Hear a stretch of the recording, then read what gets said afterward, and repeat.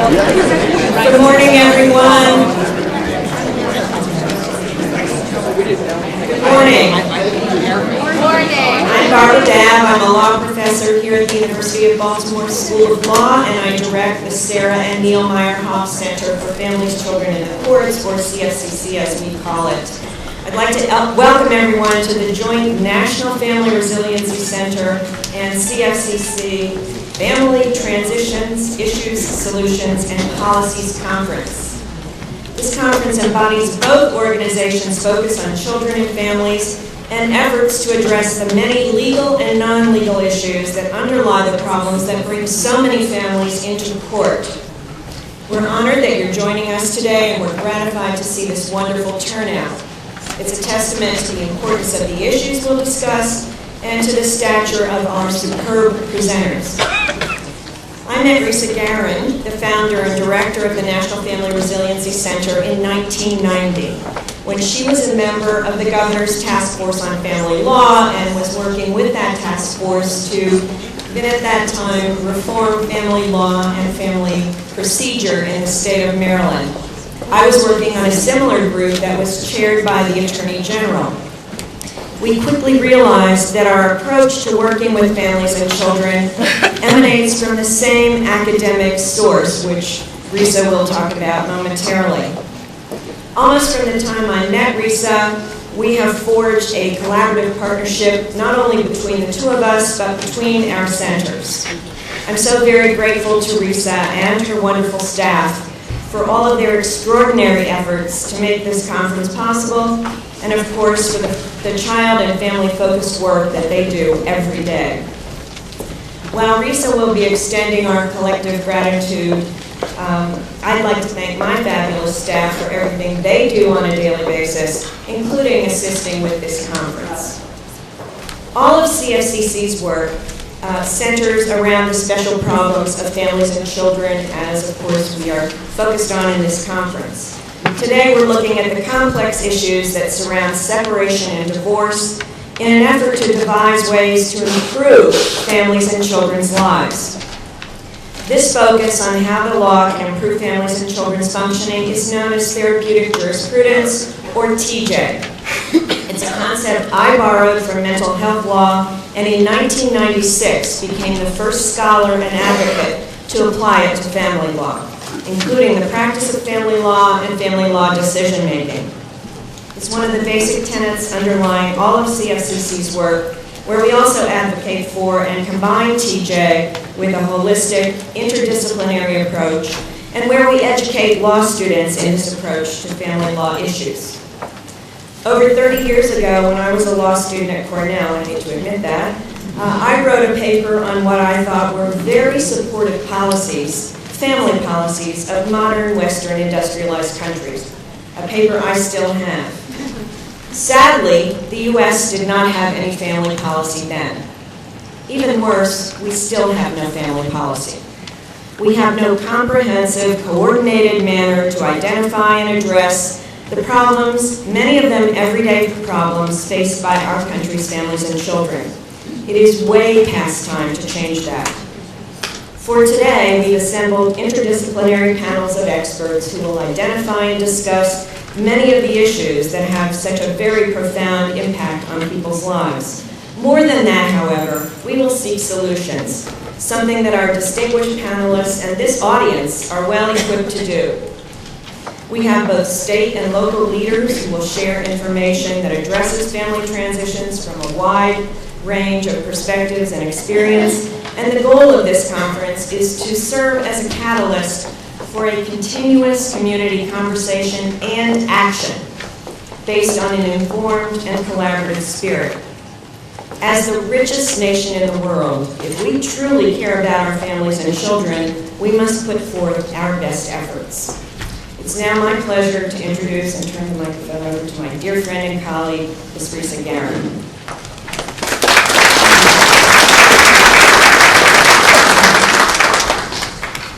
Good morning, everyone, and welcome.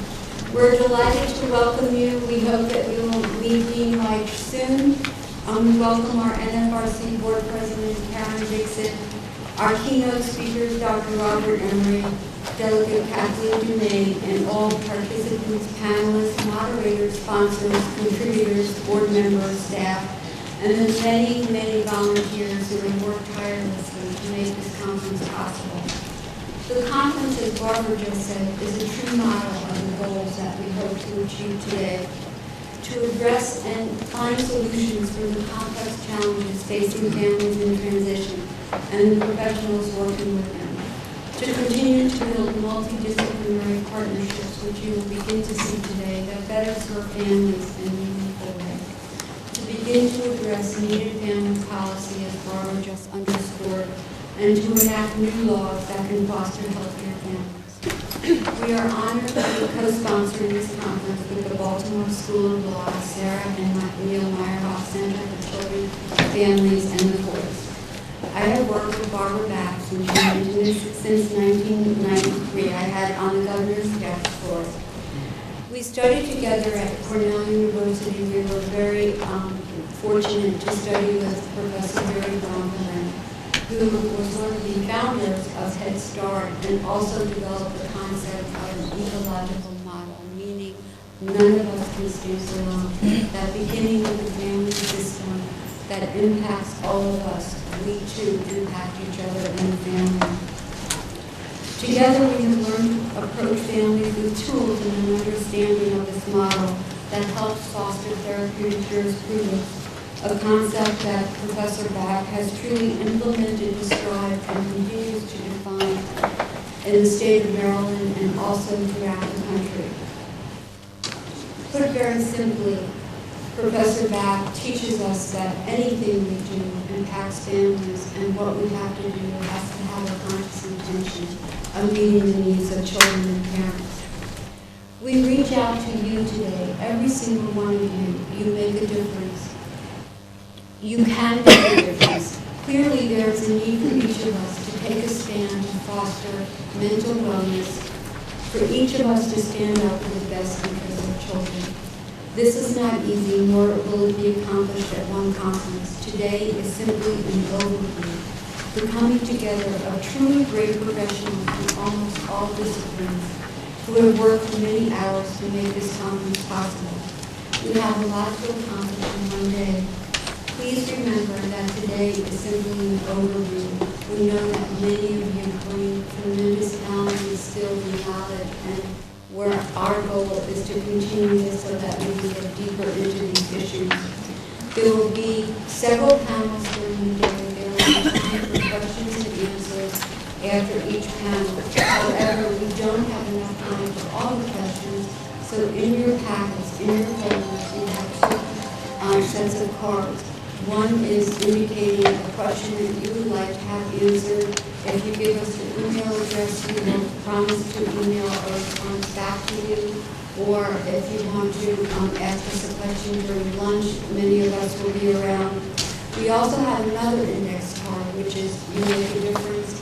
We hope that all of you will be motivated to continue to work together to expand our working team, so that this is just the beginning of change and addressing the issues that Professor Back just indicated.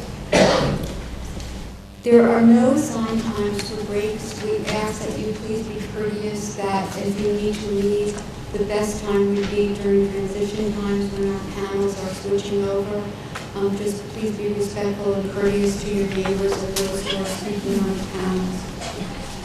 There is a resource room with materials available for you to peruse, and I don't know the room number.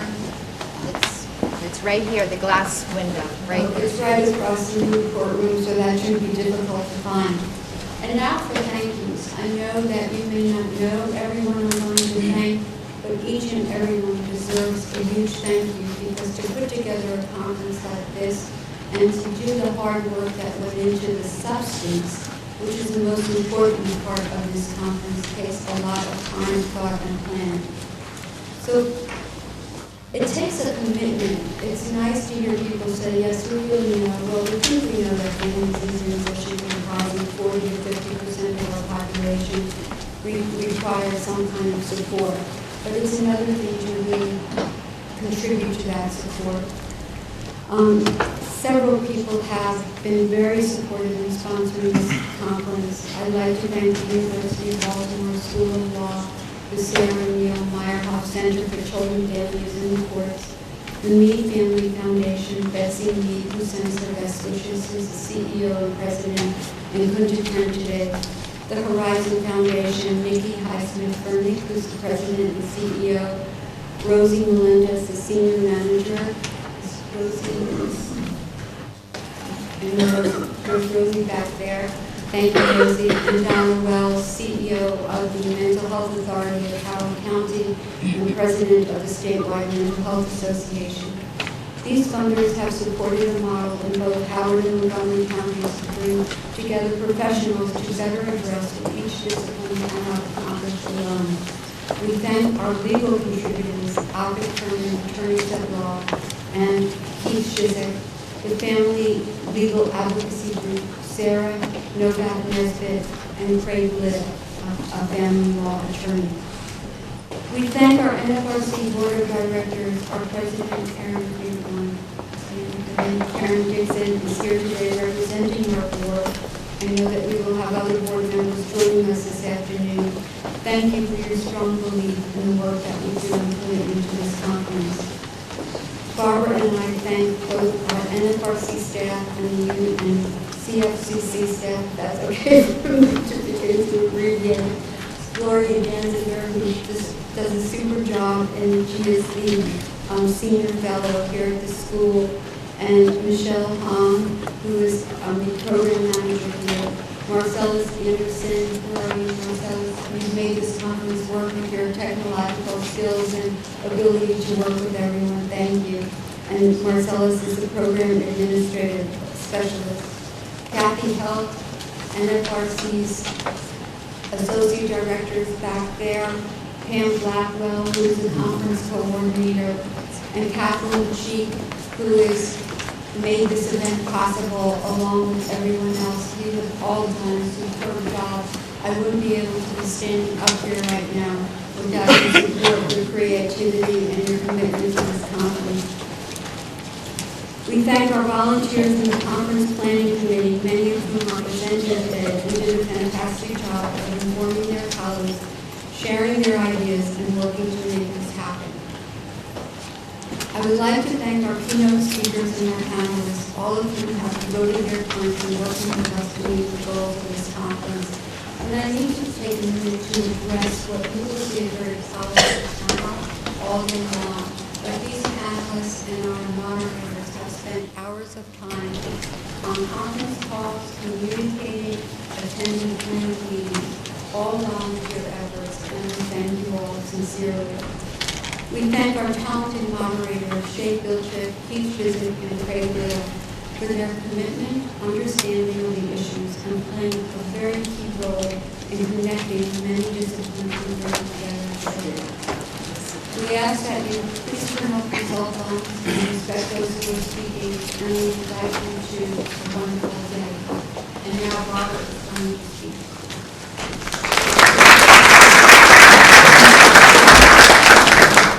But I'm back for a great reason. I get to introduce Dean Ron White at least 3 times each year, and I always look forward to it. In terms of the conference that we're talking about today and policy and trying to implement policy, this is a man who's been there, done that, and is really incredible. I'm so privileged to introduce him. He became our dean at the School of Law in 2012, but listen to his career. He started off in 1987 as in the Manhattan District Attorney's Office. From 1990 until 1997, he was chief counsel to Senator Ted Kennedy. From 1997 until 2004, he went back to the practice of law as a partner with Zuckerman Spader in the District of Columbia. From 2005 to 2009, he went back to Congress and served as chief counsel for Senator Harry Reid. In 2009, he was appointed by President Obama as the Assistant Attorney General for Legislative Affairs in the U.S. Department of Justice, and of course in 2012, we nabbed him. He's the recipient of many honors and awards, and more than that, he is a huge source of support for me and for all of the work of the center. So please join me in welcoming Dean Ron White.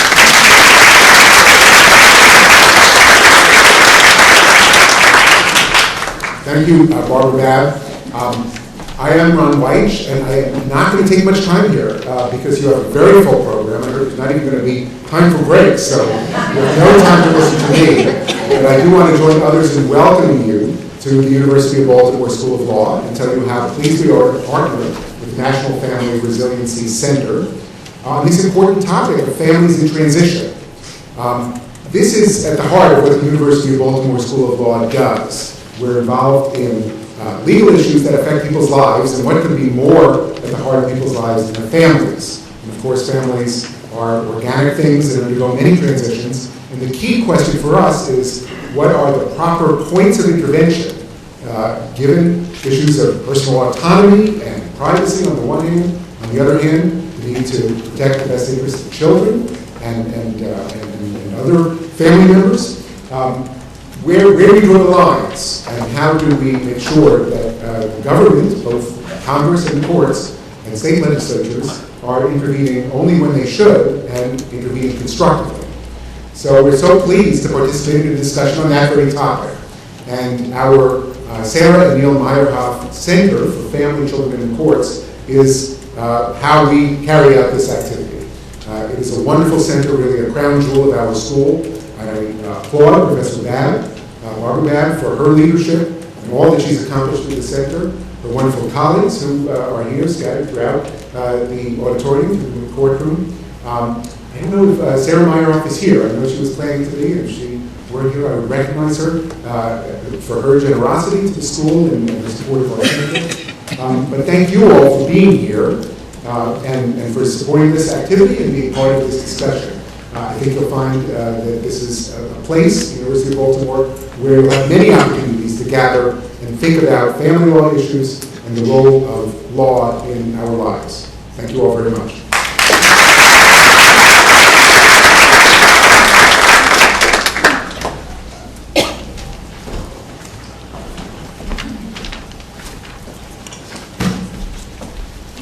It is both an honor and a privilege to introduce our keynote speaker for this morning, Dr. Robert Emery.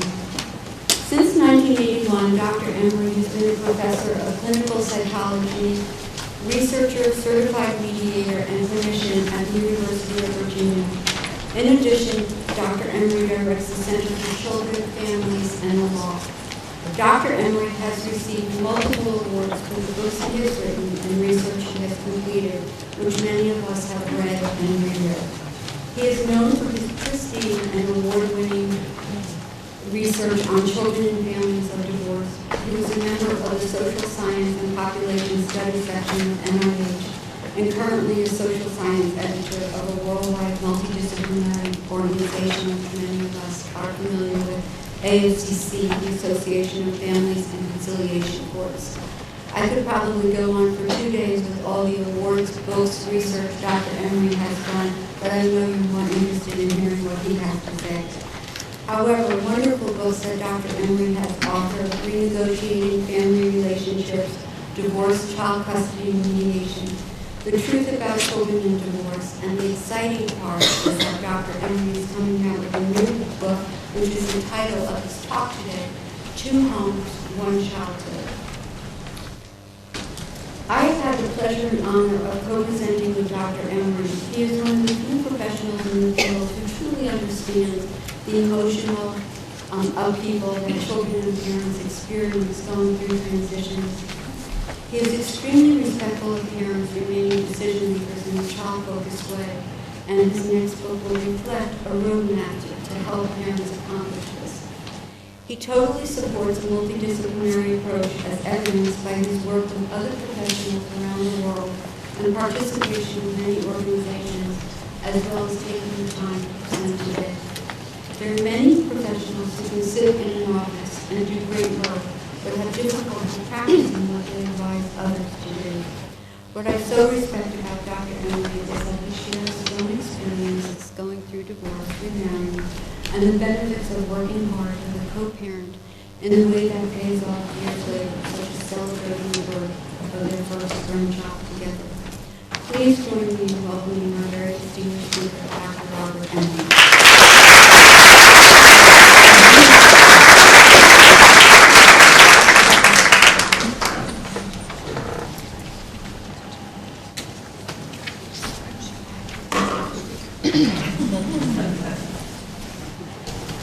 one piece of tech working, let's see how the next one does.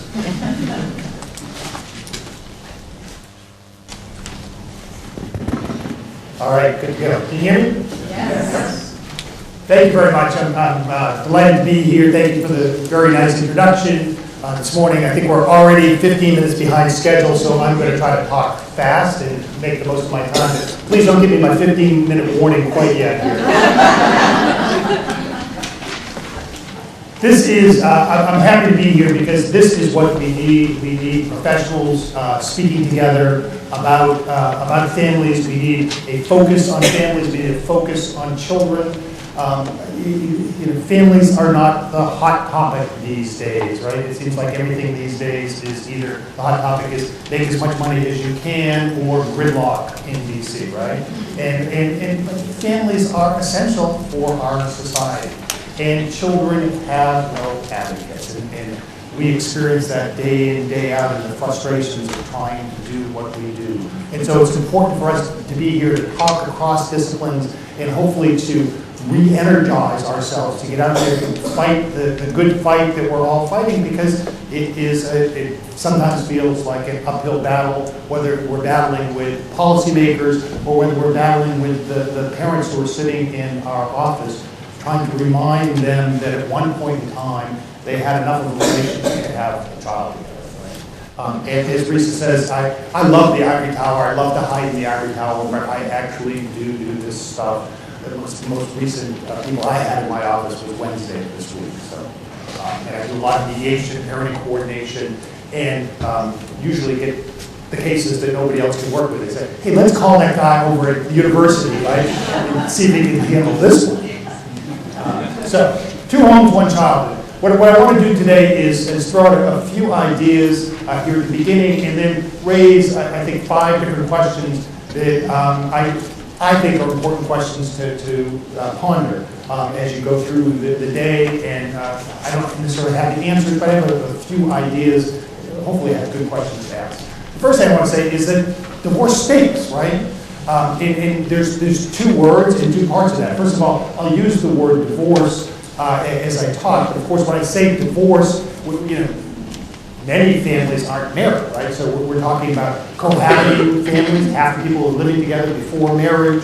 We're talking about children who are born outside of marriage. Over 40% of children are born outside of marriage. But the emotional dynamics of all these situations are very similar, even if the legal dynamics are different. Right? And of course, we need to be respectful and aware of big ethnic differences in how families are formed and reconstituted. And so I'm saying divorce, but we don't have enough time for me to say all those things over and over again, so I'll just say divorce as a shorthand for all of this. Stinks, this is hard. This is really hard. We hear about Hollywood stars going through a divorce in, I can't remember the term, a conscious divorce or whatever. We think, oh, this is easy, right? What is it? Conscious uncoupling, yes, thank you very much.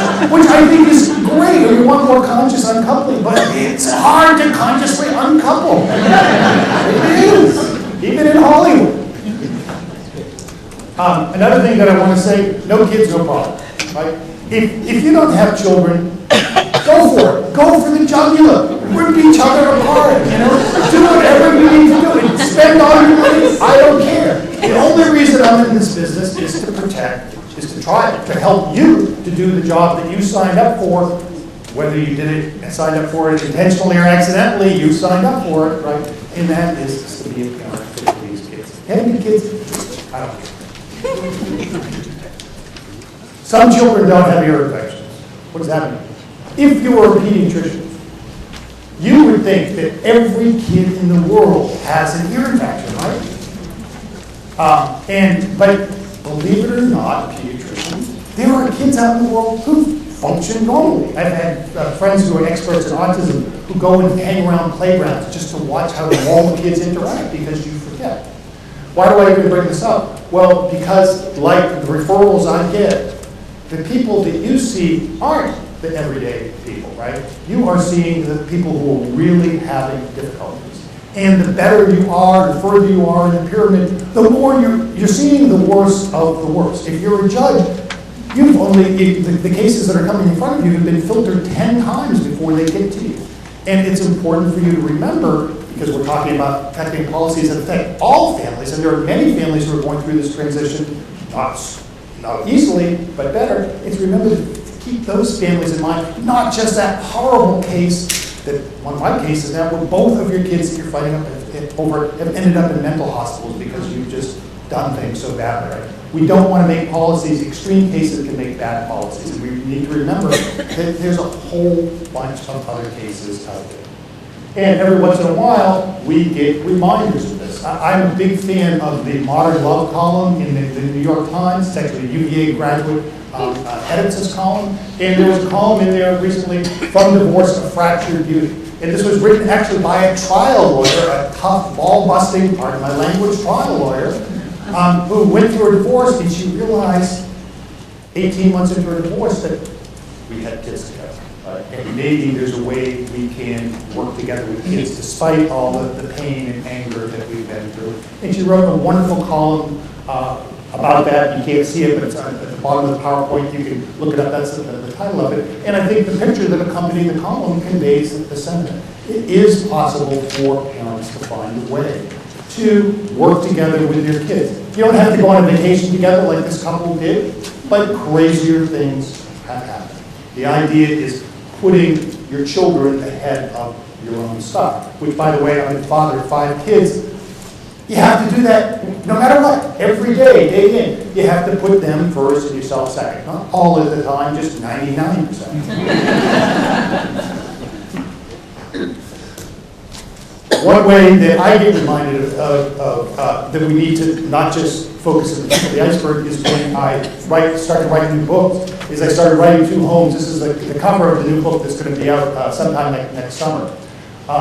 And when I start writing about my worst cases because I need to vent too, right?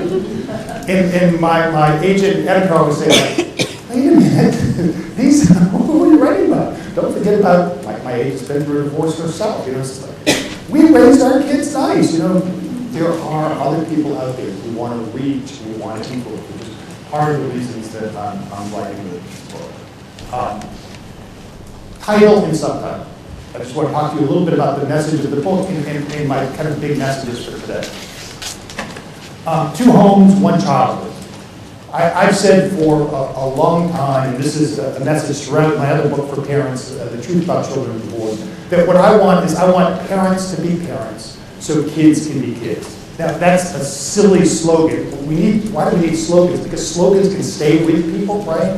And so parents, what does that mean? I want parents to do their job, right? To, as I said, put their own stuff second, to not give up their role, their responsibilities, even though they're overwhelmed.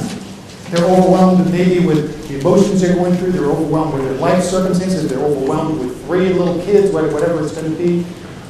But I want parents to find a way to do their job with our support. That's our goal. Right? Because we can't do it for them, we want them to do it themselves. So kids can be kids. I am an idealist. And I want every kid to have a childhood, to get to be just a kid, to focus on the little things in life. Yes, I want kids to work hard. Yes, I want kids to be responsible, but I want kids to be kids. So I want parents to be parents so kids can be kids. Here's one little way that I went through trying to convey this message with different book covers. About a month ago, my editor in New York sent me the book cover that's on your left. And if you look at the little houses down below, it looks to me like there are 2 little kids or maybe 2 parents, but they're being pulled in opposite directions by their houses. And they're like, you got the message wrong. And so we revised the book cover so it looks like the one on your right, where the parents are working together. They're doing their job so their kids can be kids. If you're paying careful attention, maybe this was to solve my wounds over the first cover. They also added best-selling in front of author. And I didn't object to that. The second, the subtitle of the book is A Parenting Plan to Last a Lifetime. There is no parenting plan to last a lifetime. in the sense of there's no sort of arrangement, whether you're talking 2-2-5-5, 50-50, week on, week off, every week, that's going to last a lifetime. What we need to have is a parenting plan, whether we're talking about schedule for kids spending time with both their parents. I'm a huge advocate, of course, for kids spending time with their dad, but of just how we're going to parent kids. It needs to grow and change, along with kids changing developmental needs. Kids are complicated, right? At this moment, I have a 33-year-old daughter in D.C. whose husband's about to get stationed overseas. He works for the Joint Terrorism Task Force. And I have a 15-year-old at home who needs to get to a soccer game this weekend. I have 3 kids at the University of Virginia who need me to pay tuition, and no, I don't get a break, as several people were suggesting. These things grow and change. I've also been there myself. This is my daughter who lives in D.C. Her mom and I separated when she was only 7 years old. In May 1st of 2013, I became a grandfather. And that baby was born at the George Washington Hospital. And Maggie, my daughter, wanted me and her mom to be there. And we were therefore, we're not that new age. I caught all 5 of my kids myself, and I love that. As a grandparent, I was just in the waiting room. Catching my daughter, her husband was. But her mom and I sat there anxiously, and we're in about, when the baby's about an hour old. And my daughter, Maggie, named her new little girl Emery as the first name. Which is a huge honor, not just for me, but I think for my parents, for her mom who kept that last name. Kids can be kids, families can be families. We have different ways to do it, but we can still do it if we do our job. And of course, that was her mom who was taking that picture. I won't go into the details here, but she and I went out that plastered. First time I've been drinking with my ex in a long time. So here's the first of the questions that I want to pose. I hope I'm talking fast enough. I'm trying to get through this. How can we better guide parents, right? Through the emergency room, where we often see them. I think of, when I see parents in mediation, I think I'm like an ER doc. These are people who are in there. It's like, somebody fix it. Somebody do something. What do? I need to see my kid. I need to save my marriage. I don't know what's going on in my life. I am just so angry and confused. It's never over. It's never over. No matter what your situation, parenting is never over, right? And that's why it has to be a plan that lasts a lifetime, because it keeps going through high school, through graduation, through college, through grandparenthood, and if I get lucky, maybe through great-grandparenthood. And, what can we do to better guide parents? That's a question we need to ask. One way I try to think about it, and this is a classic dilemma for divorced parents, but it's a classic dilemma in life. Like, how do we do the things today that we're going to wish we did yesterday, right? I guarantee you, when you're my age, you wish you saved like mad for retirement. Right? I guarantee you, when you're 20, you don't think you're ever going to get this freaking old. Right? How do you wish when you sat down for Thanksgiving dinner that you didn't make yourself sick, right? But I guarantee you, when I'm watching the football game afterwards at Aiken, I wish I ate a little bit more recently. How can you, when you're in the middle of this chaos, this emotional chaos, it's real, that's one of the worst things that's happening to you, how can you do now what you're going to wish you did in 5 or 10 or 20 years? I don't have an easy answer to that, but I think that's a goal for parents and for us to try to encourage parents to do. I had a student, this book was written by a former undergraduate student, How to Plan a Wedding, Planning a Wedding with Divorced Families. It's on Amazon, you can find that. And you think about it, for some parents, it's never over. And think about it, if you're a bride, you've got enough problems being bridezilla, right? Especially today where everything has to be perfect. And now you've got to worry about how you're going to manage your parents.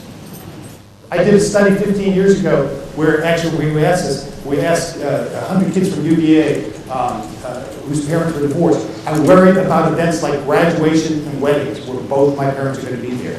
Half of the kids agreed to that, right? Every spring I have kids knocking on my office door saying, it's graduation time, I'm going off to med school at Johns Hopkins. And instead of graduation being a celebration, my parents are at war. How can we make it about the kids? Now, they're getting married. Sometimes the wedding is still about your divorce, right? About your ex, about you instead of about your kids. Big one for me. How can we recognize, manage, and get behind? I don't expect people to be anything but angry at divorce. I figured actually, if you can't be pissed off when you're going through divorce, when in life can you do that? But I think that from a psychological perspective, and by the way, my wife is a lawyer, and I know there's lawyers in the audience. Every once in a while, I like to say this word to lawyers: emotions. People have emotions. I say this to my wife all the time. People have emotions. And if we can pay attention to at least recognize the emotion, I'm not trying to turn lawyers into therapists, but if we can recognize the emotions behind the anger, I think we're better able to manage it. You've had this experience like this cartoon characters have, right? Is that when you stub your toe on a piece of furniture, right, at the podium, you yell and scream, you say, "You freaking podium!" Right? And if you really stub your toe really hard, what do? You kick it again! You're teaching it a real lesson, right? But the idea here, and I think there's something profound here, is that I'm acting angry, right? But how I'm really feeling is hurt. And when we are hurt, it's natural to be angry. And when we're hurt, it's natural to want to hurt back. I mean, if you think about this, not only podium, and actually think about this for just a second. Think about a wounded soldier in battle, right? And as long as he's under attack or she's under attack, bam, bam, bam, bam, bam, right? They don't feel their wounds, they don't feel the pain. But as soon as the attack ends, they collapse in anger. So that being angry not only is a natural response, but it makes us feel our pain less. If I am really, really angry, I can't feel the pain. I don't have time to go into it, but one thing that neuroscientists are documenting now is that our experience of emotional pain is involving exactly the same brain system as our experiences of physical pain. And so when we are hurt emotionally, hurt feelings isn't a verbal analogy. Hurt feelings is saying, this is what's working in my brain. Right? Why do we do this? We do this because it is adaptive, right? If in our evolution, if when we were attacked by a lion, if we were to say, "Oh, Mr. Lion, please, let's go to mediation, don't attack me," we are going to be chow, right? We are going to be kitty chow. What we need to do is we need to react to hurt with anger and to fight back, because that's how we survive. So why are people doing it? They're doing it because this is how we are wired to respond. Something very important. When I ask parents to actually find a way to manage their anger and put their kids ahead of themselves, when you do that, you're asking them to do something that is against all of their natural impulses, right? It's not your natural impulse to say, let's go to mediation, we've got to put our kids first. Your natural impulse is to kill. Your natural impulse is to try to survive, because that's what this is all about. So if you're one of those parents, if you're one of those professionals, be patient with them. And the people who manage to do this, boy, do they get my respect. Do they get my respect. It's not just pain. There are many feelings behind anger, and I've written about them. I don't have time to talk about them. Sometimes it is fear behind anger, fight or flight. You've heard about that. Sometimes it's longing. A lot of people fight because it's a way of staying in touch with one another. Right? Fighting connects people together. Attachment theory talks about this. Sometimes it's grief. I've written a lot about this. Sometimes it's guilt. Bottom line, when somebody's really angry, don't take the anger head on. It's a little bit like jujitsu, right? Rather than taking it head on, go with the power and look behind it. See what else is there. If you're a lawyer in your office, you might just say, hey, just go home and think about it. You sound really, you sound really angry. think maybe something else is going on. Think about it. Just think about it. How can we get everyone to see the child's perspective? This is huge.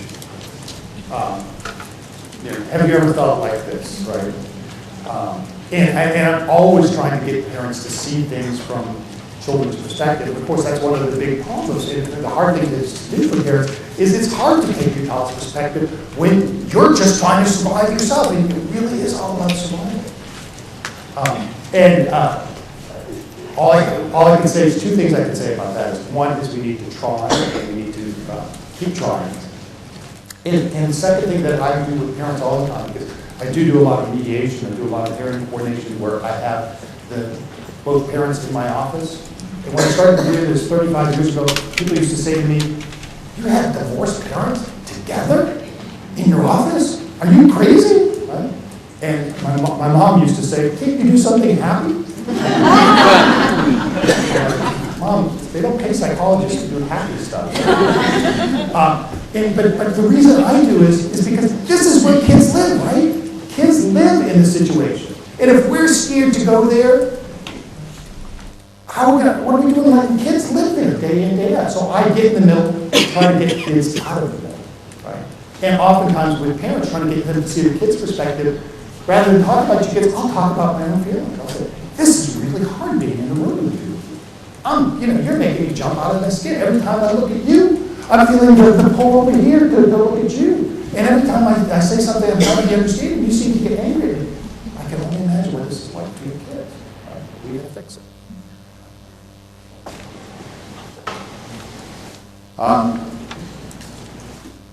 Something I'm big on.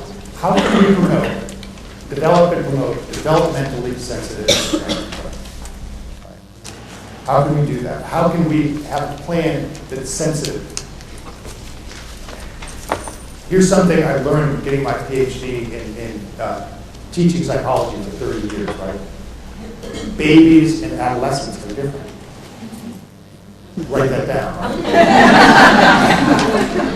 Actually, 2-year-olds and adolescents are the same. But babies and adolescents are different. Both throw lots of temper tantrums, right? And how can we develop a parenting plan that's sensitive to kids' needs, right? This is a controversy I've been involved in. I may be angering somebody here in the audience, or somebody's here to yell at me today about this, right? But I did a piece of research that I published about 1.5 years ago showing that babies who were spending more than one overnight a week away from their primary caretaker had more insecure attachments than babies who were spending less than one overnight a week. Right? Why that is happening and why attachment is a special bond that forms between infants and their caregivers. It's predictive for all kinds of psychological difficulties later in life. Some fathers, advocates of 50-50 time with kids, really didn't like that because they thought that I was arguing against that position. But actually, the reason I got into the mediation business back in the early 1980s was because I want fathers to be involved with their kids. Right? I very much want to do that. I'm a divorced dad myself. I raised Maggie in joint custody for most of her life. Right? There's a story about that I can tell if I had time. But it doesn't have to be 50-50 this week. It doesn't have to be 50-50 this year. It can be, okay, I'm involved and I'm supportive and I'm having occasional overnights with my baby. And it's going to change when she becomes 18 months old and 2 years old. And it's going to change again in preschool, certainly in school age. And maybe when she's an adolescent, she's going to want to come and live with me. And actually, there's a case that I write about in Two Homes. What's the name of my book? where exactly this happens. This happens over the course of time. Like, can't we think a little bit more creatively in child focus than just 50-50? Like, 50-50 can work. You know, Maggie was with me from Wednesday through Saturday, with Mom from Sunday to Wednesday. We raised her that way for 7 or 8 years, until as an adolescent, because adolescents are also different, she came to me and said, "I'm tired of the back and forth. When boys ask for my phone number, I want to give them just one." That dates me, this is the day before cell phones, right? If we only had cell phones, everything would have been fine. No, that was just her reason. It was a good adolescent reason. She had her own life then, so she didn't want to go back and forth. And I think me accepting that change after a lot of crying, honestly, actually made her love me more, not love me less. I know we're talking about this in Truth About Children and Divorce.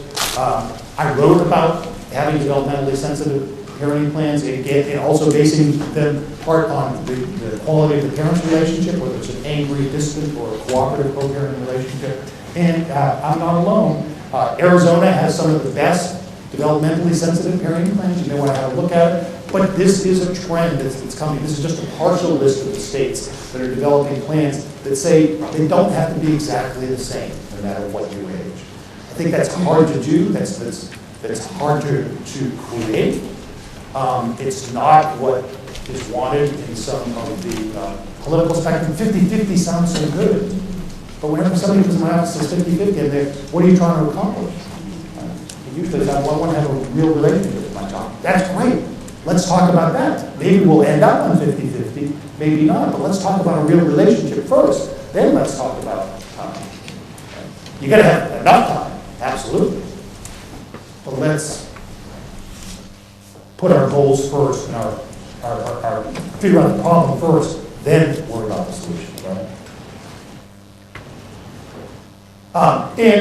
Last question, I haven't looked, you haven't showed me the concept, but I'm going to stop in about 2 minutes. Can we develop a range of dispute resolution alternatives? And it's huge for us to have many doors, because I believe it, I can't fix everything. Some of those people who refer those horrible cases to me, they won, they stumped the man, right? And none of us can fix everything, so we need a range of alternatives, not just one solution, but many. And I think of it in terms of fun. We need to remember, again, pro se, most people are figuring this out on their own, right? And some of them actually get figuring it out on their own because they can't afford it and they actually need help to help them figure it out on their own. Other people are figuring it out on their own because they're able to solve these problems on their own. We have education, mediation, collaborative law, attorney negotiations, guardian ad litem, neutral custody evaluations. I put custody evaluations in the form of arbitration. Another story. We need trials, parenting coordination for high conflict cases. How I would do it, if you want to make me Emperor of Maryland, is that I would have this funnel look like this. Remember, anybody old enough to have a screen sand?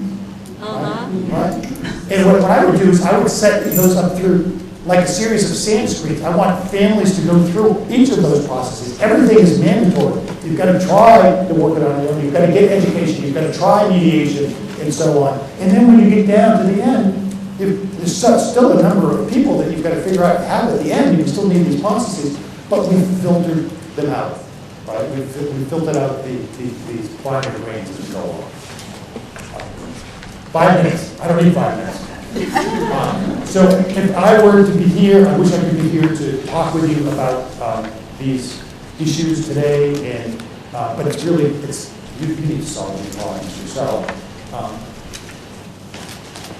I don't know if you can see this picture. This is a picture from 1973. This is where I lived in college. We lived in a commune. My hair was a lot longer. That's me right there.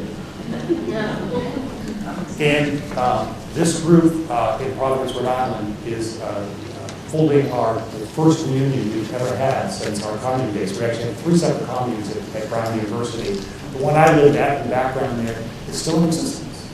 There's still people living there. I've been interested in alternative lifestyles for a very long time. I won't tell you too much detail about that alternative lifestyle. I'm hoping the years have made people forget. So actually, what I thought I was going to have to do is get on the road to Providence for our first reunion ever. As it turns out, I'm going to have to miss it because my wife has this terrible tooth infection, and I was real just texted me that it's gone into her jaw. And she's going into the hospital, so I'm leaving here to go back to Charlottesville to go to the hospital to take care of my so I hope you have a great day. I hope this is a productive conversation. I hope I talked fast enough to cover it.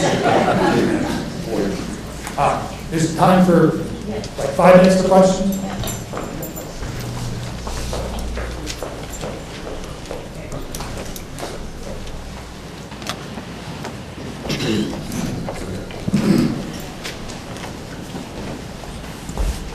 Good morning. Thank you so much for your comments. I wanted to know if you've ever had a situation, a family situation, where it didn't go as you had hoped.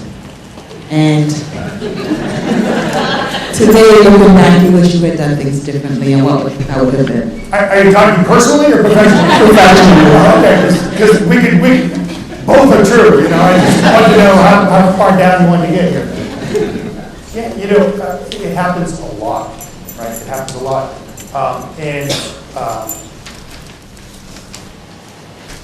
This is something I teach graduate students in clinical psychology. It's something I try to teach to like teenagers who get in the position of taking care of a parent who's going through a lot, who's maybe depressed or having problems with alcohol, whatever. And that is that we need to be responsive, but we can't be responsible, right? And I try my best. I want to do everything I can. I want to be responsive. But in the end, I can't fix it, right? And I want that adolescent to feel the same way. You want to be responsive to mom or dad, right? But I don't want you to be responsible for it because that's not your job. Your job is to be a kid. Your job isn't to be a parent or to be a mom. So it happens all the time. One other thing I just want to say is that when things go well, nobody's giving me high five. Great divorce, dog! Wow, thanks! I feel great, right? It's hard, it's sad, right? But I'm not talking about today, but I did a study where I followed the families that I worked with in BH and electronic court over the course of 12 years, right? And they weren't high-fiving me now, but 12 years in the future, they were high-fiving us because we did make a difference down the road. And I've documented that here. So give yourself an out of that because your clients aren't always going to do the same for you. Over here's a question. So in Maryland, in order to modify custody, you have to show material change in circumstances. I'm just curious if you have an opinion as to whether entry alone into a new developmental stage would constitute material change. Because our courts, many members of our court might not necessarily agree with that. But yeah, so as a stop, I think we need bigger changes for that than that to have developmentally sensitive plans, but as a stopgap measure to say, yes, this child reaching the age of 1 or 18 months constitutes a material change of circumstances, therefore you now have standing to modify custody, right? Because it's a whole thing I can get into, but funny thing, agreements between parents don't count. They don't hold water legally. So we need, that's the perfect stopgap. Put that in there, that's something judges can do, or attorneys can do, put into an agreement. So we'll agree to this plan. But turning 18 months, turning 3 years, whatever it's going to be, that's a change of circumstances. We have standing before court if we need it. Hopefully, of course, I want parents to do it on their own. Great idea. Thank you. There are questions here and then over here. Yes, here, and then over there. First of all, it's a pleasure to meet you, Dr. Emery. I've worked with Risa for a long time, and she's spoken with you often. Having been involved with the National Family Resiliency Center and just this topic in general, we often talk about the parents battling for custody and time with the children. What's your perspective and view on situations where a parent suddenly becomes absent after a divorce? And isn't that just as difficult, if not more difficult, for a child? Sure. Yeah. Again, step back. We hear so much about the other side, about dads who are wanting involvement and feeling pushed out. That's part of the reason I got into this business to begin with, is because it's so important. Both parents are so important to kids' life. Even if one of the parents isn't that healthy, I think it's important for you to know them, to have the degree of relationship you can have with them. And all I can say is that I'm an eternal optimist. If the conflict hasn't ended now, keep trying tomorrow, next day, next year. If mom or dad isn't involved in that kid's life now, I want them to keep trying to reach out, to forgive themselves, to keep those chances alive. I can remember once introducing a 25-year-old woman to her dad, Susan dad. How did she find out from that? She sued him for child support at 25. She didn't want child support. She wanted to know her dad, and that was her hook for getting him. So you keep trying. Does it always have a happy ending? Absolutely not. Right? But you try. One or two more questions, and I need to let you go up today. One, two, and then we'll let you go. There's a gentleman back here that has raised his hand a couple times too. I was really interested in what you were saying about the attachment piece. And we work with a lot of families that are pretty progressive or same-sex couples that sort of both identify as primary caregivers. And so have you ever had a case where you have an infant involved and you say, and both parents say, I believe I'm the primary caregiver, or we do it 50-50, and how do you have that conversation? Yeah. I haven't directly had a case that I've worked with. I've had people who have written to me, get all kinds of people writing, send me emails and so on, and say, this is how we do it, so I haven't had a chance to see it. If you've got a super cooperative family, right, then, and I write a little bit about this in the new book, if you want to try something like bird nesting on a 50-50 basis, so that the child's staying in the same place, you're coming in and out, because there's lots of sources of familiarity there, the smells and the sights of the crib and all the practicalities of the baby stuff. Or if you want to have more frequent visits and you can work some of that, then I'm more comfortable with that. In the end, also, is that, I really ultimately refer to parents, if you've heard my concerns about attachment relationships, if you've heard my concerns about consistent with little kids, but if you still, this is what you still want to do, then you're the parents, you're the decision maker, you can do it. But am I going to say you should do this when you're not wanting to do this? I testified, I stay out of court. I figured it's a good idea for you not to go to court, since I'm telling people not to go to court. I testified in court once in my 35-year career. I went to the New Jersey case to say that it's not a good idea to have week on, week off custody for a 1-year-old, driving the child from the Jersey Shore to Pittsburgh, meeting parents on the highway, parents who were so acrimonious that they wouldn't share medications, they wouldn't share cuddling toys. And I testified in that case saying, this is not just a bad idea for this baby, this is a bad idea for any baby. And so, parent self-determination, absolutely, but babies are babies. So, last question. It's a great information. I just want to know, do you have a business card and email that we can get in touch with? How much money you got? I'm just kidding. I'm a great emailer, and I really try to be responsive, and so I'm happy to entertain emails about whatever. I may not have the answer, but I'll respond to it. And my emails is very simple, R-E-E. That's my initial. I'm not telling you my middle name, but it begins with E. That's why I'm not telling you. Think of a good name that begins with E. R-E-E, and it's just at virginia.edu. And if you forget that, you'll find it on the University of Virginia website. REE@virginia.edu. Yes. And put in the subject, saw you at a conference in Baltimore, and I'll be, don't put have a great opportunity for business in Malaysia. I usually don't read those emails. All right, I need to stop so you can get on with your day. Best of luck. I'm sorry I didn't.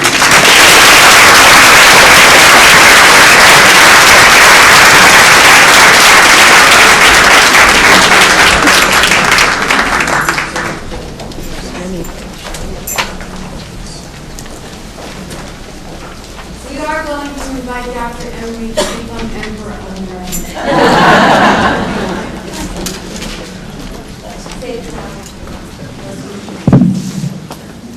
We're going on to our first panel now, and I'm honored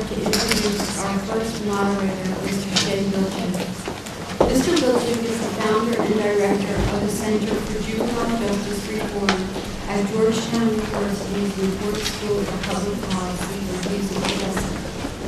Mr. Wilczek is also an attorney, has spent many years of his career working to reform juvenile justice by promoting a multidisciplinary approach and fostering opportunities for youth while teaching youth to be accountable. As the former CEO of the Child Welfare League and Director of the U.S. Department of Justice Office of Juvenile Delinquency and Prevention. In his current position as well, Mr. Wilczek exemplifies not only the multidisciplinary model we are seeking, but also works very hard on developing learning and training opportunities and providing ongoing support to leaders throughout the nation. Like Dr. Emery, Shay Wilczek is devoted to his family. His wife, Susan, who is also our clinical director at NFRC and also preventing care, and his children, Melissa and Zach, and his beloved granddaughter, Sayra, are very, very important to him. We can't thank you enough, Shay, and I also thank Channel 1 for being ready to come in early for an emergency based on Dr. Emery's situation with his wife.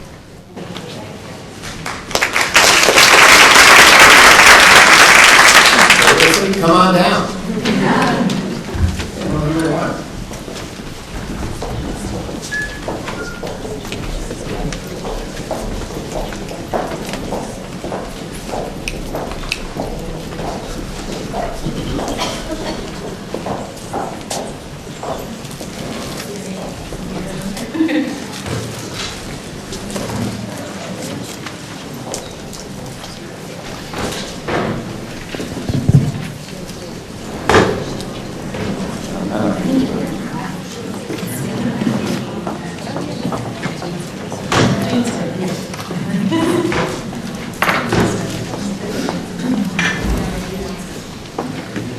Okay, we're going to get started. We are on a pretty tight timeline. You've heard the saying, there's strength in numbers. We've got strength, and we've got great people on this panel. Again, I'm delighted to be part of the program today and to be able to moderate panel number 1 and panel number 2. As we think about families going to transition, the way this has been structured is to first talk about the issues facing children and families in those family transitions, and then the next panel will start to look at the solutions. I love the fact that there was reference early in the program to that ecological model, the nesting theory of how we really need to look at the growth and development of a young person's life. That they nest in different environments, their family environment, their school environment, their care environment, community environment, and all the issues they individually bring to the table as our young people. So what we're hoping to do today is to kind of unpack a lot of what Dr. Emery was talking about, and to get into some of that unpacking in individual areas of the child's life, different perspectives that we need to be thinking about as we look at both then the issues and then the solutions. So we've got a wonderful panel today that will help us explore that. Again, each one has a few minutes to talk about the issues they see through their particular lens, and we hope to save about 10 minutes or so towards the end of the panel for some questions and answers from the audience and some dialogue between me and the panel and across the panel. So let me introduce the panel from left to right in the order that they are going to present. So Carol Wansigal is Director of Parenting Seminars at NFRC. Dr. John Soutenbiere is a clinical psychologist at the Kennedy Krieger Institute at Johns Hopkins. Welcome. Drew Sandberg is a licensed graduate social worker and certified interventionist at the Columbia Addictions Center. Elizabeth Benavides is the Associate Director for Autism Programs at the Husband Foundation. Welcome. Jean Vanderpool, Activities and Athletic Manager at the Howard County Public School System. Dr. Nolan Stern is a pediatrician. We'll talk about some of the medical and related issues around family transitions. Kim Fleer is the Resource Counselor at the Howard County Public School System. Lisa, like I'm on a roll here, right? Lisa Terry is the Executive Director of the Howard County Office of Military Affairs. Reverend John Cheek, Associate Pastor at the Luther Rice Memorial Baptist Church, former Administrator at the Howard County Public Schools. And then Judge Dan Lazier is with the Maryland Circuit Courts, supposedly retired, but never to retire, and delighted to have you, Judge, with us on the panel today. So with that introduction, and moving on What we're going to have is each panelist is going to describe again from their perspective some of the issues they see in families going through transition. And we're going to start with Carolyn and that kind of child's lens that you can provide for us. Thank you so much, Jay. Good morning. So I have a unique perspective in that I'm a school counselor during the day, and then in the evening I teach co-parent education seminars. And so the result being that I will hear really heart-wrenching stories from children during the day and do what I can to support them during their school day. And then I kind of have the opportunity to inform parents, this is what children are thinking and feeling, this is how family transitions impact them during the day. And what I found is that there's kind of two different paths children take depending on if their parents are really affluent and they can afford to go to war with each other with attorneys, or if they are living at or below the poverty level, so they experience the stresses of being in poverty and their parents are still going to war with the tools that they have. It looks kind of different for each group. I found that children whose parents have these resources to engage in excessive litigation struggles, they become aware at a really early age of their importance in their parents' battle, and they kind of adjust their thoughts, their feelings, their actions to match what they think their parents expect them to think, feel, and act. And I'm thinking about a little girl whose parents were both very affluent and could afford attorneys, and they came together for their Christmas morning celebration, but the parents had previously had an argument about photos and who would retain ownership of the photos and sharing them with each other. So on that Christmas morning, this child, who's an only child, had a mountain of gifts, but each parent with their own camera standing, on separate sides of the room, photographing the child throughout. And that was kind of one situation that modeled her entire childhood. It's years later and they're still at war. These parents are successful and they measure their children's success as, kind of a view of themselves. And so children feel intense pressure at school, on soccer fields, and at sporting events in life to not only be successful for themselves, but for their parents. And it's not easy. The kids, they struggle with stress, adjustment disorder, attachment issues, fears, depression, and sadly, you wouldn't know it to look at these kids because they're well-dressed and they appear to be very successful, but they're pretty stressed. And I also know that sometimes parents, when they fight for this hard-won time with their child, don't always enjoy it. It's kind of like something that they won in a battle. I know there's a child who attends our aftercare, and they're there until the aftercare closes at 6 o'clock. And one of the parents arrives just before 6 o'clock and waits in the car until 6 o'clock, and that's when they go and pick their child up. So it's not an easy road. I met a little girl just yesterday, one of my students. I hear stories every day, and she came to me and she said, do you have any tricks for me to feel better? And I said, well, what do you mean? And she said, well, my mom and dad separated and my mom moved to Turkey, and I'm never going to see her again because that's her country. And I thought, well, my trick would be, for your mom to have never moved away from you. And that's kind of why I'm here today, just to be her voice to you guys, to do what you can do to influence parents. So thank you. Thanks, Jerry. Hi, I'm Dr. Sampier. I'm a clinical psychologist at the Kennedy Krieger Institute. I direct clinical services for the Child and Family Therapy Clinic in Odenton. And I work with children and families who have a wide range of mental health issues. And a significant proportion of the families that our clinic work with involve situations in which there is divorce or separation issues that are rather fresh and going on currently. And oftentimes parents have a lot of questions pertaining to the best way to navigate through these situations. Now, as Dr. Emery pointed out, divorce can contribute to a wide range of mental health issues. And also for children who already have a predisposition towards a specific, disorder, for example, like an anxiety disorder, the divorce situation has the significant potential to exacerbate those issues. So without getting into all of the details of various types of treatments, the overarching goal of treatment is to make sure that the child in this divorce situation does not feel any sense of accountability for this major change. And also, an important aspect of treatment, or an important goal of treatment, is to make sure that the child has the perception that the parents are working together to meet the child's needs.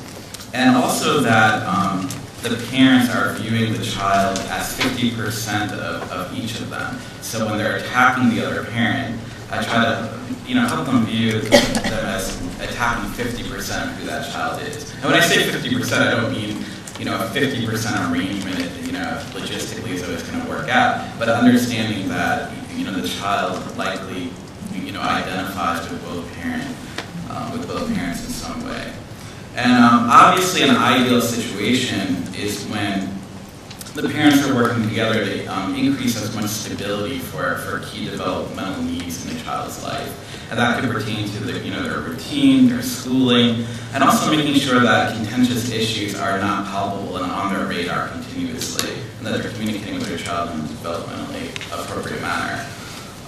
And situations, in my opinion, seem to work out really well when both parents let the child's needs anchor all of their conversations, and they agree to some type of mediation, and that they also agree to a non-rigid way of thinking about the custody arrangement or how decisions can be made. I have to tell you, the most successful cases I see are when both parents adopt a flexible mindset and are able to kind of separate their differences. Now, as obvious as that seems, it's quite a therapeutic process to get individuals to separate themselves from a heightened emotional state when they're in high conflict.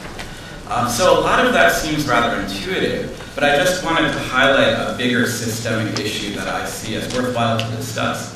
Oftentimes I see a lot of mechanisms in place that are really helpful. I work with a lot of excellent attorney ad litem and best interest attorneys. But one process that I see as particularly problematic is the role of personal attorneys who will do whatever they can to enhance a contentious atmosphere. Now, and a rigid way of thinking. Now, I'm not attacking all personal attorneys, but what I'll often see is a situation in which a personal attorney will constantly encourage kind of like a very, very extreme plan of attack, so to speak, without taking into account the developmental needs of a child. So it's hard during the therapeutic process to help parents separate, the legal issues that pertain to financial needs, et cetera, versus the developmental needs of the child. So I'm constantly, working on that particular issue. Okay. So, John, we do want to have a very open, transparent conversation, but we are going to assign a bodyguard to you. There are a lot of attorneys in here. Absolutely. But I love this handoff between Carolyn and John, because the mental health issues, what you described, Carolyn, is so critically important in terms of how the child's experiencing it. And if the parents are at war, however, whatever's behind that, they're not taking the time to pay attention to those mental health issues, that child's on a pathway in a negative way. Right. We need to pause long enough as an issue to spot that and treat that. Right? Absolutely. Great. Very agreeable.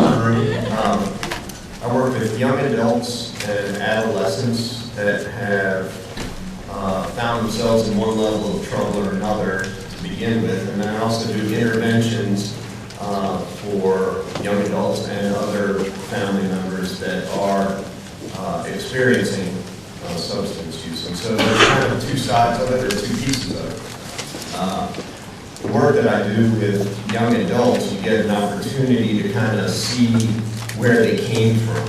And I think that given the statistics of how much divorce there is, you get a chance to get sort of look behind the curtain and see how much of the family life had to do potentially with some of the choices they've made, and potentially the lack of structure that's been in place that allowed those behaviors to continue. We certainly don't just allow that, well, my parents got divorced, so it was okay for me to, smoke weed or use heroin or whatever. And so excuses are certainly one thing, but it's the structure that's in place that potentially allows the behavior to continue. And I always encourage adolescents and young adults, which is different than when we're talking about children, getting adolescents and young adults to start taking full responsibility for their behaviors and not necessarily putting it on their parents, because I think that's a really easy place to go. I'm doing this because they did that. So that's one thing.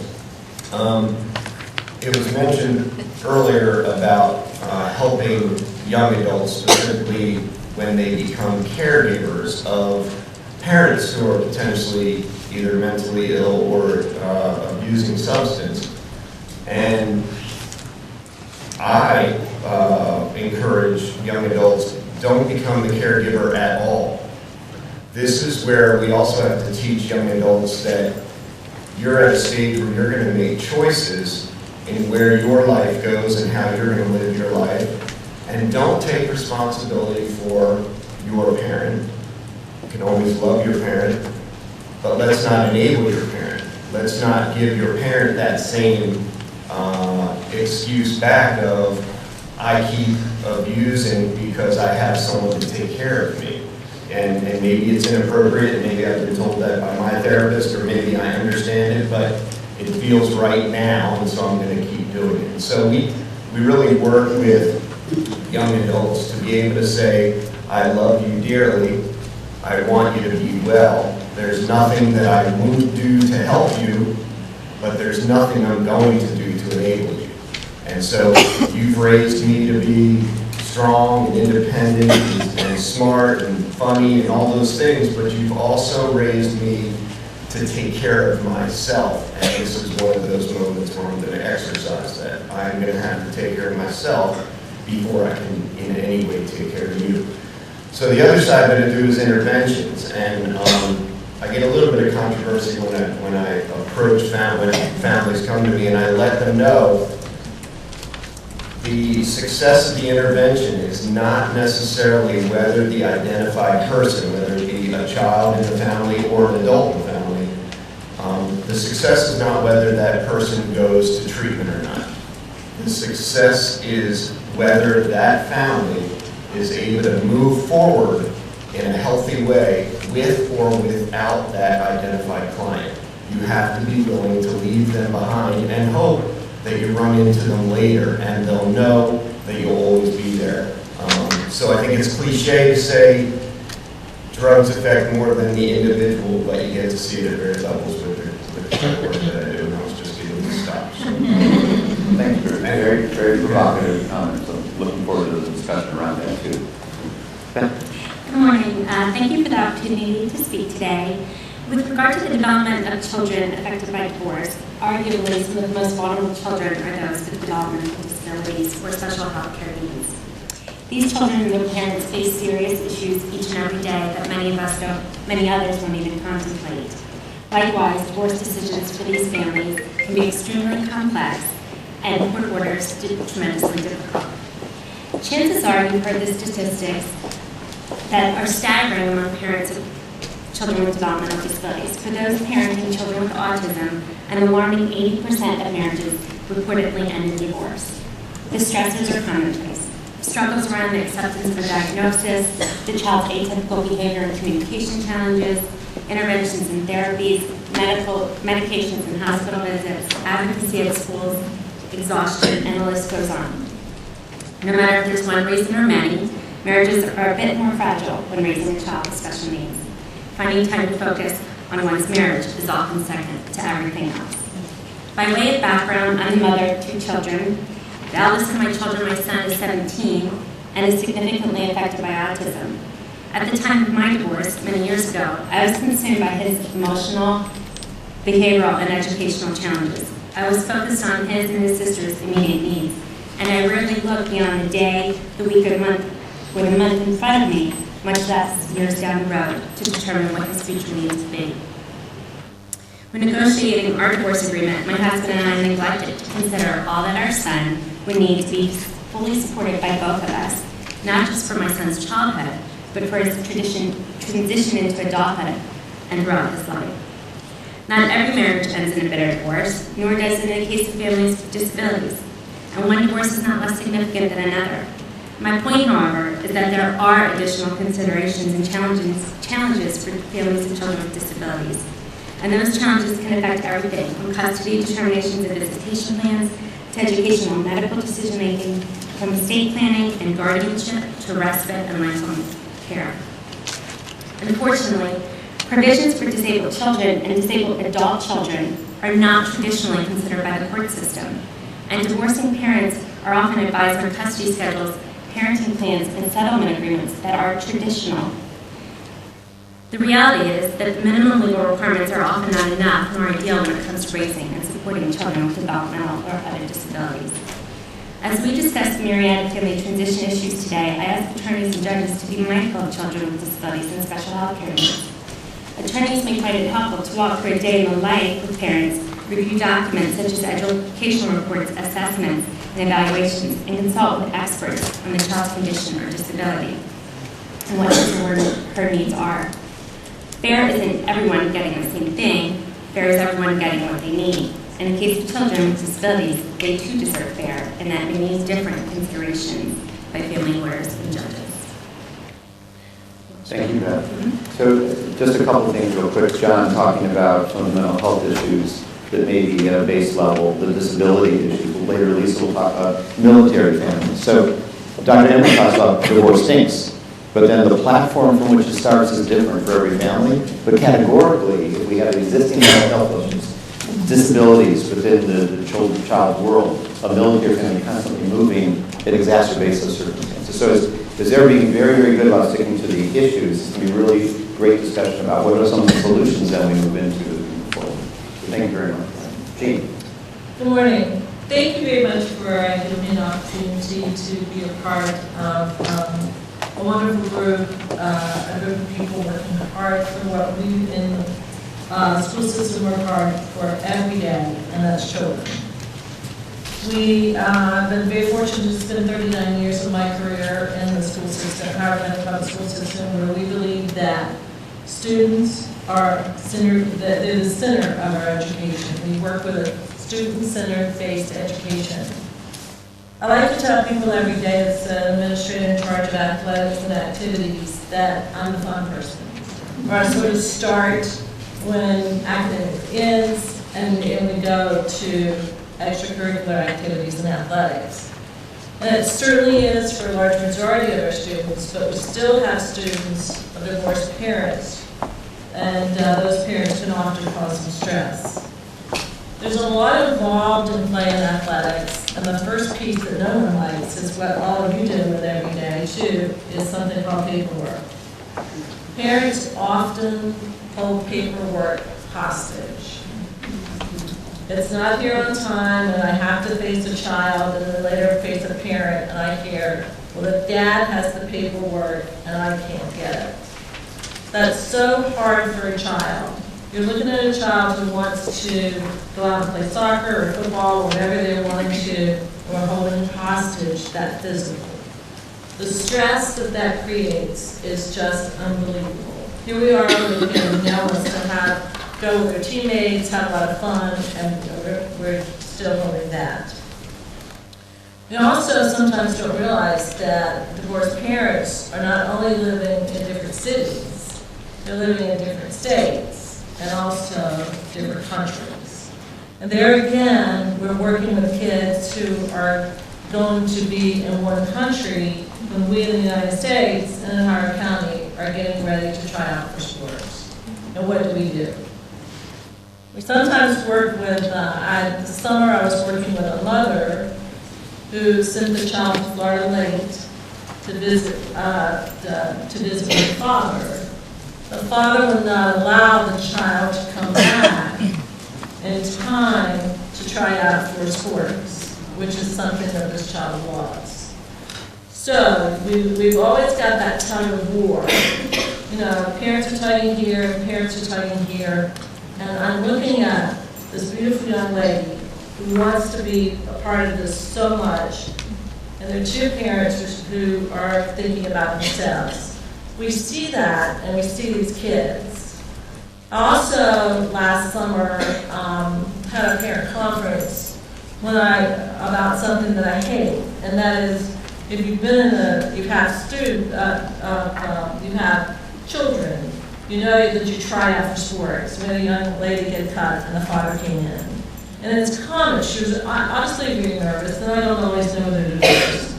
The comment from the father was, oh, I need to treat her the way I treat my boys from another marriage. And you sort of go, really? Those things can be very deflating in a child's life. Thank you, Jane. It's great to shine a light on these issues. I think that the core discussion around who has custody, visitation, who's transporting, we lose sight of these underlying youth development, very basic youth and child development issues that child's world may be all about, right? Their social life, their peer group, everything. So, great points. Thank you. Thank you. Dr. Stern. Good morning. I'm Dr. Mel Stern. I've been in pediatrics in one community now for over 3 decades. In addition to which, I've spent a considerable amount of time in public policy with the Maryland General Assembly, as well as regulations here in the state of Maryland. To ensure that I don't run out of time before I get to my summary, I'm going to give my summary first. As we go through this discussion, I think there are a couple of points that I need to make sure are emphasized. One is that the discussion of parents' rights needs to be subservient to parents' obligations.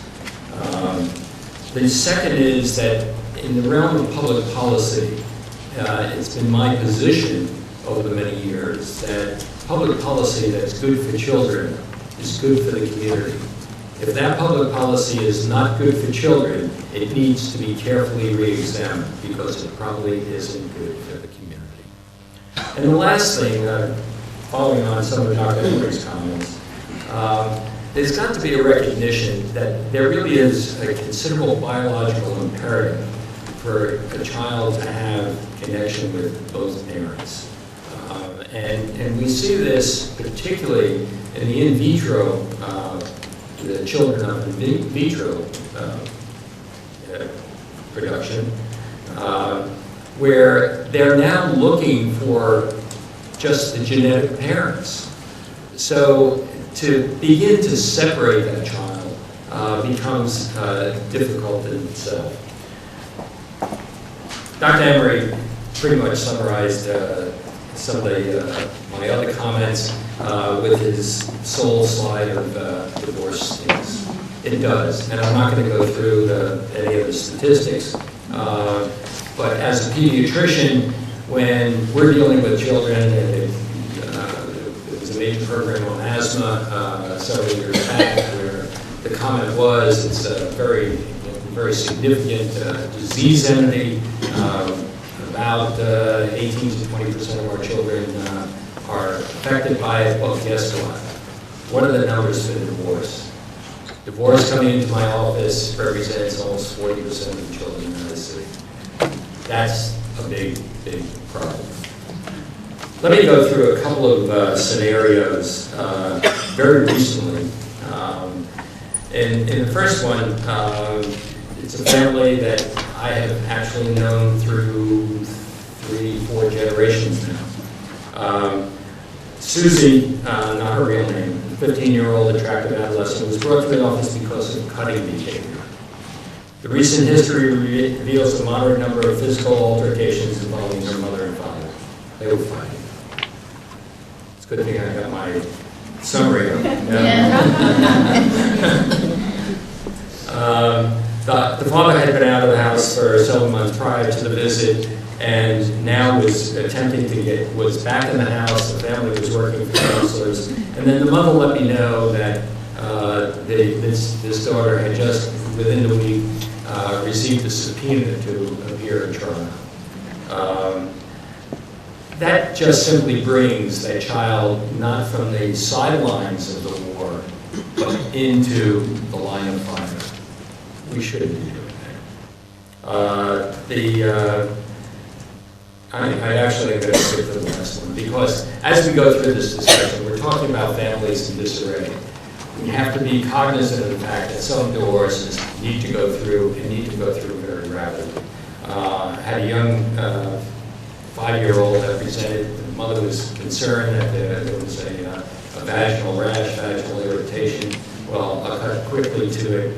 It turned out this youngster had herpes, which was a product from the father. This child was obviously being sexually abused. That family had to be separated very, very promptly, and prosecution had to go forward. And so we have to recognize that certain of these family environments are a disaster, and we as a community have to make sure that we're protecting our children. Thank you. I think sometimes we lose sight of the role of the pediatrician. Now, the last scenario you gave is a very extreme one, obviously, but I think I don't want to put this as an issue, because in a sense it's also a solution, and I know you're the issue panel, but pediatricians have an opportunity to analyze and look at what's going on in a child's life, even though it's a medical interview, to spot things that you might then need to refer out to make sure the child's needs are being met. And I think pediatricians that don't do that, particularly pediatricians who work with adolescents, who sometimes aren't as comfortable working with adolescents, that can be a challenge. So hopefully we'll get into some of that as a discussion, and as we move on to solutions as well. Okay, thank you. Kim. Good morning. I'm here today as a resource counselor, so representing the really good work that the counselors are trying to do in our communities to help these families, but also as a divorced parent. So I have a lot of empathy for parents and how difficult it is to be a good parent when you're going through what's often a very, very devastating time. Dr. Stern spoke about the fact that we have obligations to children as well as rights, and I told him earlier, I just love that approach. And the school system has obligations to children. And our obligation really is to educate children, but it's also to provide a safe and nurturing environment. And really, it's a greater opportunity to do this when a child is going through a difficult time at home. If you think about it from a child's perspective, home and school are their primary environments. So when family and home become disrupted, the school has an opportunity to step up and be a safe place, a place where the environment is not disrupted, where there's some tradition and routine. So the role of the counselor is to stay focused on the child during this period. What we want school counselors doing is we want them focused on the child. We want them to keep an extra eye on the child, to be one of those advocates that Dr. Emery spoke about. We want them to stay in communication with both parents. We want them to be a resource for families. So the school counselor is not going to be the one that's probably in the thick of what's going on with the family. We are going to connect them with groups like NFRC, who have wonderful counselors that can do that work. Instead, sometimes what happens is that counselors can be seen as pawns in a game, much like children are sometimes viewed that way. So we have counselors getting subpoenaed into court to try to say who is the better parent, when that's really not a school counselor's role, and we don't want that to be their role. As parents, I wouldn't want that to be my school counselor's role. We also see counselors getting pulled into parent conflict. So we see parents coming into school and wanting to meet with counselors. We see them wanting to meet with teachers. We see them trying to come and have lunch and then document how many times they were there. I think you can imagine that from a child's perspective, this is really now making the safe place an unsafe place. It's now the conflict that's at home has taken over this world as well. So my encouragement to those of you that work with these parents is really to let the school be a safe place for the children. Allow it to do that. Don't ask school counselors to take sides when that's really, you don't want them doing that. You want them to take the side of the child and to kind of be a resource and a communicator with families. Allow the school counselor to communicate with both parents as much as possible, and allow us to be a responsive, you heard that word from Dr. Emery, that should be our role, is to be responsive to families and to connect you with community resources to help.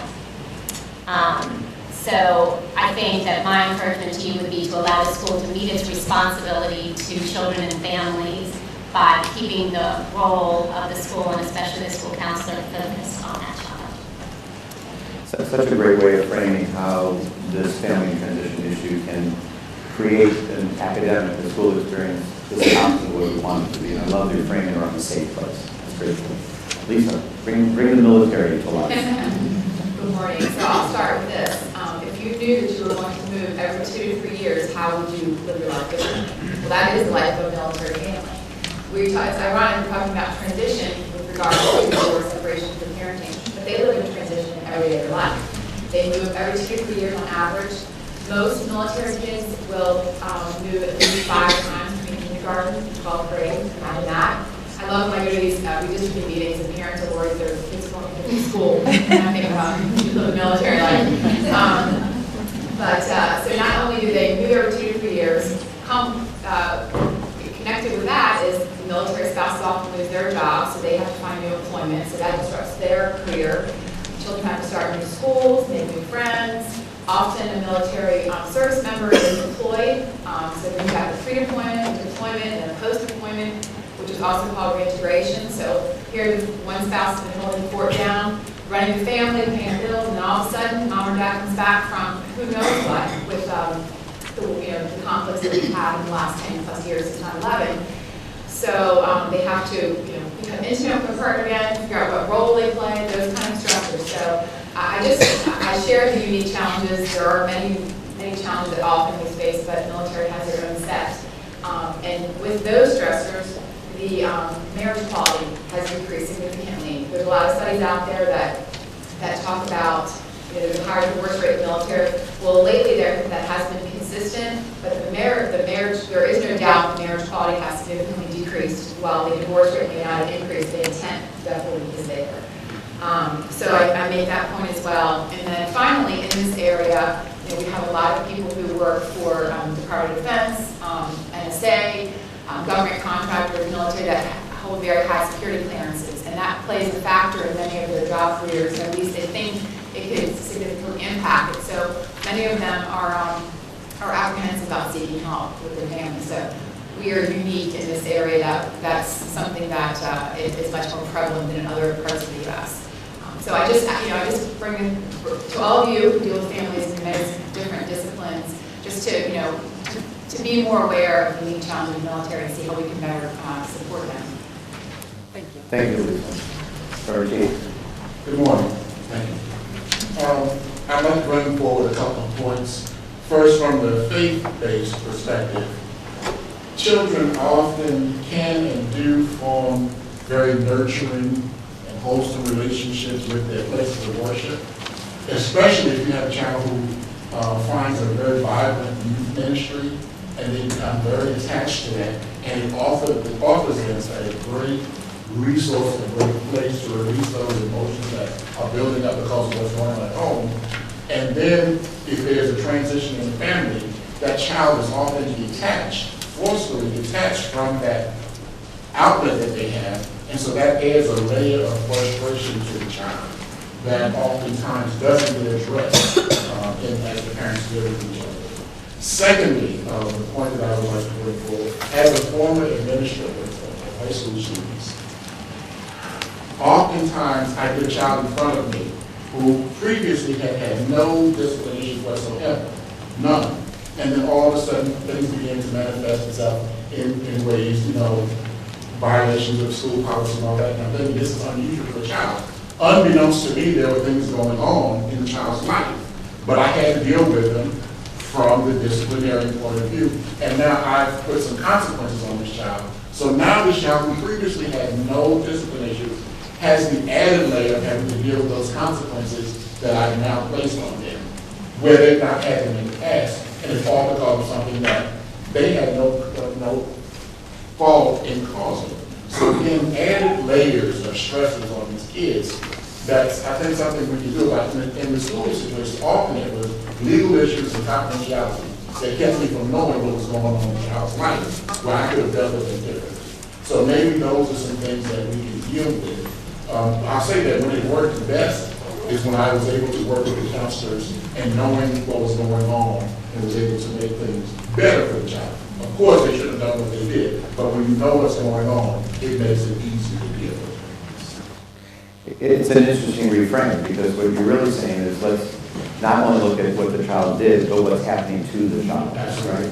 And the clergy, a religious institution, a youth ministry, a school, an after-school program, a positive development program in the community. Sometimes these are the only safe places a child might have if their parents are at war. Yet there's a question that's raised about a need to know. I don't want to use the word confidentiality legally, but sharing information and children not wanting to necessarily be labeled as, well, I'm the kid going through the divorce. How do we share information in an appropriate way to meet their needs? The point Dr. Stern was mentioning about the pediatrician role, you as an investigator almost, you're meeting with that child, you can surface some things that you might be able to help get to the right place to address. So great point, Reverend Chief, thank you. Judge, I don't know if you did this on purpose, but the judge always has the last word. I think it's that we're definitely, hopefully, at the end of the line when all else fails. Unfortunately, parties appear before us. And can everybody hear me? Okay, so it's a pleasure to be here. In looking at the issues through the lens of the court and the impact it has on families and children, I can tell you there's tremendous impact because the finality of a court decision definitely has an effect on the parties as well as their children. If parties are locked in a very contentious adversarial proceeding, I think it becomes extremely difficult for the parents to focus on what's in the best interest of their children and try to resolve the matter before they get to court. So there are about 5 areas I've identified that create challenges for the courts and by extension to families and children. One is that by the time the parties get to court, and before that actually, there are always other players in the process. They're represented by counsel, they might be getting different approaches to resolving issues from the attorneys. Obviously, by the time they get into court, the attorney has to zealously represent that client's interests, and the whole dynamics can change the minute you cross the threshold of the courtroom. Family members are also influential. We certainly hear from them, and that can be a good thing, sometimes not such a good thing, depending on their various approach and how much fuel they can add to a fire. And then there are always the friends. Well, I got 50-50 custody. I can't imagine why you wouldn't. So there are all those dynamics that come into play. One thing that I think is very difficult for judges during this process, the fashion of custody and an access schedule that truly is in the best interest of the children. That's what we're mandated to do. That's the standard we need to adhere to. But it often is very, very difficult, and I've often told people if they think it's an easy decision, I will definitely dispel that myth. One thing that should be considered and is considered better by some in the judiciary than others is what are the developmental needs. We've heard a lot about that this morning. I feel very fortunate that I came through the process with both bachelor's and graduate degrees in child development, so that was very helpful to me, obviously. It often is the case, too, where parents will reach an agreement, they'll present it to the court, and then it's up to the court to sign off on that agreement. But we're still required to look out and make sure that whatever we do is in the best interest of the children. I can probably top Dr. Emery a little bit with the case I had. As I recall, the child of the parties was about 8 months old. I think mom was in Maryland, dad had moved to Florida, and they presented me with an agreement where every other week, this 8-month-old baby was going to be flying to Florida to spend the week. I didn't sign on. I thought that probably wasn't the best idea. You've heard about the other issues that come up, obviously consideration of special needs, and always separating the financial issues from the true custody issues.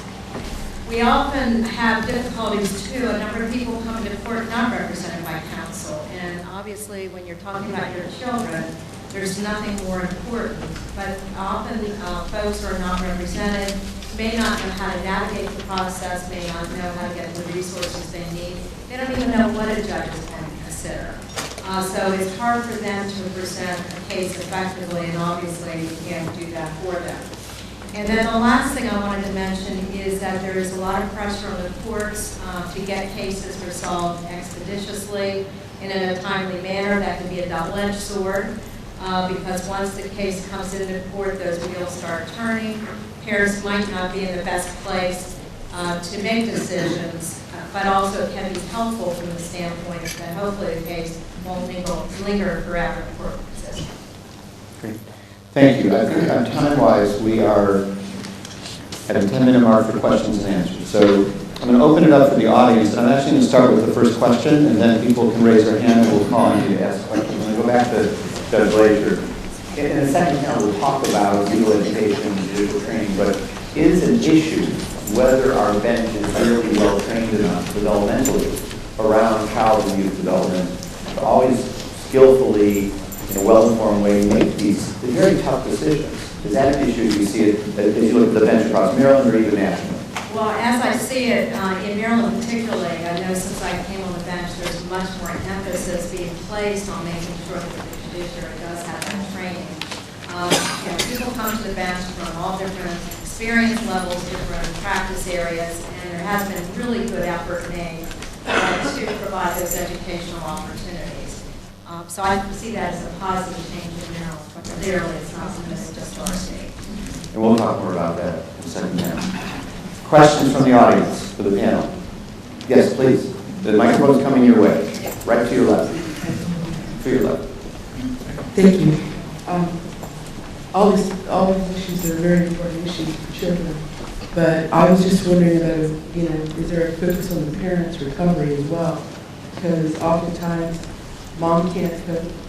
She's got financial pressure. She's got psychological issues from abandonment to, possibly psychological physical abuse that she's trying to work through. Dad may have his own issues. There's the issue too with the financial pressure and feminization of poverty because everyone takes a hit. So now you're trying to support two households and everybody's under pressure and the children are kind of lost somewhere in the mix. But maybe just, when we talk about family, we shouldn't just forget the parents because they're really the key to the children's well-being. And the better off they are, then the better off the children are. The other thing is nobody mentioned the fact that there's 2 child support guidelines. And I'm an attorney. Most of the time, there's an unspoken thing that underlines everything, and that is he doesn't want to pay that much. He doesn't have the money maybe. I've seen men reduced to $69 a month at the end of everything, is paying their bills and what they're ordered to pay by the court.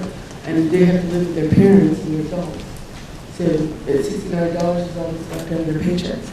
These are issues that drive all of this. Okay. Underlying things. And I'd just like to see if the panel would have any discussion on that. Thank you. Thank you. Anybody want to address those issues? And Drew, I thought about you immediately about the impact on the parent, because you raised the issue, is the addiction resting with the child, or the child is beginning to experiment with substances, or is the addiction potentially with the parent?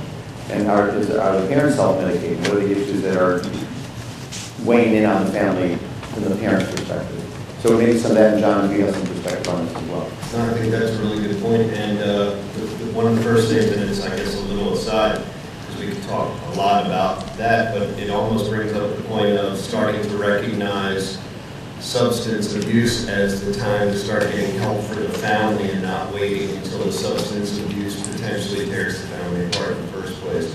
So starting to recognize signs when it's time to start helping so that we don't even get to this whole divorce process. We really recognize, some of the underlying issues that would lead to, being able to fix it. Carolyn, as you think about this from your perspective, as you work with families at NFRC, I mean, these are critical issues. Many families, without being in transition, struggle with the issues that were mentioned, but they're exacerbated through the transition that's taking place. Any thoughts to share?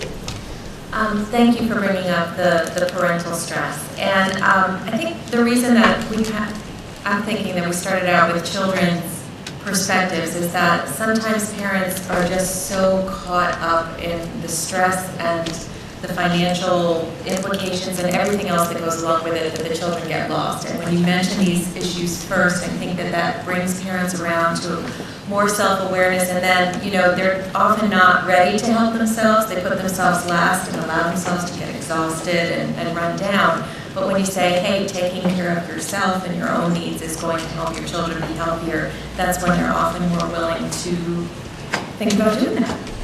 And I agree with you about the child support guidelines.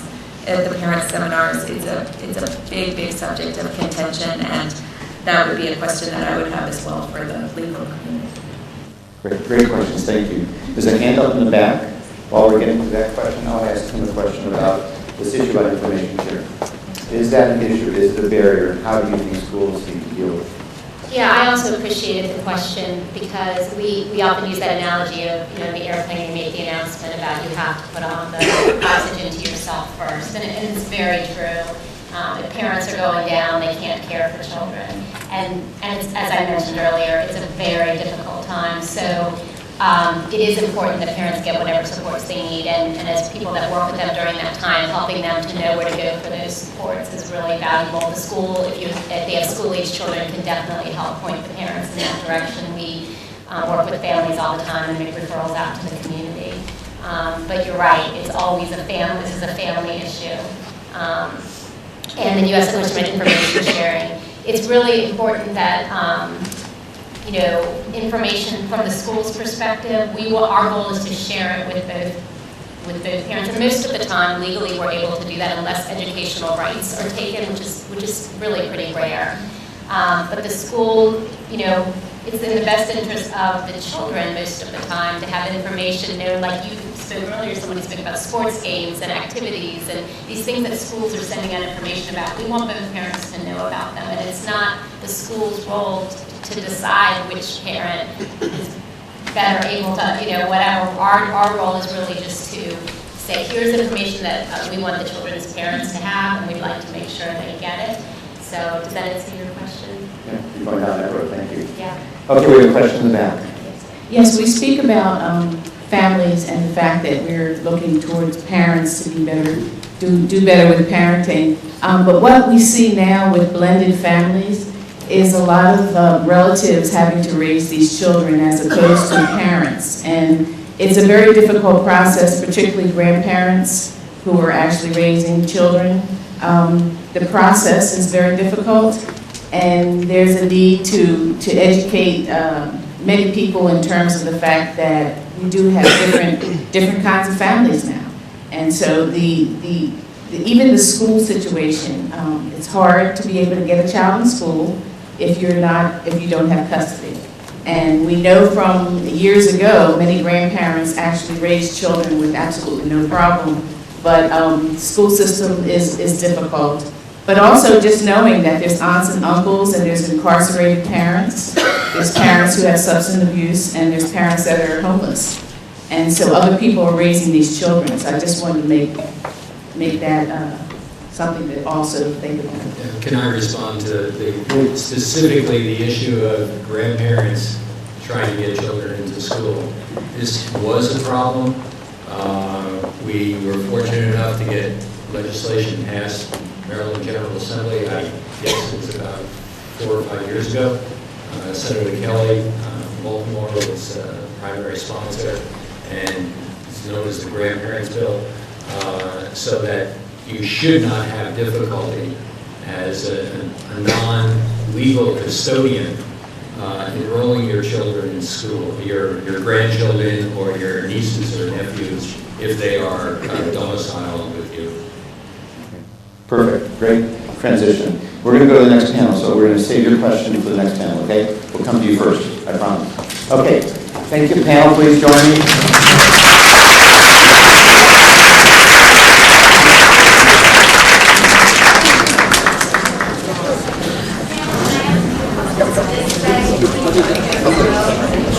You're not that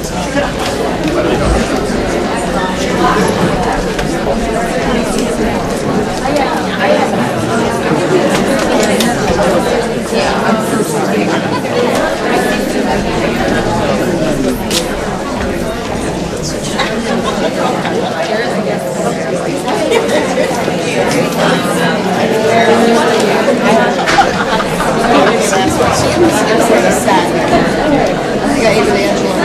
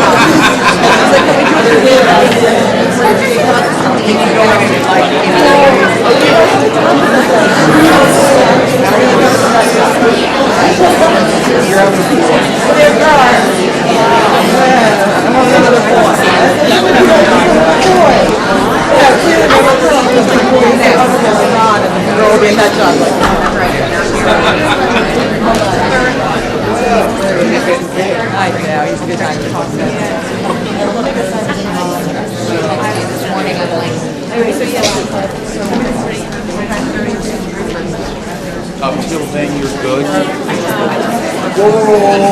yeah, you.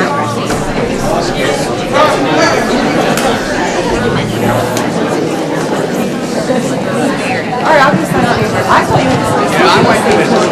I went to this seminar. I went to this seminar. We're going to go and get started again.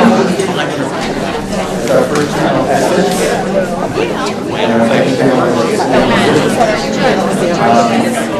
Folks can gather their seats. We're going to get going. Thank you. Thank you. So, as we foreshadowed, and I think our first panel was really well disciplined. We really stayed focused on the issues. We leave open this discussion about the solutions. And I also thought it played out really nicely because if we think about that multidisciplinary approach, we think about that ecological model, I can imagine a child thinking, well, I had both my parents working together and I had this kind of team of people worry about the different pieces of my life, what a nice way it would be for them to move forward with their lives in a very different set of circumstances. So we have a great panel to explore the solutions. I'm going to start introducing them from left to right, and that's the order they're going to present. Jimmy Benza is Associate Executive Director at the Lurie Center for Infants and Young Children. Susan Dilchick, see, we had to be married to a panelist in order to facilitate. So this worked out beautifully. We got married 37 years ago in anticipation of this event. Is the Clinical Director and Therapist at the NFRC Rockville office.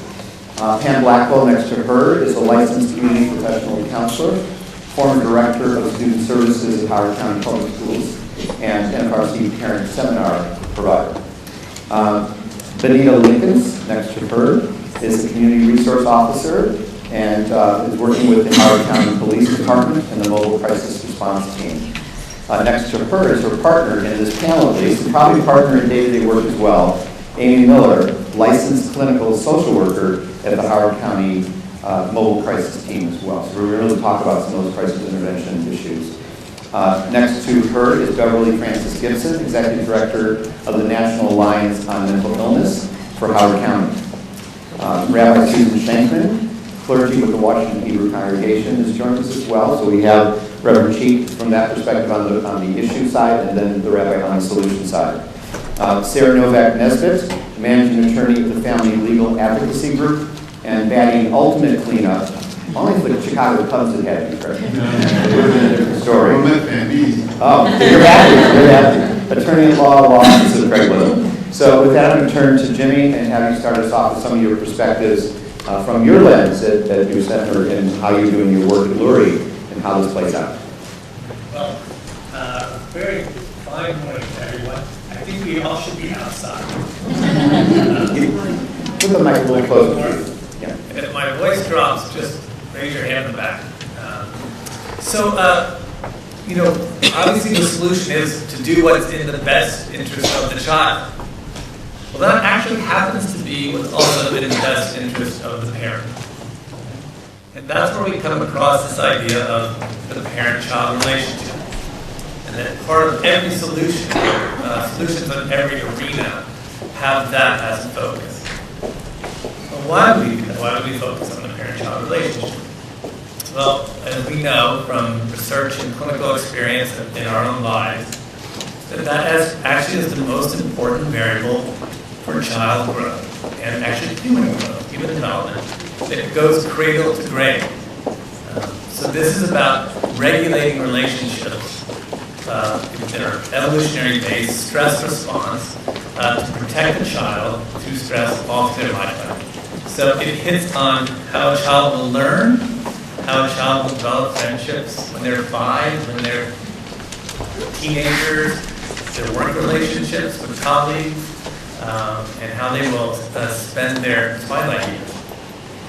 So this has just huge implications. And the science, the science now knows a lot more. We know a lot more than we did 5 years ago, than we did 10 years ago. For example, the neuroscience shows that when you stress a child, for example, through separation, that's the most stressful thing you can do to a child is you separate them from their caregiver. How come? Right?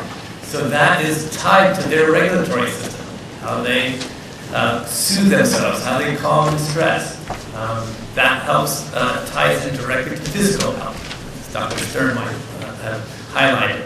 Right? So when you stress a child in these really difficult situations and you stress their parents, you're really creating developmental havoc across the lifespan. So the solution, of course, is not to do that. It's actually to build every support, therapeutic support, supportive services, to build those towards supporting each parent-child relationship. Mother-father, mother-child, father-child, grandparent-child, whatever those regulating relationships are. So that's kind of one arena, and so we want that as the focus. Other ideas, of course, is prevention. When families are in this state of heightened emotional intensity and there are crises, I guess even from the less intense conflict to the most intense conflict. So it's really getting preventative supports. So that if you do early intervention, right, you work with children birth to 12. Early intervention will help support a child and family all through the lifespan. So that's really crucial. Of course, we are at the Laurie Center, when we have wait lists in every program, home-based, clinic-based, school-based. People call and say, where do you refer? Well, of course, we refer to our friends at National Family Resiliency Center, JESS, other places, long wait lists. There's not a lot. I mean, that's a huge area of solution is better support, policy support, and funding support at the federal, state, and county levels for early intervention programs. Here's a couple examples of great programs that could be maybe scaled up. So 0 to 3 National Organization has what they call Safe Baby Court. Right? Infants and toddlers. It's a way of redefining when there's trouble in the home and infants and toddlers that are court-related. So we might think about how to really do that model. There's about 6 demonstration sites going on across the country right now. How to bridge that with more CINA work to really family home and really think about changing the whole landscape of how we support children and families in this stage. The other part is really the parent focus. So one intervention program which at the Laurie Center we feel really strongly about is called Circle of Security, and it's a parenting intervention program. And it really focuses on the parent-child relationship. It's a great model.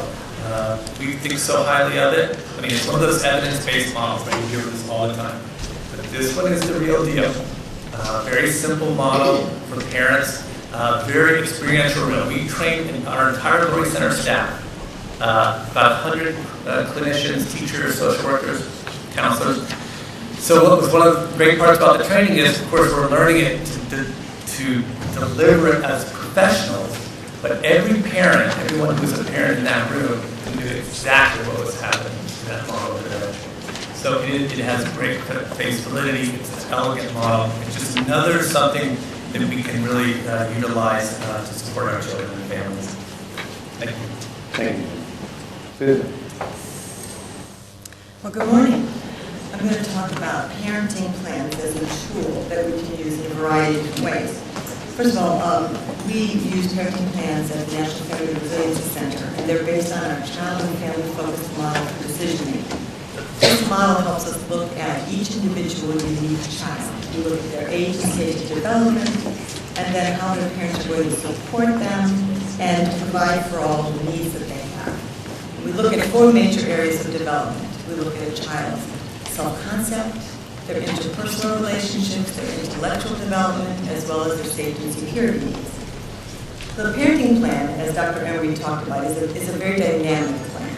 So the plan that you make for a 6-year-old is certainly not going to be the same plan that that child would need when they're 10 or 14 or 18. And also, in every family, if the family comes in and they have multiple children, we're not going to use the same plan for every child. Every child will be different. Our parenting plans at NFRC can be accessed in 2 ways. One is our online plan, which is called Family Connects, where parents do most of the work by themselves, individually, and then come together. And then there are the parents who come into our office and work with one of our trained professionals. So the reasons that I think parenting plans are so important is that they are a big solution. First of all, at the end, you have an articulated agreement that parents have come together to work on. But secondly, the actual process of working a parenting plan is incredibly significant. So first of all, you typically have two parents that come in, and you can be same gender or it can be heterosexual parents. But we've also worked with grandparents. Someone asked about grandparents. Grandparents who are caregivers who use this plan. We've had parents who come in, one or the other may be drug or alcohol addicted. We work with parents who've had a mental illness, a parent who may have not been very involved but now wants to be more involved in their child's life. We've worked with military families on recurring tours of service. So there are lots of ways to use this. But I want you to imagine this just for a second. These two parents come into my office. They are angry. The tension in the office is palpable. They sit down in these chairs. They barely look at each other. And I begin asking them questions. Tell me about your child. What's your child like? What are the things you love to do with your child? Describe how your child is unique and different from any other child. And before you know it, there's this sort of softening in them. There's even a quiet recognition that the other parent loves the child too. And you can see this. You can see them shaking their heads. You can see them joining as the parent, each of them is describing the child from their perspective. And I often remind them that they are these two people in the room are the only ones who will ever love their child in such an extraordinary way. And after a while, there's even a dawning in the parents that these kids have a lot of needs, and it does take two parents to meet all of these needs. But here's the important part, and this is about the process of writing a parenting plan. It enables me to assess a parent's capacity. And I know the lawyer earlier in the audience asked, how are we going to deal with these parents? This gives me an opportunity as we assess capacity to refer a parent out, to provide other services in our center, to help them with parenting skills right then and there in my office, to help the parents figure out how to set limits together or separately, for instance, bedtime routines. All of that can be done during the process of writing a parenting plan. It also helps me work with parents in their ability to co-parent with each other. I can model communication skills. I can teach them communication skills. We can talk about how often they can be talking to each other by phone or email or whatever. Lastly, this process allows us to be creative. We can work through a lot of roadblocks that are not capable in the courtroom. I'm going to give you 3 examples. The first one is a child who's played soccer. So let's say there's this 13-year-old child who's been playing for 3 years. Parent A always was home by 4 o'clock and could take the child to soccer practice. Now the child is living in 2 different homes. This parent B doesn't get home till 6:30. How is the kid going to get to soccer practice?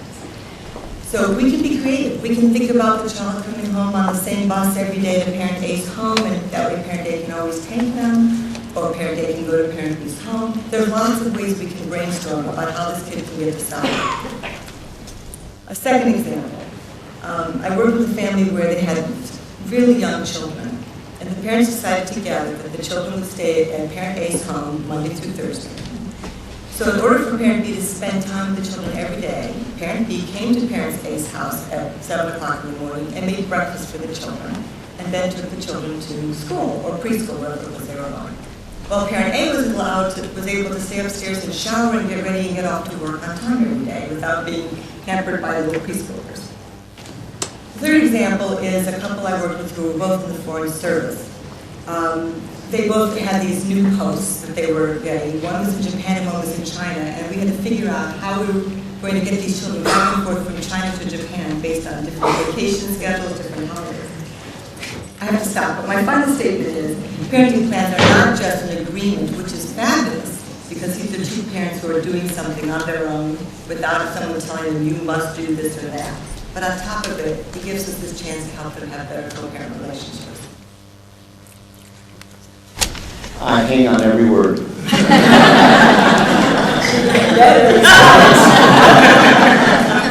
but in transitioning to Pam, I think what's really, and you all are a very well-informed audience, but I think many people would think as a parenting plan is a thing. It's something you end up with, and they don't think about the benefit of the process. And I think you brought that process together very nicely with how meaningful that process is This allows the parents to grow as they're working through these issues as their family in transition. So the fractured divorce leading to a thing of beauty kind of slide we saw earlier, right? Pam. Good morning, everyone. I'm going to be addressing some solutions from a school systems perspective. Having been Director for Student Services in both Howard County and Prince George's County, I had the unique perspective of looking at the big picture. So when we think about solutions for helping children in school systems and their parents who are in transition, we have to start with the Board of Education and the superintendent at the district and the central office level. At the district level, for example, we need to be looking at Board of Education policies and procedures to determine if there are policies which create barriers for families in transition. We need to be looking at enrollment policies. As Reverend Cheek said, maybe the discipline policies need to be reviewed. We need to look at residency policies, attendance policies, and even family and community involvement policies. Are there policies and procedures, for example, in school systems that create a chilling effect for the non-residential parent? Do we need to include extra money in the budget to give to schools so that it can have extra postage to send to the information to the non-residential parent? Because that's often a problem, that they don't have the postage or the money to send the extra copy of whatever information needs to go home to the non-residential parent or the child's other parent. Are there policies that are not in the best interest of children with regard to transitioning students regarding enrollment and residency? Has central office looked closely at family involvement policies to see if they include supporting and communicating with single parents, especially those parents who have non-traditional work hours? Some of our parents work overnight. Some of them don't get off of the bus from work till 7 o'clock, so they can't attend some of the meetings that our school systems have set up. Are we looking at policies in the family and community involvement, in those type policies for grandparents raising children, as someone brought up in the back? Looking at policies and looking at that policy for issues that address custodial and non-custodial parents. The Board of Education policies, for example, need to be examined to allow more community involvement in schools. How difficult is it for school community, for organizations in the community to become involved in the schools? So centers like the National Family Resiliency Center, for example, would be able to provide professional development on a systems level rather than school by school to systems leaders, to systems administrators, as well as counselors, pupil personnel workers, social workers, and school psychologists district-wide, as well as in their individual schools. Staying at the district level, are we looking at the offices of professional development to focus not only on professional development for instruction that goes to administrators and teachers, but also to have ongoing training throughout the year for administrators and staff on helping professionals and families within the school community to better understand early warning signs of children and adolescents who may be impacted by a transition?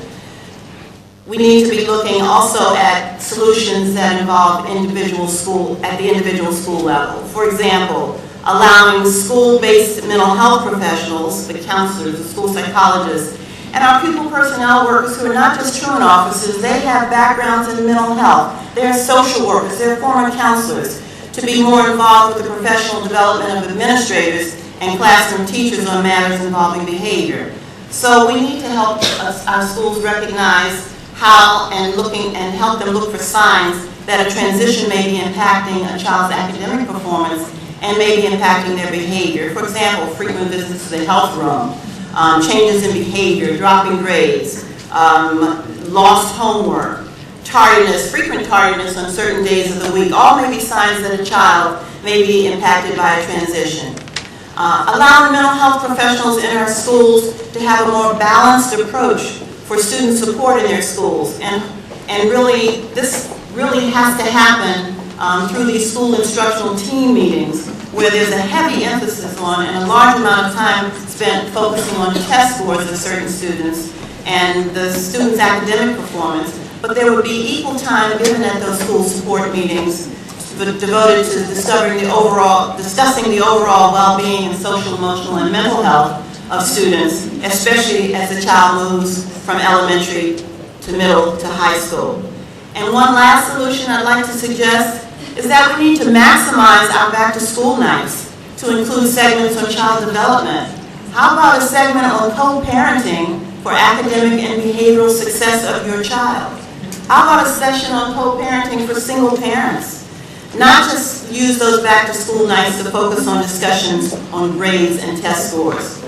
Everyone knows that parents are a child's first teachers. However, we also have heard that it takes a village to raise and support a child. And where children may have two homes and two families, we really do need to work with and support our school systems to help them take a more active role in the village.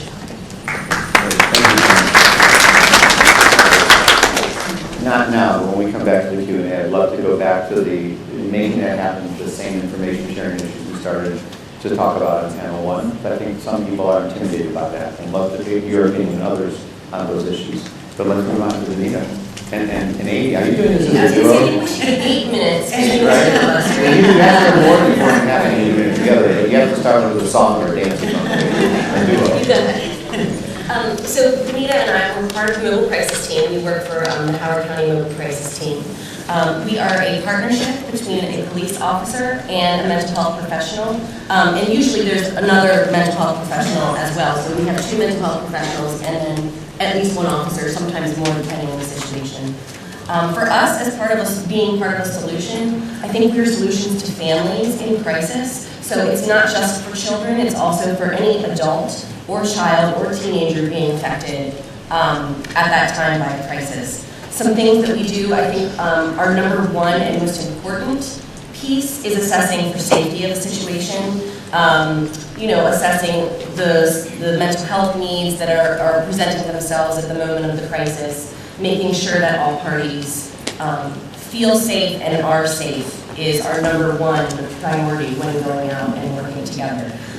But in relation to this, we also do a lot of de-escalating. Sometimes parents, they just need someone to listen to them and feel like someone's hearing them, and they'll calm down because they might be angry that their spouse didn't return the child home on time, or one parent wants to medicate and another parent doesn't, and we're kind of in those struggles. So just having someone listen can sometimes help de-escalate the situation. And the same goes for teenagers and children as well. We can do some anger management in the crisis and some conflict resolution.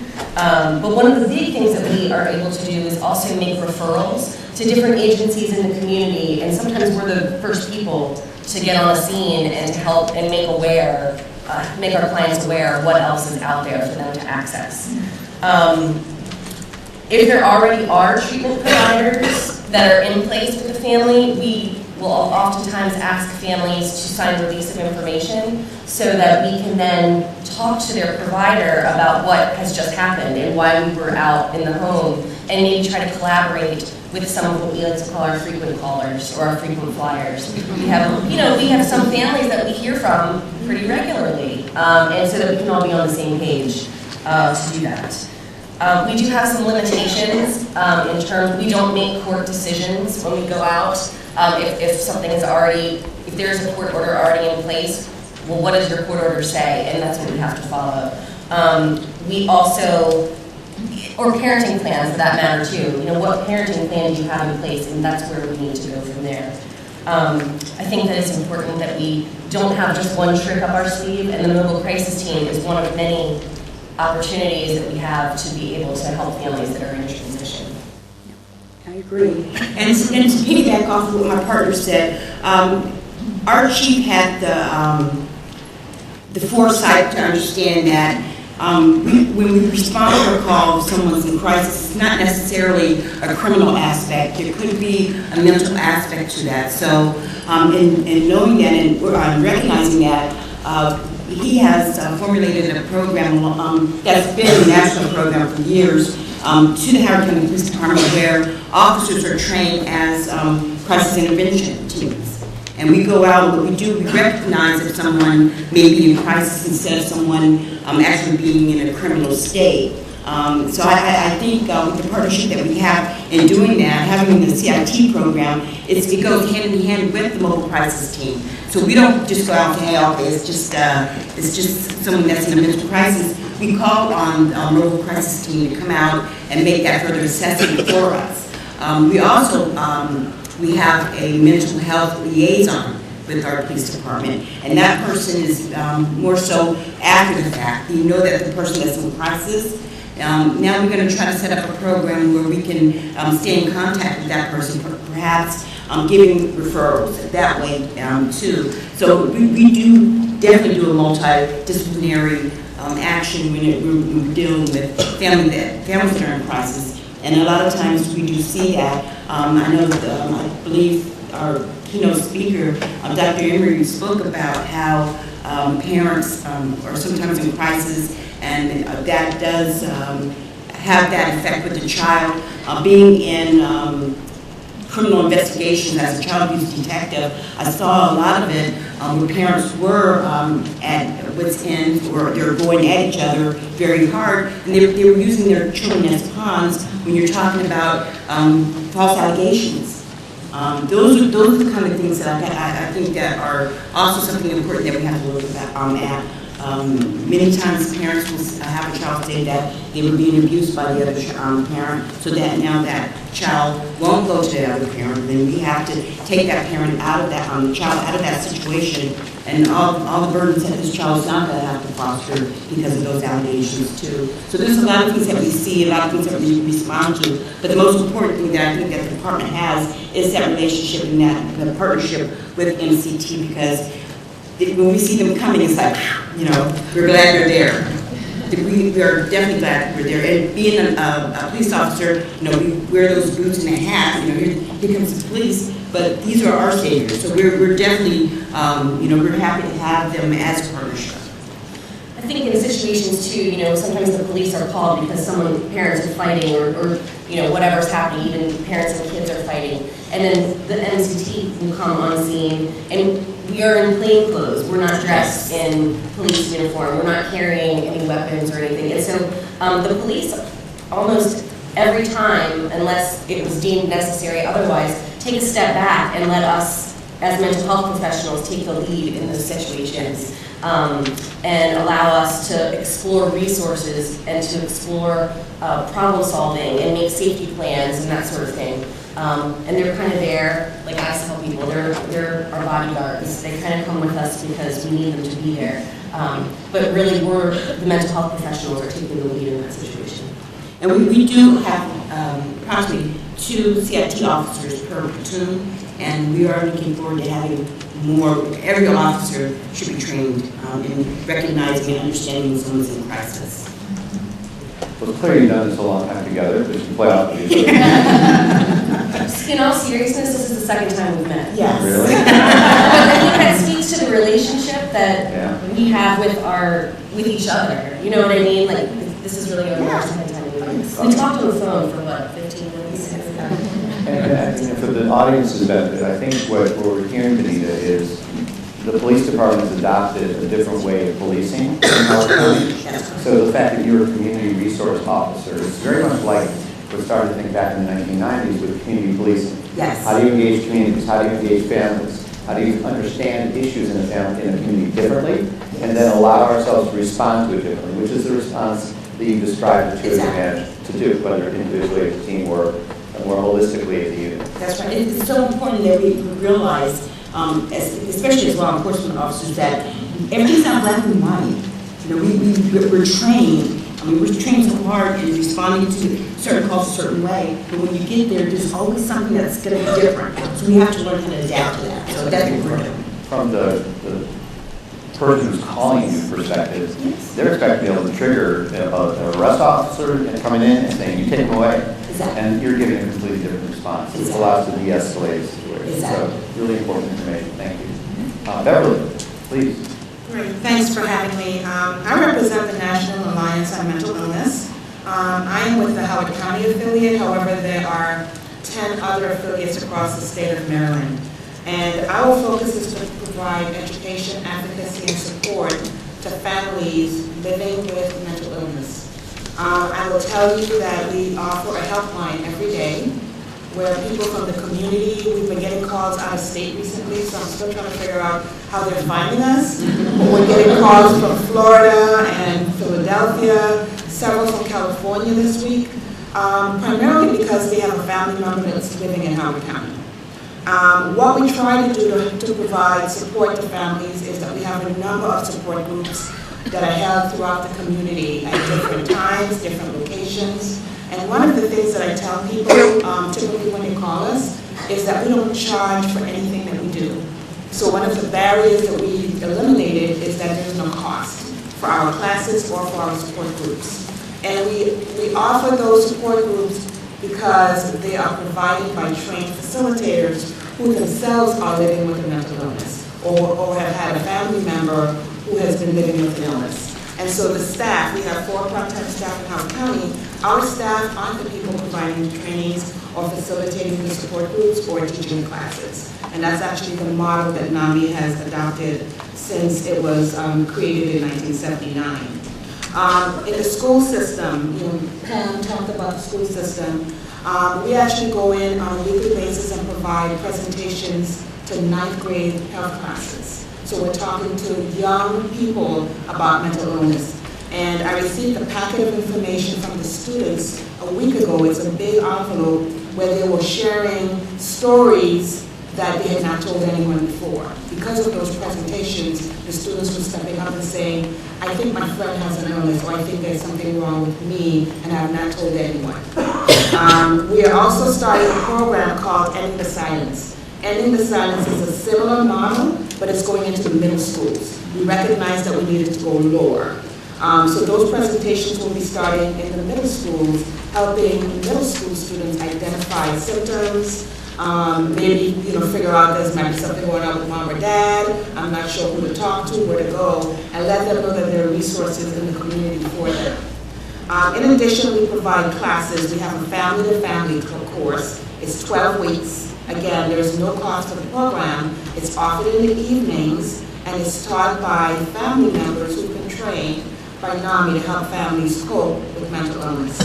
We also have a peer-to-peer course that's 10 weeks long, and that course, again, is offered in the evenings, and it's for the individual who has the illness. And it's taught by peer leaders so that they can understand what they've been dealing with, how they can cope, that recovery is possible, that they do have to take the medication. A lot of the calls that we get on the helpline are from parents whose young adult refuse to take the medication because they're in denial that there's something wrong. We're actually just started our basics course this week. Basics is for parents of school-age kids.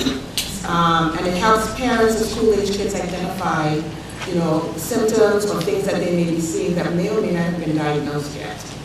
We started a support group last year for young adults, the parents of young adults between the ages of 18 and 26. And that was the result of the parents coming to us and saying, we need to do something more. We need to offer more resources.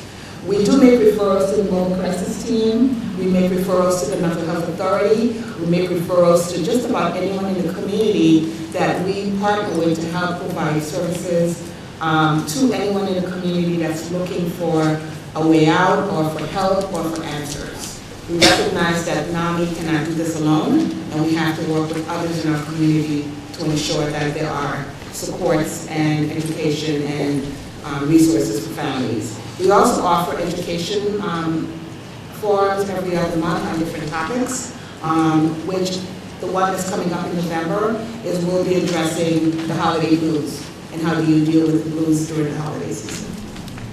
Thank you. So I know you got the stop sign, but modern is prerogative. You have 30 more seconds, I believe. Just talk very briefly about culture and stigma. Yes. A few years ago, I've been with NAMI for about 3 years now, and we offered a panel discussion on cultures and how different cultures are impacted by mental illness and how stigma impacts different cultures. We felt that it was important for the community to understand that, members of the African American community, members of the Hispanic community, members of the Indian community treat and handle mental illness differently because of those cultural differences. And that's a very important role that we all have to play in understanding how do we help to provide solutions to families in our communities. It's a very important dimension to your work as a consumer organization to be able to touch into that in a way that people can hear, right? Yes. Go ahead. Good morning. I'm going to speak to some of the many ways that the faith community, clergy, houses of worship can be and are important partners in this work and in supporting families. My colleague, Reverend Chief, mentioned that houses of worship should be a safe place and a safe space. And often when families are going through difficult transitions or experiencing behaviors or circumstances that they perceive as outside the norm of what is taught within a religious tradition, the values and expectations can make it difficult for them to experience and see the house of worship as a safe space. Sometimes there's embarrassment or shame, and they may avoid approaching or coming to house of worship or sharing what's going on in families.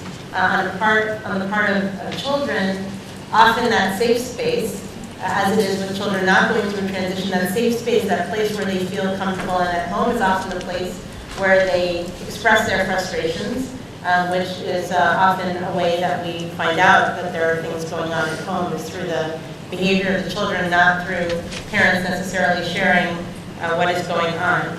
And when there are custody issues, those are often played out in houses of worship, in religious school, if there's Sunday school or activities taking place on the weekend and a parent does not have custody on the weekend. Sometimes they'll keep a child from attending because they know that that will upset the other parent. Sometimes they want that time as their time, and they don't want to give up some of that time, which then can deprive a child of having that consistency in a community where they should feel accepted for who they are.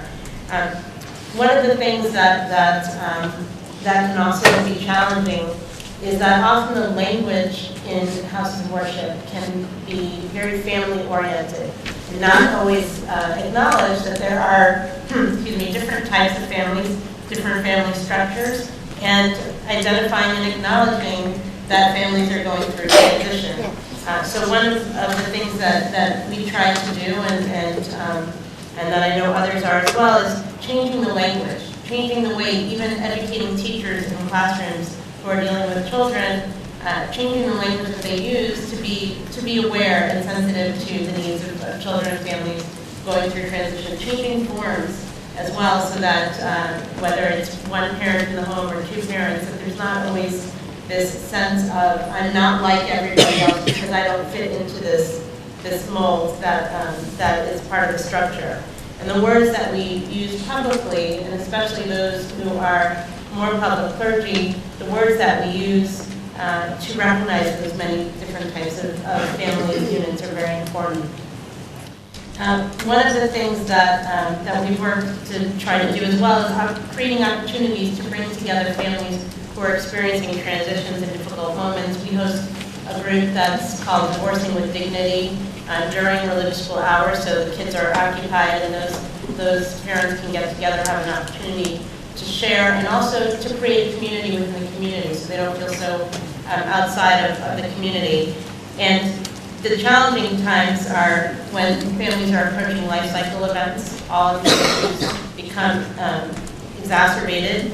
And also in moments when, and the families where domestic violence is a part of the picture, that becomes an important issue for us to be aware of. And I just want to, I know I'm almost out of time, but I want to address that very quickly. I'm very involved in a few domestic violence organizations, and we found that even just having a speaker or posting something in a bulletin, in a newsletter that says that there's this speaker is going to be there, whether or not if someone is experiencing domestic violence, they might not always come forward or come to the speaker, but they might see that and say, my church, my synagogue, my mosque, my community cares about me, or they care about this issue, I'm going to go talk to somebody one-on-one. Even posting flyers in bathroom stalls has that effect of giving people the sense that, and that's a very easy thing to do, that this is a safe space, that there's someone here who's open to talking about this, and creates that opportunity to then have that dialogue. And I also would encourage people to seek out those clergy partners in your communities where you're working, because they might not always be aware of some of the resources. I'm very fortunate that over the years I've referred many, many families to NFRC for them to have the kind of support that they need to be able to move forward and to be able to continue through that difficult time and continue to be a part of the community. And I've gotten stop signs. Very hard to get a rabbi or any preacher to be quiet. I have a favorite stop sign. So that was very easy to thank you, Sarah. I know that Craig and I stand between you and lunch, so I will try to talk very quickly here, which I'm good at doing. My clients really appreciate because it keeps their bills down. But as an attorney, I think the solutions have to be twofold. We have to look at things at the systems level. We have to look at how the court system is handling families and children. All other areas of the law are talking about punishment. We're talking about retribution. We're talking about compensation. We're trying to make people whole for the injuries they've suffered. Family law, we're talking about the best interest of the child. It's a completely different standard. And what I think is really ironic is that the child does not have a voice in that process. Children are not guaranteed counsel. They might get a child best interest attorney or a child advocate if the family can pay for it and if the court finds it appropriate. But children are not guaranteed a voice in that process. They're not guaranteed an advocate. And I know Craig is going to get further into the systems level. So I want to focus more today on the ground level, which is the lawyers who are interacting with the clients and members of our community who are interacting with people who might say, I need to get a lawyer. I'm thinking about getting a lawyer. And what can we do as the legal community to help families and children?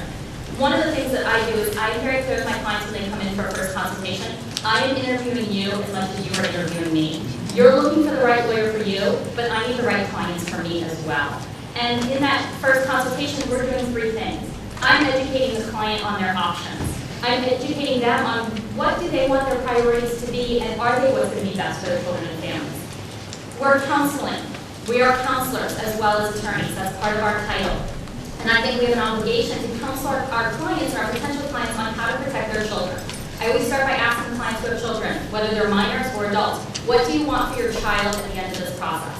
And they almost always say they want their children to be happy, they want their children to be safe, and hopefully they say they want their child to have a relationship with their other parents. And if they're not saying that, we're going to work on that to get them to that point. But the last piece of it is we have to advocate for our clients. But if the client tells you that part of their priority is protecting their children, then you have to advocate for their children too, because that is advocating for your clients. And I think a lot of attorneys lose sight of that. So that's something that I tell my clients from day one.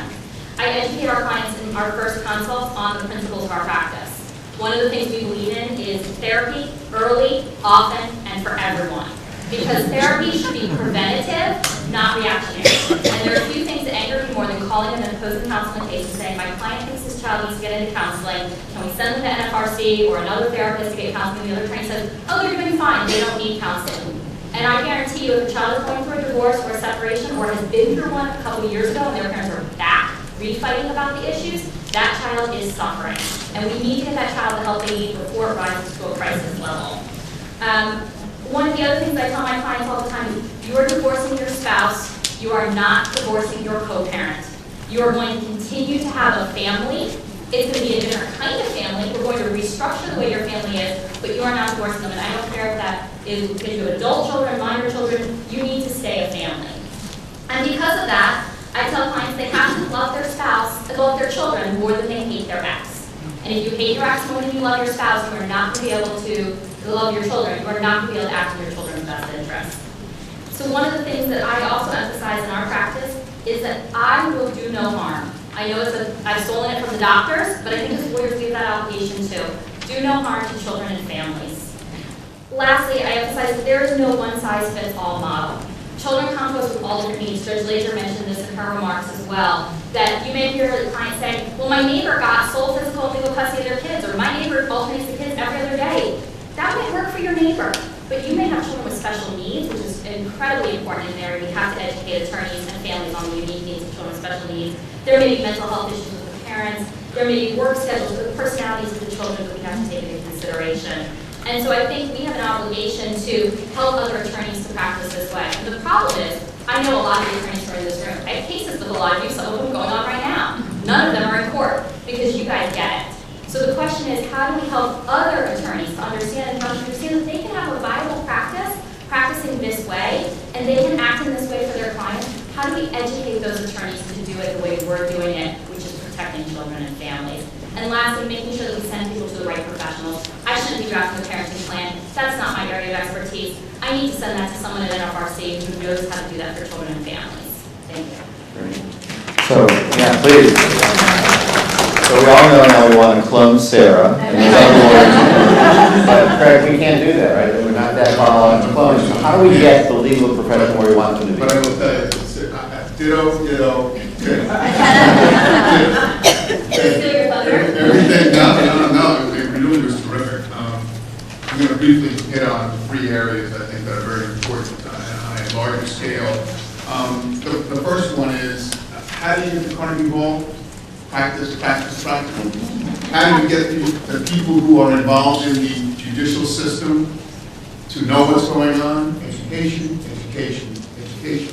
And it's got to start at the top, and it's got to go all the way down to the party level, the people who are involved in the process. For our judges, we have a tremendous judicial institute that meets quite often, and they teach new judges how to handle certain cases. They do teach them how to look at family law cases. I'm not going to talk too much about judges because over there, there's a lot of them here, a lot of judges, and I still have to appear in front of them. But I will tell you this, and this is not a joke. The judges that you will hear from after lunch today, Judge Bryant, Judge Lager, Judge Gelfman, Judge Silkworth, I'm probably going to talk about. If all the judges in this state had the same passion for family issues as these guys do, it would be totally different. So we start with the judges, lawyers. Shakespeare said, first we kill all of them. We are a problem. The gentleman that sat over here in the first panel and talked about contemptuous lawyers making contemptuous cases out of them. I got one thing to say to him, and it's true. There's no question. And I thought it was interesting what Judge Lager said is that oftentimes, all the time, litigation is kind of the last resort. But as it turns out, in a lot of cases, we're probably the first person that they call. Because what happens? Somebody talks to somebody, don't think like get divorced, you better get a good lawyer. Yeah. So first, they don't say you better get a good therapist. They don't say you better get a good counselor. They don't say you better get a good well, they probably do say get a good financial person too. They talk about a lawyer, and really, when I pick up that phone, and I get 3 or 4 phone calls a week, and they say to me, a client will say, I am thinking about getting separated. What are my rights? I have a choice in a larger system. The attorney at that point has a choice. They can say, depending upon who it is, stereotypically, mom calls, I'm going to get you alimony, I'm going to get you sole custody of your kid, I'm going to get, you come to me, we're going to do it all. They also have an opportunity to say, you know what, why don't you come in, let's look at your situation, let's discuss all of your options, because our code of professional conduct does say we should tell our clients all of the different alternatives that we have. And that includes mediation, negotiation, that includes collaborative law. We should be telling all of our clients about this. But in Maryland, unfortunately, lawyers don't have mandatory continuing education. So sometimes it's very difficult to get out to these guys and gals and really teach them and show them what may be different ways to handle their cases. So where we got to start is in the universities, in our law schools, and both our law schools here in town, University of Baltimore and the University of Maryland, have courses right from the beginning about how we handle our clients and how we go about doing our practice. The biggest challenge that we have, the biggest challenge we face as lawyers is the influx of self-represented litigants. And do I get an amen? 70% of the time now, we see at least one party that's a self-represented litigant. So how do we deal with that? On the local level, all of our most of our jurisdictions have some sort of a outreach to the community, to do educational type of things, to try to teach the process or explain the process in layman terms. On the state level, which is where I am a lot of the time, we're looking at now putting together a program we're calling it Family Law for the People, and we'll be going out to all the jurisdictions trying to say the same thing so that everybody gets the same story. And that's a program that's in development. We're going to do it in person, and we're also going to do it in videos too. So that's a big thing. On the policy side, really quickly, we have a tremendous impact on what's going on down there. I'm going to use one example. There was a person over here who talked about the guidelines. Yeah, it states that guidelines are tied to the number of days that somebody has overnights. We were just talking about that last night, about lowering the number of nights on the child support, so we smooth it out a little bit more so that it doesn't become that great a concern. We're down there all the time in Annapolis. You'll hear more about the Child Commission, the Child Custody Commission bill from Delegate May. We are down there, and the one thing that I would like to stress, and I know that Dr. Babb and I have talked a lot about this, and it's in the Child Custody Commission bill, is the establishment of a separate family court. And Sarah, you alluded to that because we treat family cases the same way we treat every case that comes to the circuit court, and that's not the way we should be doing it. They're different. They're different. We have to treat them differently. We got to adjudicate them differently. So that's one of the emphases that we'll be continuing to look at as we have been looking at it in the past. So. Thank you. Good. We're actually pretty much on schedule. This is great. So we have about 7 minutes before we break for lunch for questions. And I promised this gentleman he would have the first option, and he's declining. Okay. No problem. Got a hand in the back over there. Any other hands up? Okay, please go ahead with your question. Mr. Little, you said that the state is going to be doing family law education program for the public. Is that only about how to get through the court system, or are you going to be talking with people about what alternative dispute resolution processes they are that they can use? Oh, big time. Big time. What we do is we split it into 3 separate categories. We still look at the substantive nature of what we have to deal with, custody issues, marital property. Then we look at the process that goes through the court system, how you file it up, and then we do a big thing on ADR and how mediation will alleviate all this aggravation that we just talked about. We're using collaborative law as a great way to still have be represented and have an advocate for you, but to still be able to sit around the table and talk about it. So yeah, it'll be a tremendous effort. And if I can just add, NCPC, the Maryland Somebody Collaborative, Professionals, whatever the acronym is, NCPC Collaborative, they are also in that same conversation of either joining with the MSBA or doing something similar of getting out to the community and saying people, you do not have to file. That does not have to be your first step if you're thinking about divorce. You have other options for how to get that end result. So NCPC is doing it. Gloria, do you have a question in the back or no? You don't? Okay, fine. We have a question up here. Okay. If you hold the mic close to your mouth, please. Ms. Nesbitt, my fellow members of the bar, one of the things that I've done that I feel is a solution for middle-class clients is to offer them a flat fee on divorce. Now, I know most attorneys would probably roll their eyes at that because a divorce can, if it's contested, can be $20,000 to $89,000 in legal fees. That is probably the reason why there's 70% litigants that are trying to do it themselves.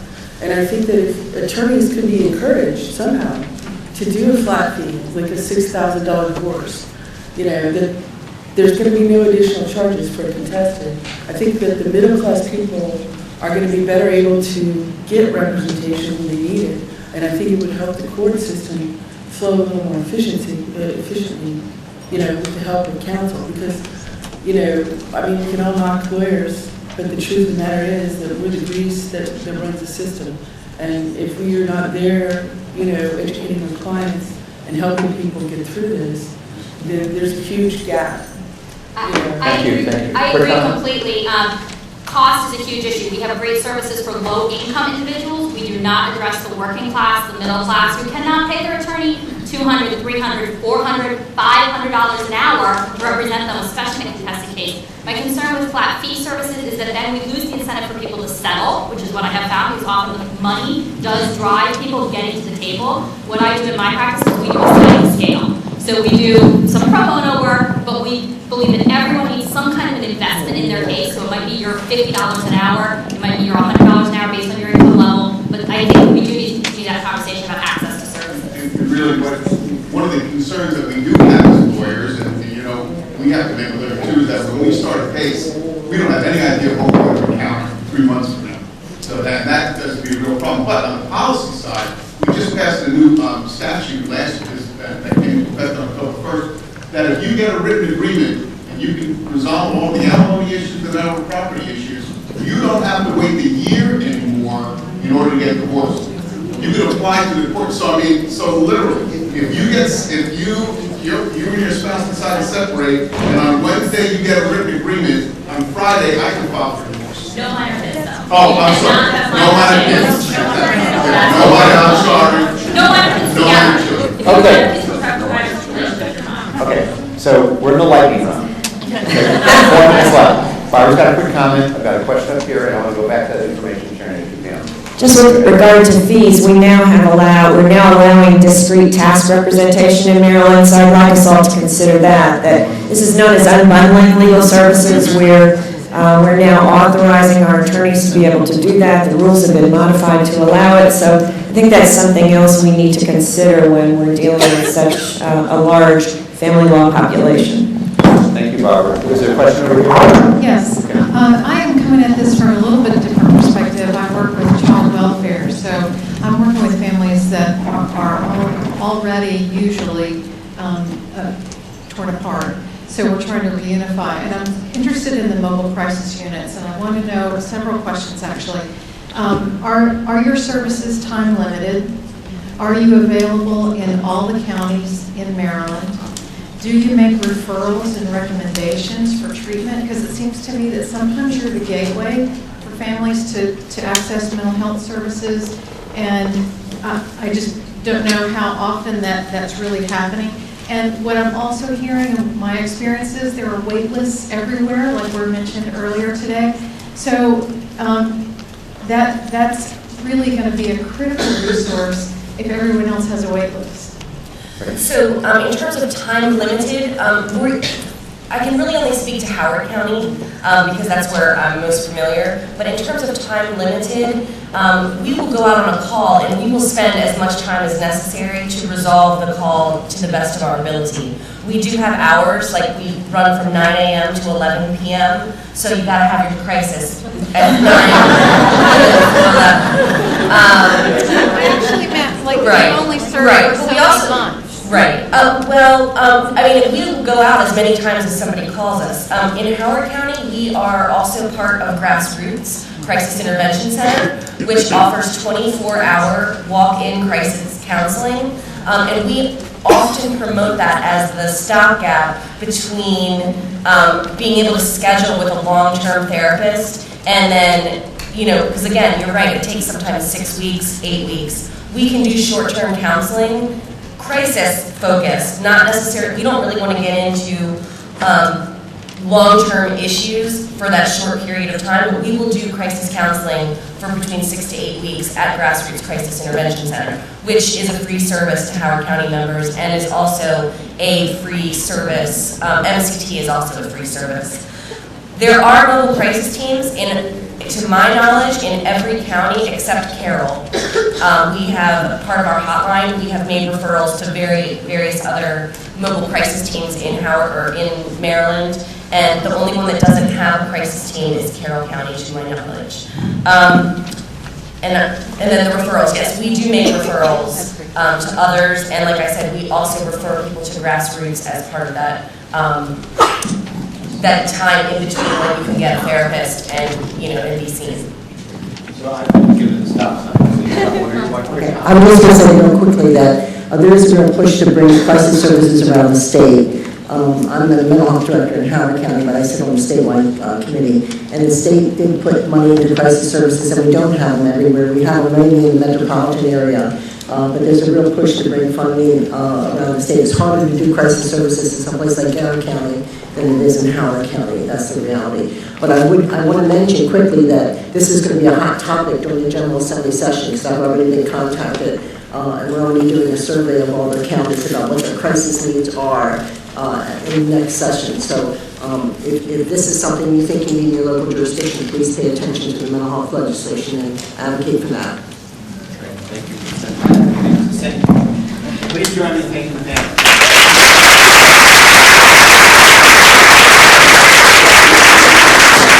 So I don't know how many panels we're staying for lunch, but some of these conversations can continue over lunch. Yes, I'd like to, before you leave for lunch, I want to just mention a few reminders, if I can just have your attention for about a minute.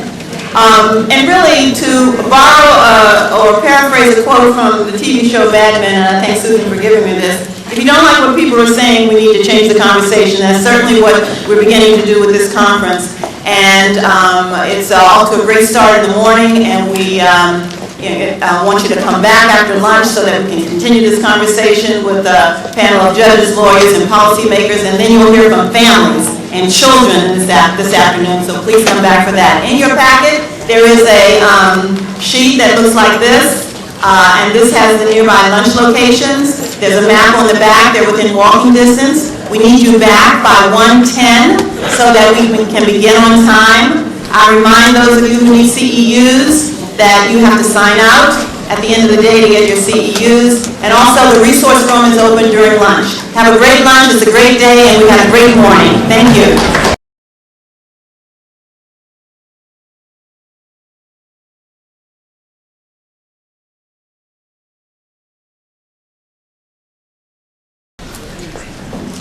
Good afternoon. Welcome back. I hope everyone had a good lunch and enjoyed the weather. It's now my tremendous honor to introduce Kathleen M. Dumais, our keynote speaker for the afternoon. Delegate Dumais is a steadfast and much admired supporter of families and children, both in her legislative role and in her role as an attorney. Frankly, she's known among the family law bar as the go-to legislator and the champion of effective legislative change in family law. She understands the issues because she is an active family law practitioner. She's a member of the firm Etheridge, Quinn, Kemp, McAuliffe, Rowan, and Hardinger in Rockville, Maryland, and she concentrates in family law. She often serves as a court-appointed best interest attorney for children in custody disputes. She is a member, one of few, she's a fellow of the American Academy of Matrimonial Lawyers, and is an elected official. I'll talk about her elected service in a moment. She has received many awards for both her legislative service and from the family law community. She received the 2014 Casper Taylor Jr. Founders Award from the Speaker of the House, Michael Bush. She has received the 2010 Beverly A. Groner Family Law Award from the Maryland State Bar Association Family and Juvenile Law Section.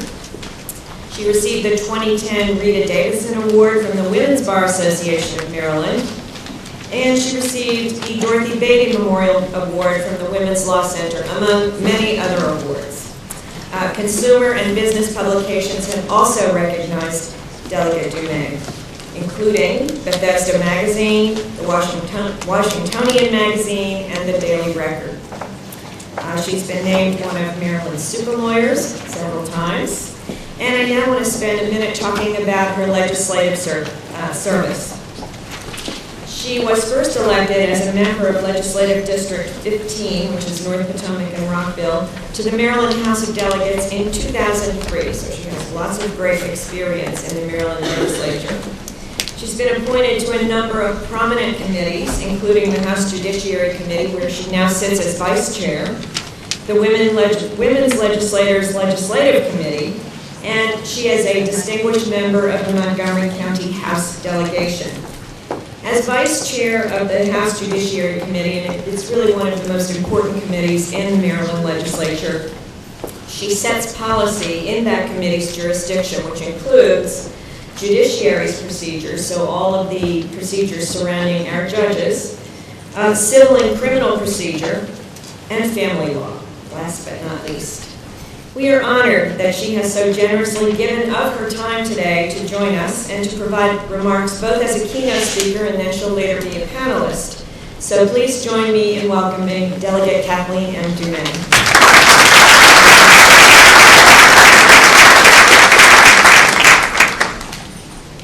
Well, I am a member, as is Delegate Vanessa Atterbury, who just finished her first session of what we call the infamous House Judiciary Committee, for many reasons which I will explain. So a friend and colleague of mine recently, who's also a family law practitioner in Montgomery County, said that she believes that Maryland child custody law is at a historical and critical crossroads, and I agree. So moving forward, I think we have a very unique opportunity and ability to make a very significant difference in the lives of children of separation and divorce.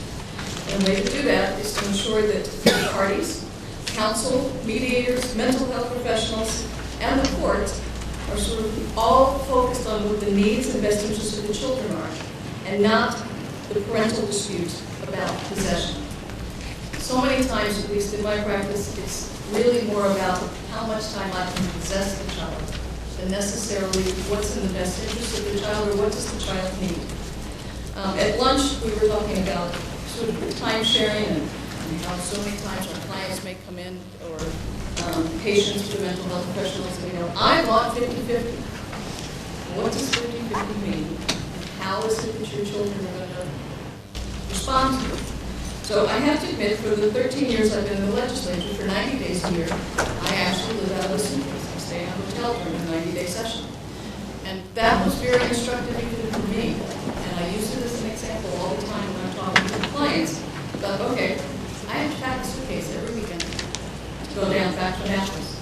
Within 2 weeks of the session starting, the majority of my professional attire is in the hotel room, which means I didn't have to think about what am I going to wear on Monday, because I go to the law office on Mondays. And you know what? It's not an easy thing. I have to do it for 90 days. And I ask my clients to think about the fact you're putting your kids in the position of doing it all the time. And that is not to say that both parents should have significant time, but I do think it's important for parents to at least understand what, as a result of the separation, of course, what children have to deal with. So I know that this particular group, the National Family Resiliency Center, and many of you here today, are already on board with the concept of frequent and constant contact with both parents and both parents being involved. But we need to continue to broaden the reach of this perspective in the practice of family law, in the courts, in custody evaluations, and, from my perspective, from this legislature. So I have the privilege of serving on the Child Custody Decision-Making Commission. And I will tell you, I have served on many task forces and commissions during the last 13 years and before. I have never served on a task force or commission that has completed a body of work that's as substantive as the final report to the commission. And I actually liken the Child Custody Commission report to the Grover Commission that made the monumental change in family law initially by making, and eventually the Marital Property Act was enacted. I think it's now time that we do something as dramatic and as important in custody. So the commission was established by House Bill 687 from the 2013 legislative session. The commission held 5, and the bill required us to do this, but it was very important, 5 public hearings across the state in the fall of 2013. And then, between subcommittee meetings and full commission meetings, we held over 90 meetings during 2014. And it included over 200 participants in the process. It wasn't just the members of the commission. We invited members, court administrators, court evaluators, other mental health professionals, domestic violence advocates, and citizens who had an interest in the issue to come to the subcommittee meetings. There were 6 subcommittees: alternative dispute resolution, court process, domestic violence, identifying and eliminating bias, a literature review committee, subcommittee, and the statutory considerations subcommittee. So each subcommittee issued detailed reports, and they're included in the commission's final report. And then the commission's recommendations are very broad, but they include many recommendations, not just for a proposed statute, which I will talk about, but also for some court procedures. So it's how is family law looked at and handled when you file a case? What's an emergency? What should perhaps have an expedited process as opposed to, we all got the experience of taking an emergency in, and there are courts, well, there's not blood on the floor. It's not an emergency. But what do you do when, just in the normal course, and we've heard testimony at these 5 public hearings, particularly in Baltimore City, one parent is the primary caretaker, tells the other parent you can't see the child. At some point, there was testimony that the earliest indente lente hearing was 6 months away. How do you not see your child for 6 months? How is there not some process where there's got to be at least a Band-Aid put on so that there's an expedited? Maybe it's not an emergency, maybe you don't get to go see duty judge that day. But you ought to be able to get in, I think, within least 2 weeks and not less, to be able to address the denial of access issues. So, like I said, each committee had its own report and the recommendations, and the good news is the judiciary is already working on it. Master Rick Sandy from Magistrate, I'll get it straight today. Magistrate Rick Sandy from Frederick County actually chaired the court process subcommittee. And as a result of the recommendations from the commission, judicial conference committees are already working on some of the recommendations to determine whether or not a rule needs to be promulgated. Some of the judicial conference subcommittees, because they have their own committee structure, are actually requested that the court administrators from every jurisdiction provide them with their differentiated case management plan, so that, again, the subcommittee within the judicial conference can take a look. Every jurisdiction is different, so it's not that we need to have sort of, one size fits all, but at the same time, at least make sure that if there are good ideas in one jurisdiction that another's not using, maybe there's something that they can work together to get that done. So, the overall recommendations approved by the commission were centered on 10 guiding principles. One was the need for a Maryland custody decision-making statute, and the decision-making is how does the court make a decision in a custody case. And the guiding principle was to provide a clear, consistent, predictable, gender-neutral process that would guide custody determinations for lawyers, for judges, and would focus on factors that affect a child's adjustment to the separation of divorce, and we were insistent that it include significant regular contact with each parent, that the court would look at the parenting quality, would look at a child's developmental needs, something very important and has already been incorporated into the judicial conference's training. And in fact, just recently, I think 2 weeks ago or 3 weeks ago, the judicial conference had its annual family, or semi-annual, I think. I don't remember how many years they do, but it's at least every other year. Family Law Institute. And child development issues were already incorporated into that training this year. To also look at the relationship between the parents, or something else that's very important, parent figures. We've been wrestling, obviously, since Troxel with what do you do grandparent access, but it's also not just grandparents, it's aunts and uncles, and to be honest, it's siblings. And so we also took a look at, let's look at who is the child close to, and who has been important in the child's life. And we think it's important that they be allowed to continue some of the significant relationships. The second guiding principle is that there would be no presumed schedule of parenting time. And I'll talk more about that in a minute. The third was the need for increased and enhanced judicial training in areas including explicit and implicit bias, child development needs, cultural competency, disability issues, domestic violence, alternative dispute resolution methods, mediation, collaborative law, and neutral facilitation. And to be honest, predictable attorney's fees. 4, the use of non-discriminatory and gender-neutral terms in the statutes, in the rules, in court forms, and instructions whenever possible. And we wanted the instructions in the neutral language, or the non-discriminatory language, to comply with federal law, including some amendments that were to the Americans with Disabilities Act.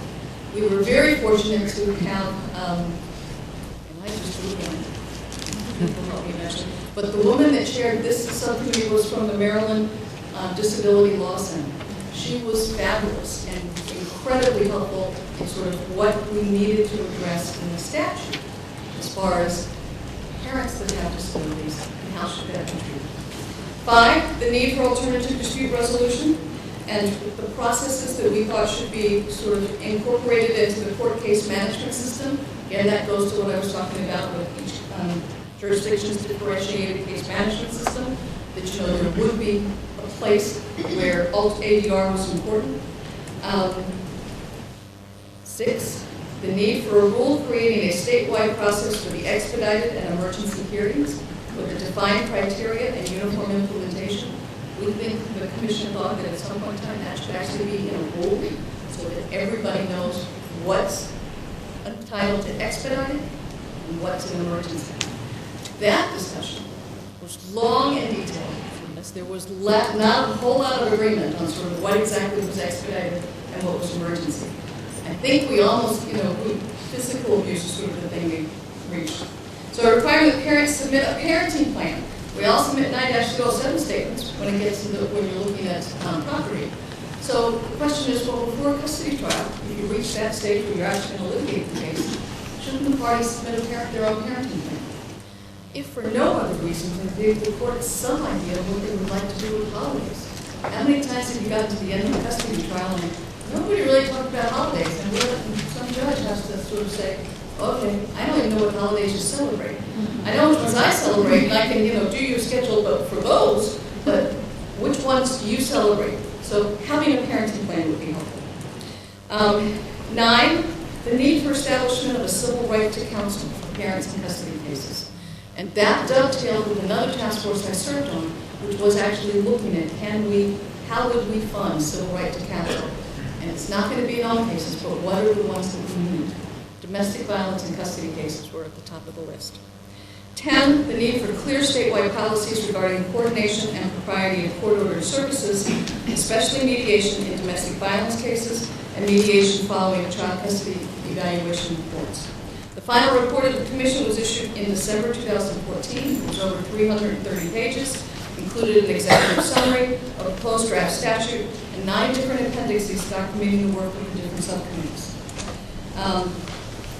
So, what does the proposed statute do? And what's included and what are the goals? The proposed decision-making process in custody statute would require an analysis by the court of a series of factors. We all use Sanders, we all use Taylor v. Taylor. But this subcommittee, which Keith Chiswick chaired, actually went and looked at the statutes in all 50 states, if they got one, and compiled all of the factors all the other 50 states used, and then did an analysis on which ones did we want to include. And there are a list of factors that the court must consider, and then a list that they may consider. Further, and I think very importantly, the proposed statute substitutes the phrase, uses parenting time and responsibility instead of reciprocal custody, and talks about legal decision-making authority for legal custody. So you might think, okay, what's the big deal? So you change the term. It is a big deal, and one of the things I've said since the beginning of my practice, I've never used the term visitation. I don't think any parent visits with a child. And this is consistent with what other states are doing, is to get to a place where we talk about parenting and parenting time and responsibility, not you have custody, you have access. They're both the parents. So the proposed statute also includes a preamble that articulates the goals for child custody decision-making, and specifically the goals of providing an expeditious, thoughtful, and consistent court process for custody decision-making, assuring that children have frequent, regular, and continuing contact with parents, and encouraging parents to share in the rights and responsibilities of rearing their children, and to foster a child's relationship with siblings and significant adults. That's the direction Maryland needs to go. So, what have been the obstacles to passing this statute? Makes perfect sense, at least probably to most people in this room, but then you have to come down and see my committee. And that's a whole other story. So why did we even start with the commission? Number one, the commission's work was so substantive and so well worth it that we should have done it regardless. But the idea for the commission really started to combat the legislation we see absolutely every year, that we should have a presumption of equal parenting time and joint legal custody. Now, I settle most of my cases with joint legal custody. I settle most of my cases with a very broad access schedule. But to have a presumption for the cases that are walking through the courthouse door, which generally speaking are the ones that are the highest conflict, the presumption makes no sense. And the bill, unlike the custody bill, which is probably about 20 pages, because it lays out all factors, is a page and literally says, there shall be a presumption of 50-50 time with each parent and a presumption of joint legal custody. That's the end of the bill. And we don't have a custody statute. So that's supposed to be the only direction we give the court. Clearly, I think the custody statute that lays out the kinds of things the court should consider is much more important. So that's how we initially started with the commission bill. And in fact, the very first time the commission bill was introduced, it was by Delegate Susan McCombs from Hartford County. And she introduced the bill and she had one witness. Judge John Fader, who sat at the table and said, I'm here, not because I think we have to have a commission to figure this out, I want to put this presumption thing to bed once and for all. So do a study and figure it out. So I thought, okay, good for him. So we did finally get the bill. You know, and there's no question that children separation and divorce fare best when they have frequent and regular and continuing contact with both parents. However, shared parenting schedules or plans need to be child-focused and address each family and each case. No one size fits all, hence I don't think the presumption works, rebuttable or otherwise. And as we all know, 80 to 85% of family cases settle, so the ones that are going to court are in high conflicts. So that's certainly been my conclusion as a result of 26 years of practice, but it was also the conclusion of the Custody Commission. So the Statutory Consideration Subcommittee report is very good, and it's particularly good in that it does an analysis of, we always heard very different things. There are, 35 states that have joint custody. Well, this statutory committee looked at each and every single statute that exists, and that's just not the case. Here's what that committee found. 7 jurisdictions have an arguable presumption of joint physical custody in the absence, and this is the interesting thing, there's always a caveat, which the advocates for the presumption never seem to bring up. But in the absence of a joint agreement by the parties, 3 of the jurisdictions articulate substantial time, frequent and continuing time, significant well-defined periods. Detailed analysis of the state statutes was undertaken, as I indicated. There's a chart as part of the report. The report also noted the 2014 presumption of joint custody referendum in North Dakota. The presumption of joint custody was defeated by the voters by a margin of 62 to 38. So, again, people that actually practice in the area, that work with parents, know that what we really have to do is not have a presumption.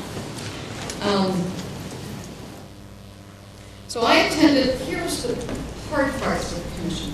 I attended all 5 of the public hearings, and many of the individuals that testified at the public hearings, as well as those that come before my committee every year, had a bad experience in court for whatever reason. Whether, they were pro se, which is sort of, one of the issues that we try to address. Whether, again, and it's hard to say this even publicly, but, sometimes you could tell. I understand why maybe you aren't the primary custodian. Just based on seeing you for 5 years every year. But that's not completely fair, and everybody deserves a fair hearing and a fair process, which is what we wanted to make sure of. But at the same time, it is very difficult. The ones that came to testify to complain and said and think that the presumption is the panacea that will solve all problems were individuals that, for whatever number of reasons, had a bad experience in court. And we asked, they had to sign in, so we had their names. We asked them for their case number, and several of us actually went back and sort of looked. And there may have been times that maybe a schedule wasn't as broad as it should have been. I don't think it's consistent across the state, which is something else that we found. In some of the smaller jurisdictions where you have, one judge that's handling criminal, civil, and everything else, might not get the attention that it's getting in my county, where we've got 6 judges that are just on family law rotation. So, I think, so what do we do to move forward? And what needs to be done? Well, as I said, many of the recommendations of the Commission are being implemented or in the process of being at least reviewed by the Judicial Conference and, given consideration. So I think that's important. The next step is, so how do we get this statute passed? Well, the good news is there's an election in 2014. So as a result, I have a full committee. There was this major overturn in 2014 of the legislature, 141 members of the House of Delegates. We have 60 new members. So the percentage is incredible. On my committee, 22 members, 12 are new. And the interesting thing is, and Vanessa is an example, they're young, I'm feeling old nowadays, but many of the newer members are younger, and they have a very different perspective. And the custody statute bill was very well received. But the problem we've always had is it's the presumption, it sounds good. Who doesn't think there should be, doesn't it sound great on paper? A presumption that every parent should have 50-50. So it's always been this stalemate where the chair is afraid, and I have similar concerns.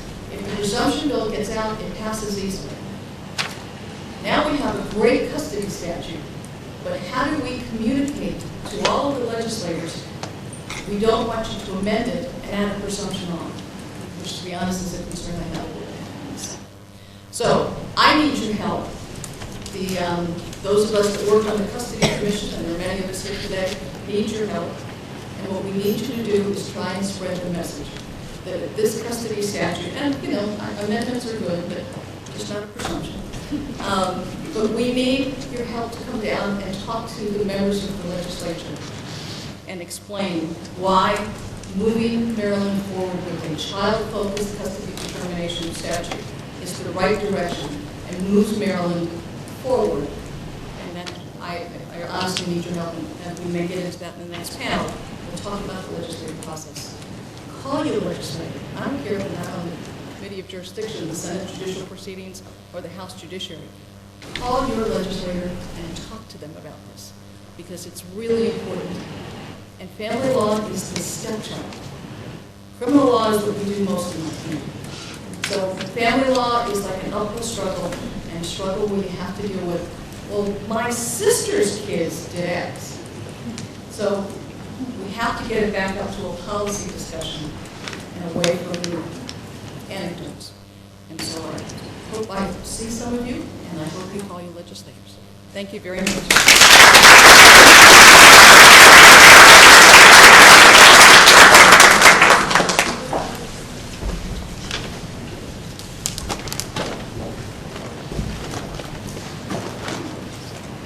Thank you very much, Delegate Dumas, a very powerful keynote, and welcome our next panel. I'd like to introduce our next moderator, Mr. Keith Shizik. I'm honored to introduce Mr. Keith Shizik, who will moderate our third panel, which will look at the need for development of family policy and other issues related to the well-being of families in transition.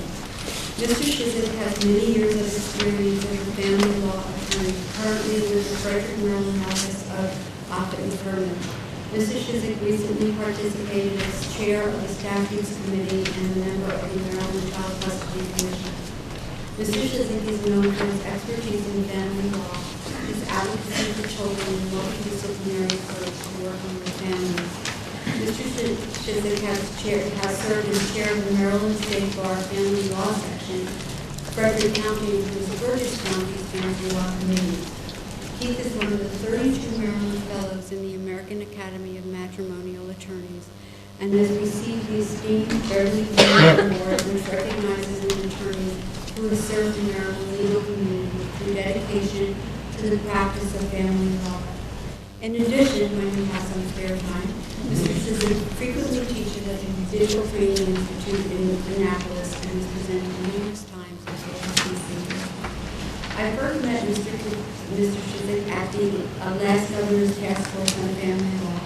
When the commission ended, Keith chaired the Advocacy Board for Children of Divorce and promoted ongoing multidisciplinary work, legislation, and policy around the issues that were dealt with by the commission.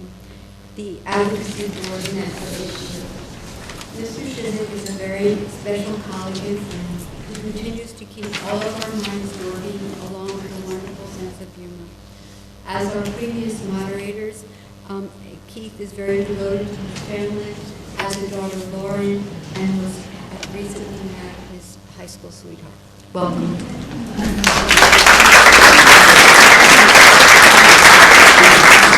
Sorry, I've never heard her call me Mr. Shizik before. One of my panelists could join me up here, please.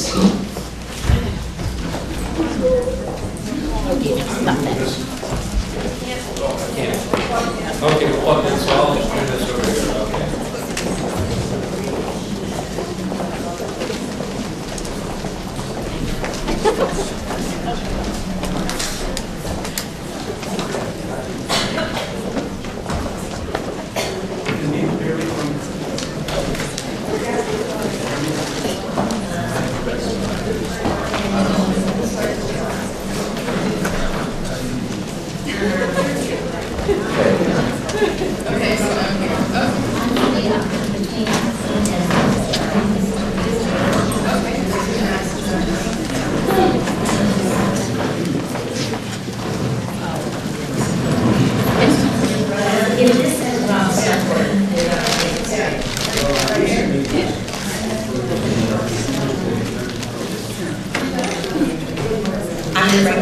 Thank you.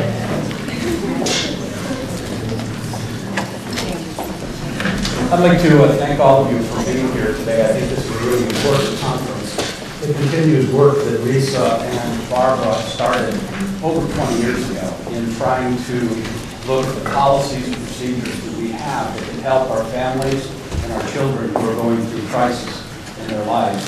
I know that in my career things have changed an awful lot. For example, about 25 years ago I had a case in Prince George's County where one of my I had to call an expert witness who was a social worker who was a specialist at an obesity clinic, which was a very important issue in this case. And the judge refused to acknowledge that expert as an expert because the judge said, oh, we know about those mental health people. They all went into that field because they themselves were crazy. Well, we've come along. He later, by the way, married a social worker. So I reminded him of those comments and asked him what was worth to him if I kept my mouth shut. But we've come a long way. How many of you here are lawyers? Okay, good group. How many of you are mental health professionals or view yourself primarily? Okay, and how about other disciplines? Okay, a few. So we've got a real good balance here. That's good. I have the privilege of moderating this panel, which I think is really an all-star panel. I've got 4 circuit court judges. I've got 2 members of the House of Delegates who are on the House Judiciary Committee. I've got 2 practicing attorneys who have great experience in family law, and I have 1 very brave mental health professional.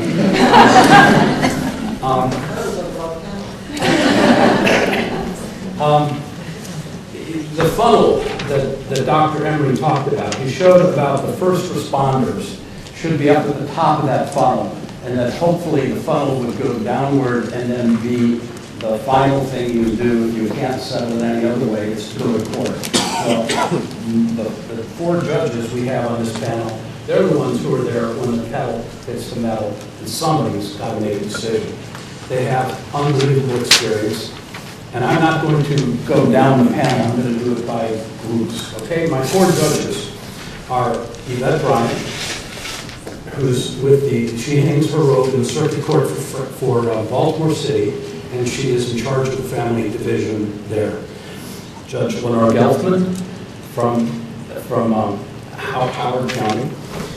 She is the administrative judge, so she's in charge of making sure that the train runs on time and that everybody plays nicely. Judge Diane Lager, who's been introduced before she retired, she was the circuit administrative judge for Anne Arundel, Howard, and Carroll counties. So you know what it's like about herding cats? Well, she had like 30 judges that she had to kind of get together and get under control. And Judge Ronald Silkworth is from Anne Arundel County. He has been studying policies and procedures for his entire career as a lawyer and as a judge. Has served on many committees. Everybody thinks that, okay, first of all, for those of you who are not lawyers, district court judges are the lower, that's the low-level court, the starting court, which most people in Maryland have something to do with small claims, speeding tickets, and domestic violence. So sometimes your clients will be seeing district court judges. When they get to this level and they're doing custody visitation and divorces, they see these folks on the circuit court. Now everybody seems to think too that judges have all power. You know, they can do whatever they want, and that's not actually true. One of my best friends is a retired circuit court judge over in Prince George's County, and she a couple years ago called me very excited. She said, "Keith, I just found out today that I have the power to change your sex." And I took the time to remind her, though, that I had to ask for that before she could do it. There are other limitations on what these judges can do. I'm sure it's very frustrating for them many times when they see a custody case. They would like to do X, Y, or Z, but they have to color within the box, or else they might get overturned on appeal. So it would be nice if we could just say, judge, decide, because there's some judges who can make a great decision, but there are some limitations based on what the legislature has told them we can't do.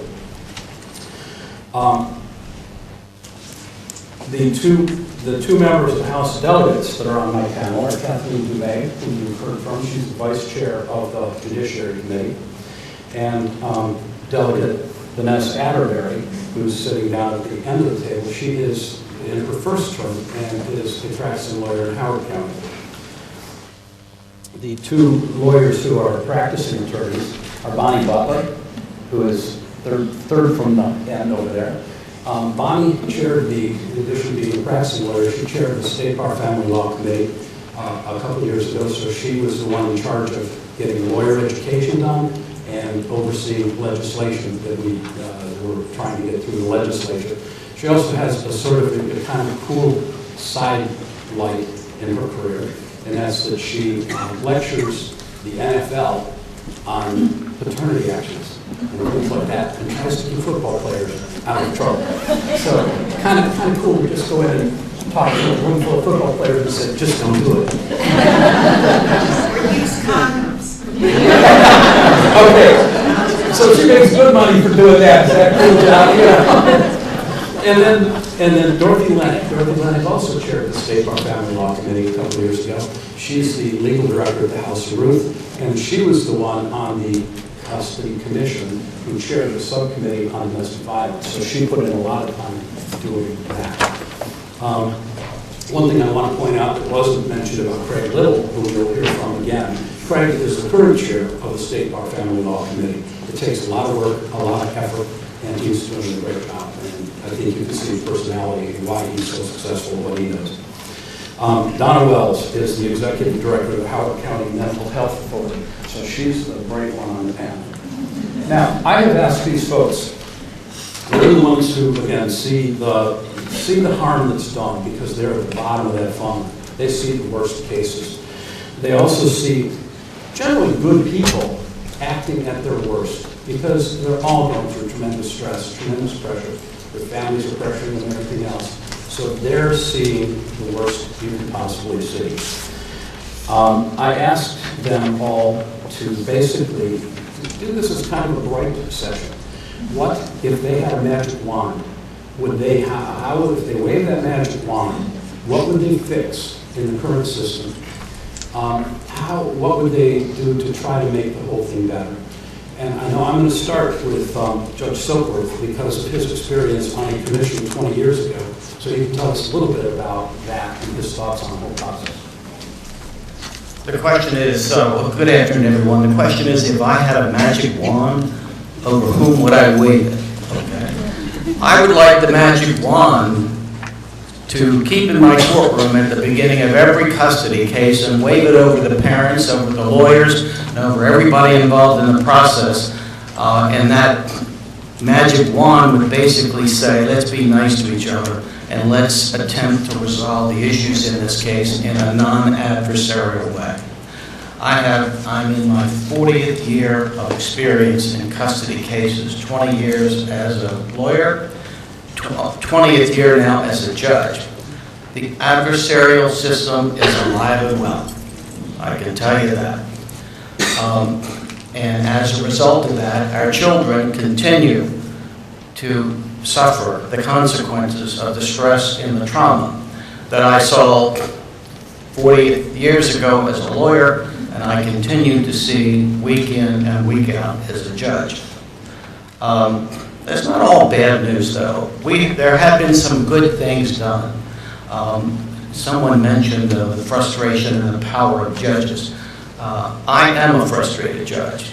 I'm frustrated because although I have extensive power, I'm limited by the resources and limited by a process that really has not, in my judgment, gone forward to accomplish and set up the more therapeutic approach to family law that we should have.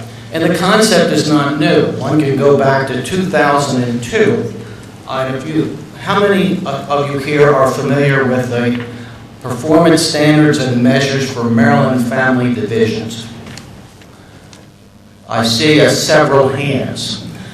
Well, don't feel bad about that because we did a survey last year for a program that we did in this room almost a year ago today.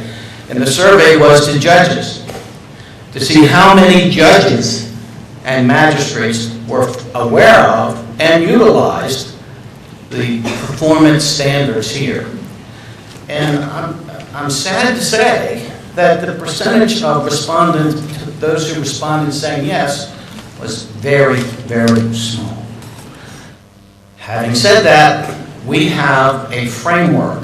It's right here, a framework for policy that, and the program we did a year ago was designed to determine where we are 15 years post creation of this policy.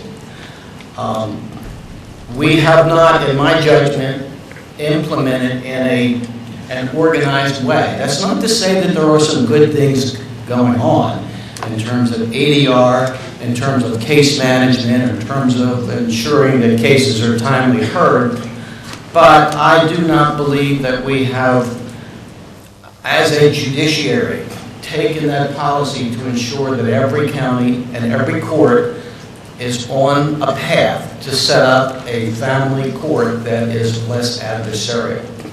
And I'm passionate about this. Why? Because every day, every week, I see children who are traumatized.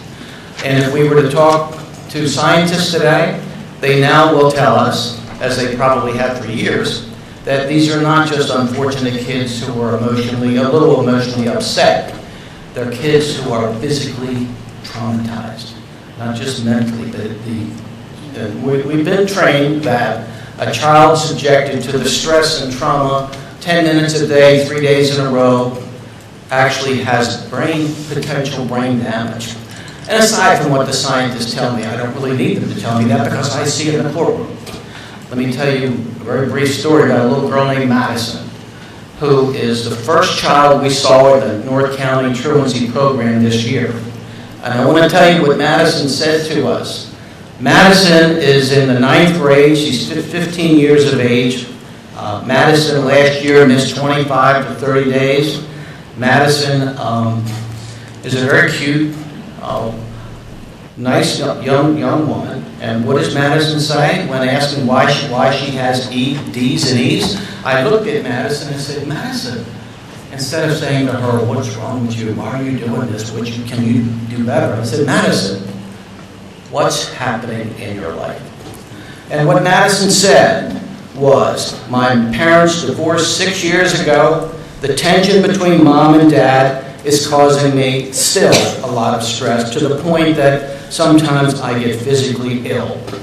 It sounds like, and it appeared to us that perhaps she might even have panic attacks.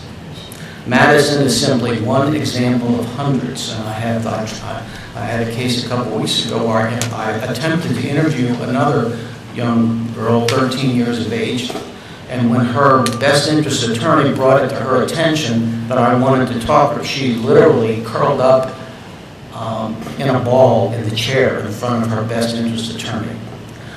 The point I'm making and the frustration that I have is that we have got to get a handle and pursue, and we could spend hours talking about the standards, but pursue a more therapeutic approach that provides the courts not only with the process to get the cases timely through.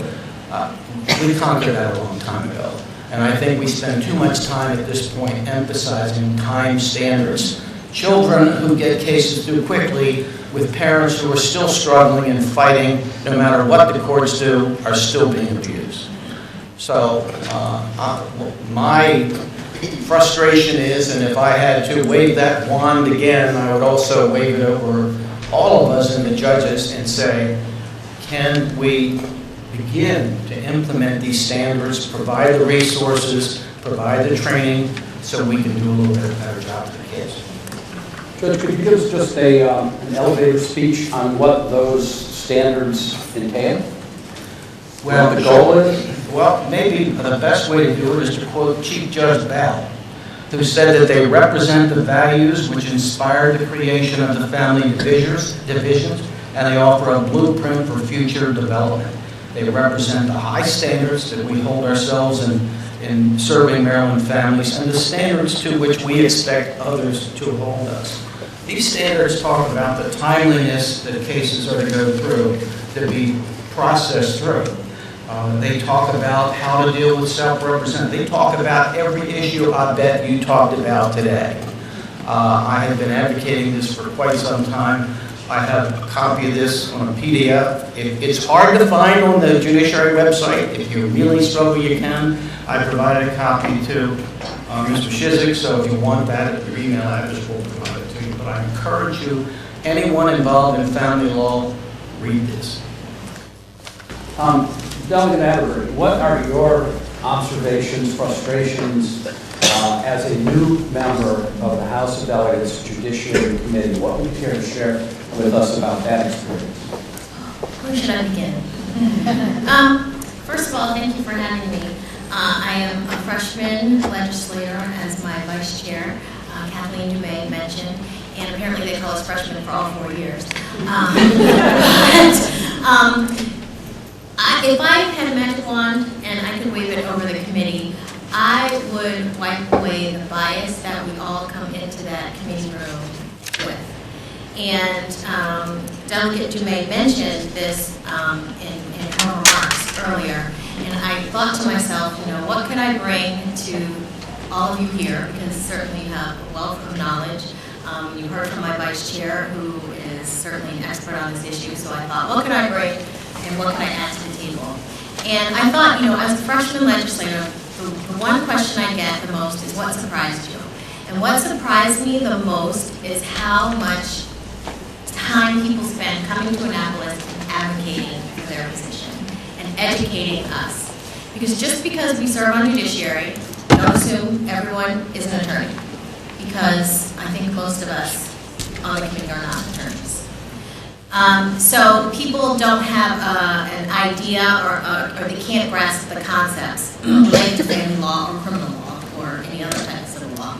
So a lot of times it's on-the-job training, and people are open to that. Half of the committee is new, and people are open to folks coming to their office, calling. I suggest going to their office and sitting them down and meeting with them and looking them in the eye and advocating for your position.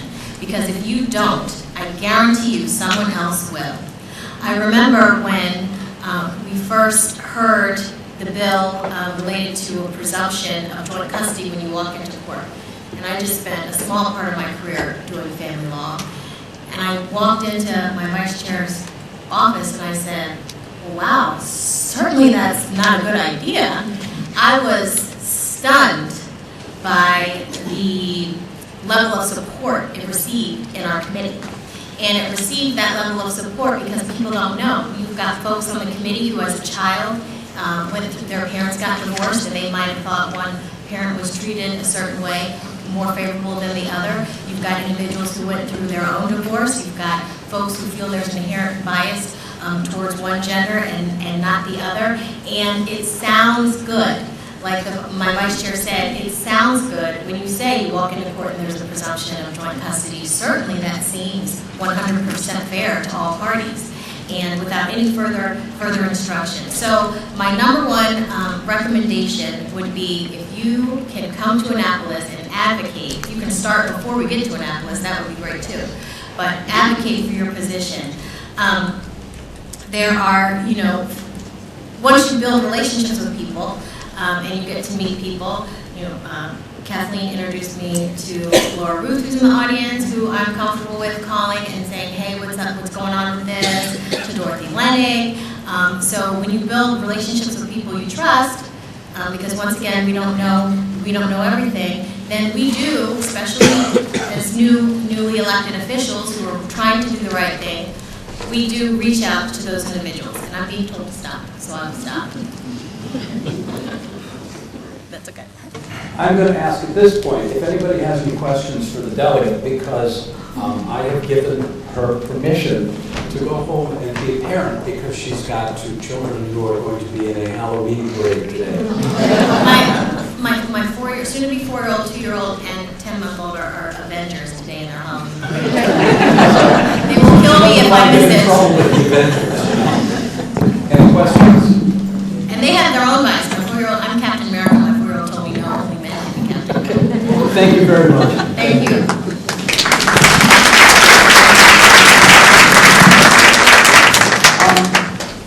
Dorothy, I'm going to ask you if you can share with us your thoughts from a domestic violence standpoint of improvements in the law that have been made, things that need to be changed, your gripes with the system?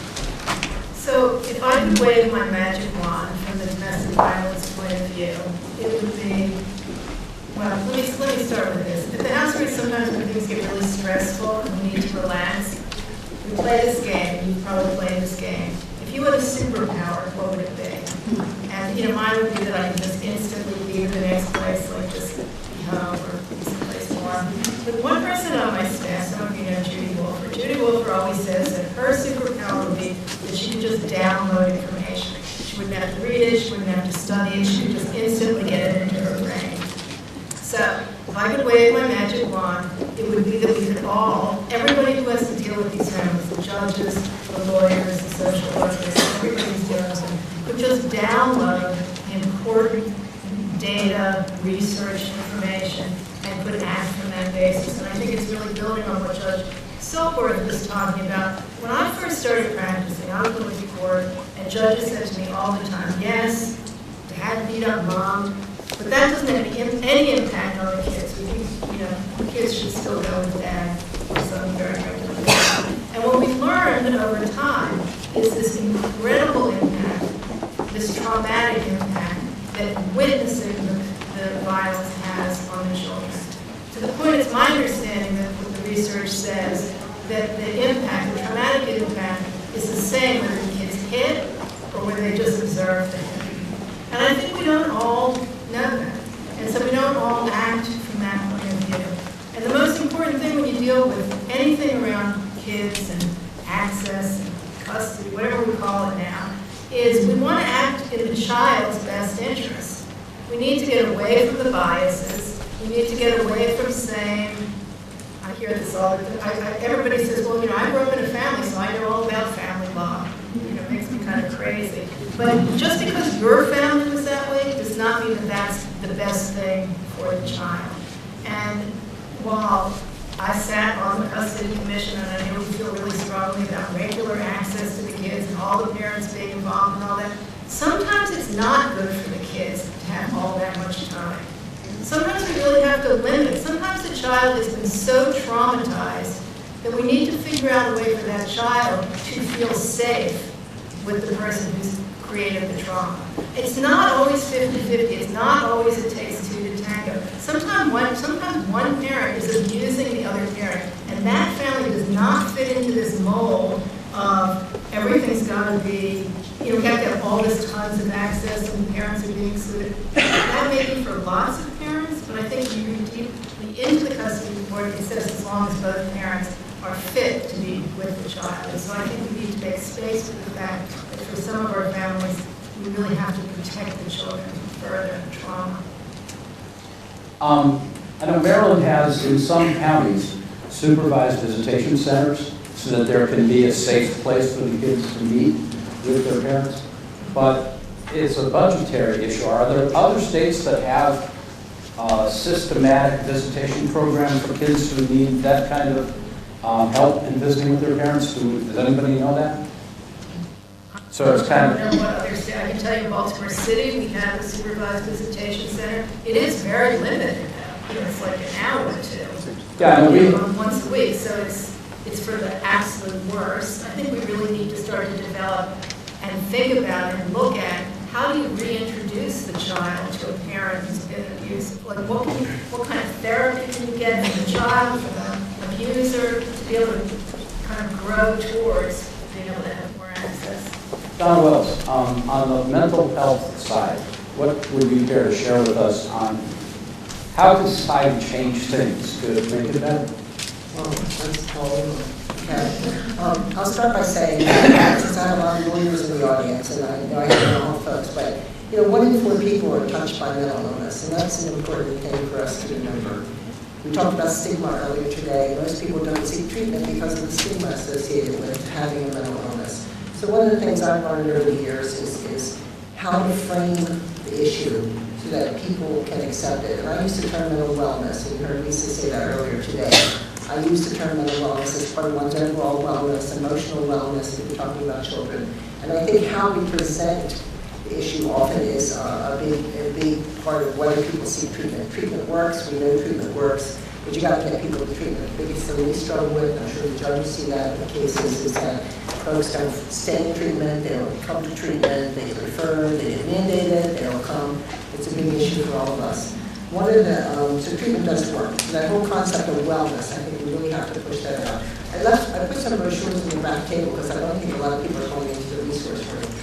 One is a guide that families to create across the Howard County in partnership with the local Valley affiliate about signs and symptoms that parents see that are out of the ordinary. So I really would encourage the lawyers in particular to pick that up. I also have a brochure on cutting that came up earlier. We can't keep this on the table when we do health fairs. That's how big an issue cutting is.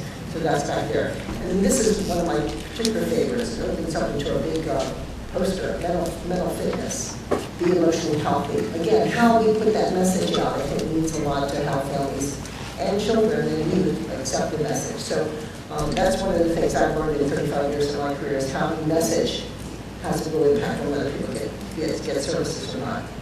One of the points I want to make today, if I can walk away with nothing else, is the issue around the private insurance coverage for behavioral health. I run the public mental health system. We have an array of services in Howard County. You heard that earlier with the mobile crisis team, we're in partnership with the police department. We have a mental health person embedded in the police department. As far as someone who's Medicaid eligible, low-income uninsured, we have an array of services in most jurisdictions in the state that they can access. The problem is those of us sitting in this room with private health insurance. I dare you to look at your behavioral health coverage under your private health insurance. Most people don't know how poor it is until they need it, and then they're in crises with themselves or their children. I can't tell you how many calls we get at our offices for parents who are desperate to get services for their either child or adult or adolescent under 18 who are in some sort of crises and they have an appointment 8 weeks out. They can't be seen for 8 weeks, 6 weeks. Or they got a list from an insurance company and no one's taking new patients. It's a real problem in the private insurance industry in our world. And I really think if we can get the criminal justice and other silos, people interested in this, I think we can make an impact around the state. In Howard County, I think most of you know we had a shooting at Columbia Mall in January of 2013, and that got the attention of our local elected officials, and we formed the Behavioral Health Task Force, which I co-chaired last year. And we made that report to the Executive Council in March. But through that 6 months we ran that task force, I have to say the public system came out looking pretty good because we have an array of services that people can access. The families who have children with emotional disabilities, there's very little they can access if they're not eligible for Medicaid. And that is a crime in this country. That should never be allowed to happen. The insurance industry is very powerful. And every time we go to Annapolis, the behavioral health community advocating for forcing them to do crisis services, forcing them to do something, we always hit against the lobbyists and the money. So this is something we all need to be aware of and we really need to push. I'm getting my sons home. There is a behavioral health coalition in the state that's very powerful around mental health issues. And I made myself a note to make sure that when we look at the legislative session coming up, that we take on this presumption issue that the Criminal Justice Partnership Group is looking at, because we can be a voice to help in Annapolis as well. And I think that's the thing we have to start doing, is crossing from one group to the other when we have issues that are concerning both of us. And I'm going to look at my business this year and make sure we stay on top of that issue with you so we can have a voice in that in terms of testifying in Annapolis that we can do. We can stop sign. Judge Bryant, you are the chief of the family division in Maryland's biggest jurisdiction, biggest urban area. And busiest. And exactly, very busy. And what would you do to, as far as waving a magic wand, to make things better for the people in your jurisdiction? I will wave my wand over the moneymakers, delegate. I heard you. You know, in Baltimore City, approximately 91% of our cases have one self-represented party, and about 77% have both cases with a self-represented party. So in addition to having the busiest jurisdiction, we are doing the bulk of the work on the cases because we are dealing with a population that is globally limited, economically, in terms of coping skills, communication, resources, everything is strained, and relationships are very strained. Many of our children come to us not born of relationships, but born out of casual encounters. And so we're trying to bring together people who don't know one another. And so that sort of thing gets scary with us when we start talking about presumptions, because we're talking about virtual strangers. And sometimes the children are 6 or 7 years old before they even meet the other parent. So it's a totally different dynamic in Baltimore City. But we talk about the best interests of the children. They're the most important equation in the courtroom, and yet they're the least heard. They don't have any voices in most instances. And I know you met Mr. Little and heard from him. He generously donates a lot of time to our court circuit as the best interest attorney. But those resources are very limited. We have much greater need than these lawyers could ever meet. They work full time for us, serving as best interest attorneys, and still never fulfill the need. So I would like a system that allows children to have access to best interest attorneys. And if they don't need a best interest attorney because there's no complex issue or mental health issue or physical issue involving the children, at least have advocates. I mean, these children need advocates. A lot of times, all I get from a parent is, I want the kid because she's a hoe. I mean, that's literally the case. And so that's what we're working with and trying to gain information about it. So what we end up having is very little information about the children. And we try our best to go through detailed factors. We ask both parents the necessary questions, but oftentimes there's a sense that there's something playing in the background that's not being shared. And it could be something as simple as, I won't tell the judge that you dance on the pole from 2 in the morning until 5 if you don't tell the judge that I'm a gang member. And so oftentimes we're dealing with kids that we are only given limited information about. So if we had funds for advocates and best interest attorneys, we could sleep a lot better at night than we do sometimes when we're confronted with difficult cases. And additionally, I chime in that if we had money for counseling services, for reunification, and dealing with the trauma that kids sustain from damaged relationships, that would be very helpful. Now, Judge, if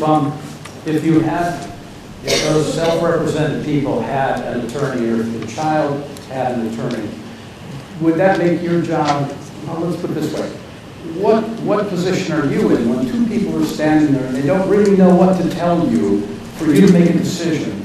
And how do you step in to get the information you need? We have guidance because we have to follow Taylor versus Taylor and DSS versus Saunders. So we have a set of factors close to what delegates may discuss. And I ask each parent both of those sets of questions. I start by saying I'm going to ask each of you the same set of questions. I apologize for any variation in language, but I'm going to ask you the same questions in an effort to get information I need to make a decision about the child. Sometimes I can get the necessary information from the parents. Sometimes I have to refer for an adoption custody home study.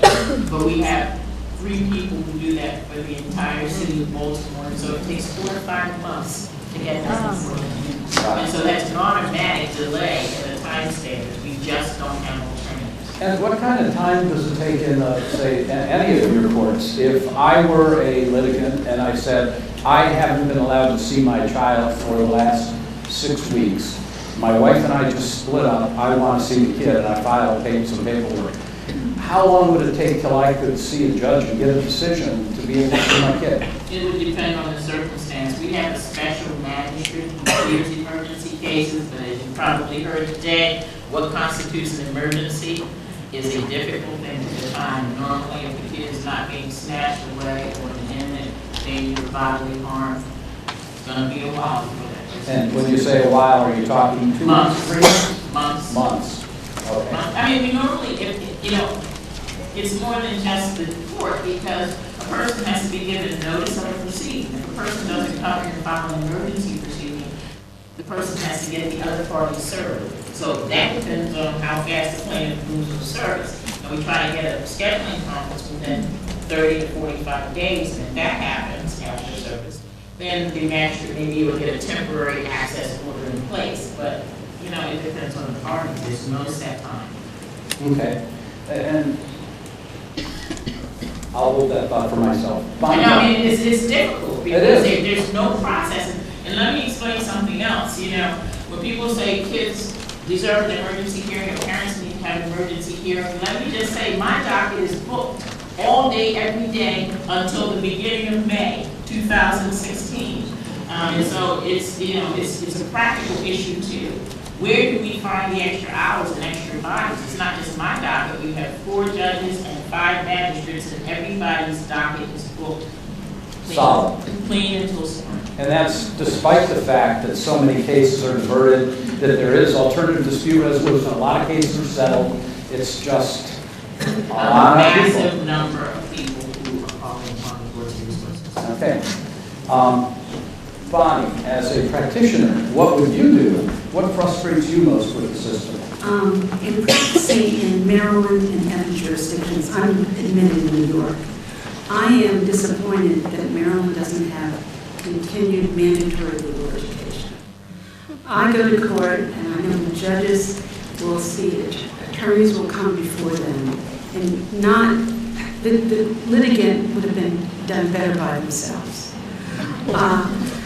I think that if we don't press for mandatory continuing legal education, then what we can do that other jurisdictions do, like Ohio, Florida, Georgia, all these places, I'm admitted pro hoc vici.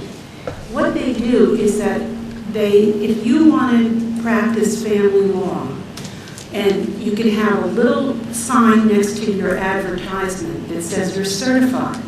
And that means you've gone to a couple classes, you've gone to a program like this, you do not have to take a test, but you're certified, so at least you know the basics. And this morning when Dr. Emery was talking about the first thing that you should do is settle at the kitchen table and go to mediation, and it's not necessarily the best interest of the parent or the children to litigate.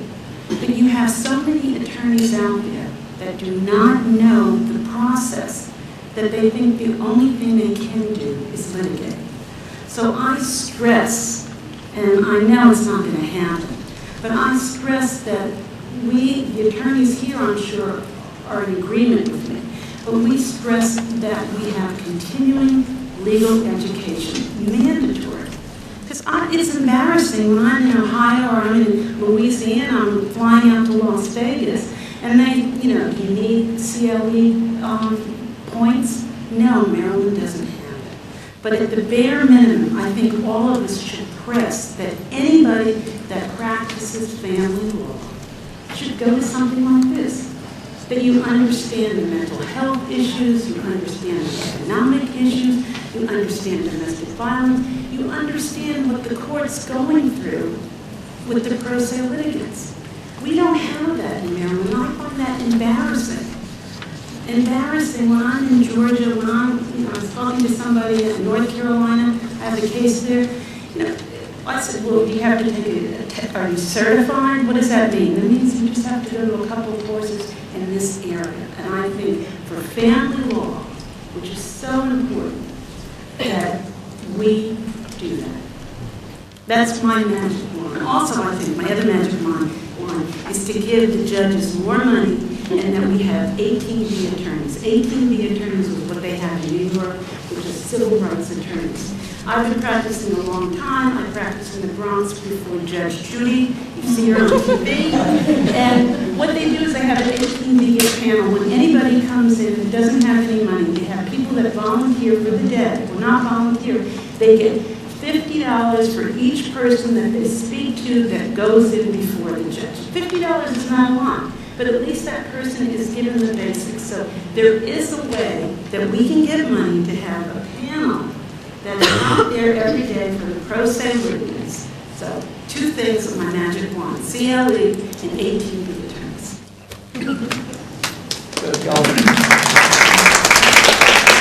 I'm sure that you have something to add to the conversation. So you, as the administrative judge, what would you do? Well, Bonnie actually provided me a great segue. In Howard County, we're extremely fortunate in many respects. First of all, we have a dedicated bench of 5 judges and 3 magistrates. And we have a tremendous family law bar, many of whom are here today. Howard County, as you can see, in various disciplines, mental health and law and what have you, is well represented here. We have a lot of programs, some of which are funded by the Administrative Office of the Court, family law grants. We have volunteer attorneys from the family law bar in Howard County, and they give up their time to staff clinics that we have in the courthouse, in the circuit courthouse on particular days and times that are well publicized. Evening sessions, also at local library branches, for self-represented litigants, for guardianship, persons who have been appointed as guardians over the property or person of individuals. We have a terrific staff in our courthouse, some of whom are here today also, who provide the judges and the magistrates a tremendous wealth of saving time so that we as the judges and masters can, I can't say magistrates easily, it comes out masters, I mean magistrates. And that way we get to spend the time with the folks who really need it, because the vast majority of the cases settled, but 50% or more than 50% of our civil docket comprises family law matters, including juvenile and guardianships. And I'd be remiss if I didn't thank RISA and NFRC and University of Baltimore Law School and Professor Matt for asking me to be here today. I appreciate it. And I've learned a lot from listening to the keynote speakers and the other panels. But if I could wave a magic wand, I guess I would say that all of us and all of your jurisdictions have as wonderful, frankly, a family law bar as we have in Howard County. They really work tremendously hard to provide assistance to those who don't have it, whether it's pro bono best interest attorneys, whether it's staffing the clinics that are run by our law librarian in the county, and we just have tremendous lawyers and settlement judges like Judge Leisure who volunteer their time and act as settlement judges to preside over cases that need that type of gravitas, need that type of experience, so that folks and attorneys, if they have attorneys, can, if they can't settle the whole case, maybe they can streamline the issues. So it takes a less amount of court time, so that we can devote the time that we need to the issues that the folks could not resolve. But, you know, I mean, and particularly listening to many of you, I feel very fortunate. It's not that we couldn't improve, of course we can, and so much is economic based. I mean, the more money you have, the more resources you have, whether it's in-court resources or ancillary resources. For example, we have a full-time interpreter for Spanish language that we have on staff now, and the state pays for it. We happen to have two other individuals whose first language is Spanish, which is a tremendous assistance to those litigants in Howard County who either speak Spanish as a first language or Spanish as an only language.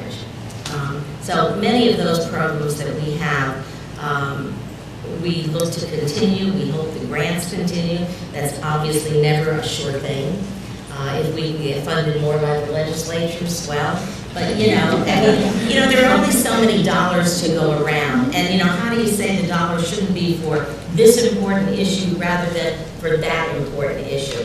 And you know, it's a constant competing for the dollars, and we do our best to make it work so that the parties and the children of the parties are well served. And could we do better? Sure we can.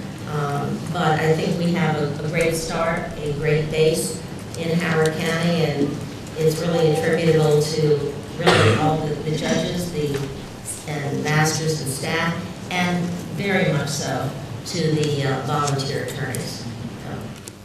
Judge Blazer, I see you've been taking notes. Do you care to share any of those with us? Well, I was just writing a lot of agreed.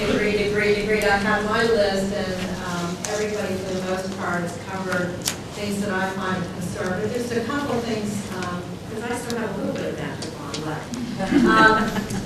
I spent, during the time I was actively on the bench, I was there for 16 years. So I spent 16 years presiding over cases that obviously you don't go to a full trial unless there is a certain degree of contentiousness or just a total inability to resolve an issue without the court's intervention. But I think one thing that a lot of people don't realize is that once the case gets filed in court, the parties can lose a lot of control over the case, because then it's in the court system, the court's going to move that case along, so there's not the ability so much to control the outcome. So if I had my magic wand still out, I would wave it over all the lawyers to really think about timing of filing of cases. There isn't a statute of limitations. But, just really think about the time, because there's no question that a lot of times when a case is filed, the parties themselves are not in a good place to try to work out the issues. And then when you add the stress of the litigation process to that, it makes a bad situation get worse very, very quickly. And so exhaust all possible alternatives.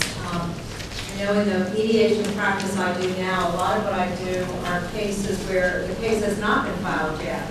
It's a pre-litigation effort, and very often those cases do resolve in a settlement. So when the parties proceed into court, which they have to do to have the divorce granted and finalized, that they're there in a much different posture than if they had been in litigation mode from the beginning, with lots of discovery, lots of expense, lots of angst, and I couldn't agree more that the children who these decisions affect the most have very little say in the process. So the other part of my magic wand would be to have resources that all children have somebody to speak to, whether it be through a counseling process, a BIA appointment, or some combination. Delegate May, to wrap things up, your thoughts and perhaps an observation regarding this does all cost money, and what's the likelihood of anything like that happening unless we get really creative?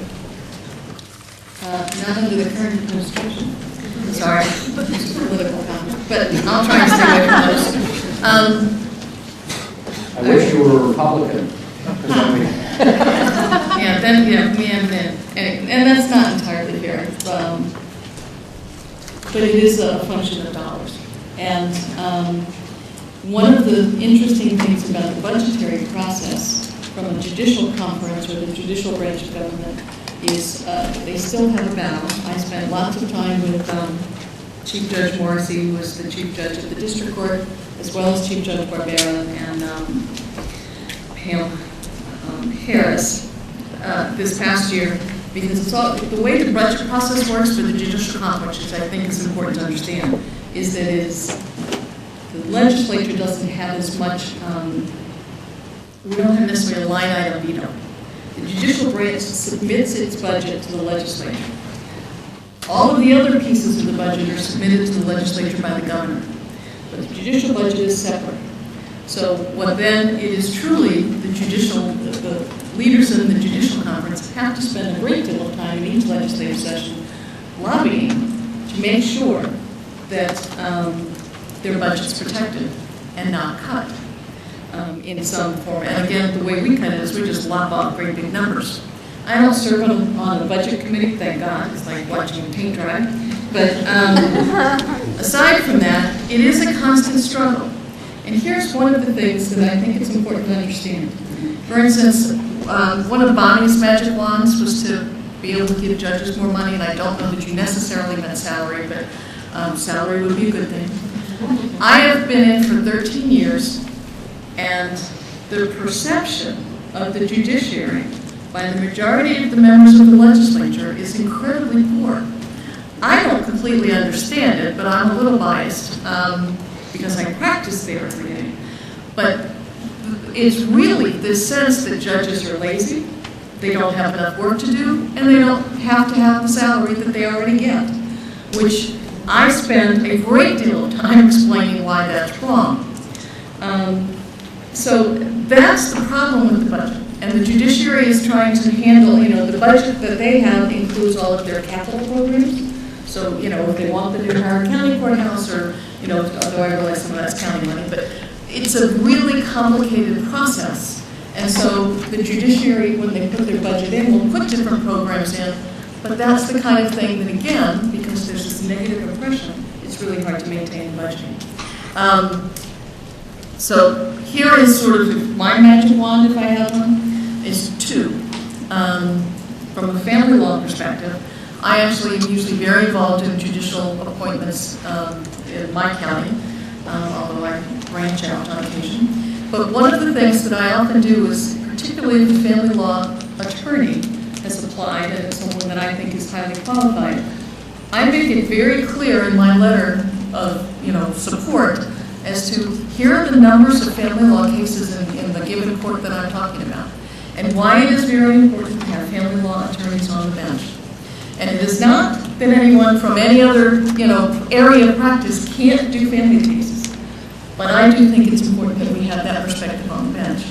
My other magic wand, to be completely honest, I need more family law lawyers in the legislature. Please run. Because it does make a difference. And if I can have one more second, I can't believe I didn't do this during my speech or my presentation. I have to acknowledge the incredible amount of work that Judge Cindy Callahan from the Circuit Court in Montgomery County did for the Child Custody Decision-Making Commission. She was the chair, and she attended every single meeting, whether it was a subcommittee meeting, obviously the full commission meetings. Some of them she actually, maybe attended by phone, and there was at least one occasion where 2 subcommittees were meeting. She was at one and listening to the other. So, she really marshaled us through in a way that I just can't thank her enough, and the entire state of Maryland owes her a debt of gratitude, and so now we need to get the custody statute done. I believe I did mention her when I was talking. I know we have about 10 minutes. I'm going to ask the panel members if they want to just, bounce off each other the things they've said. Is there anything that anybody would like to? I'd like to ask the clerk if we have some of her resources. I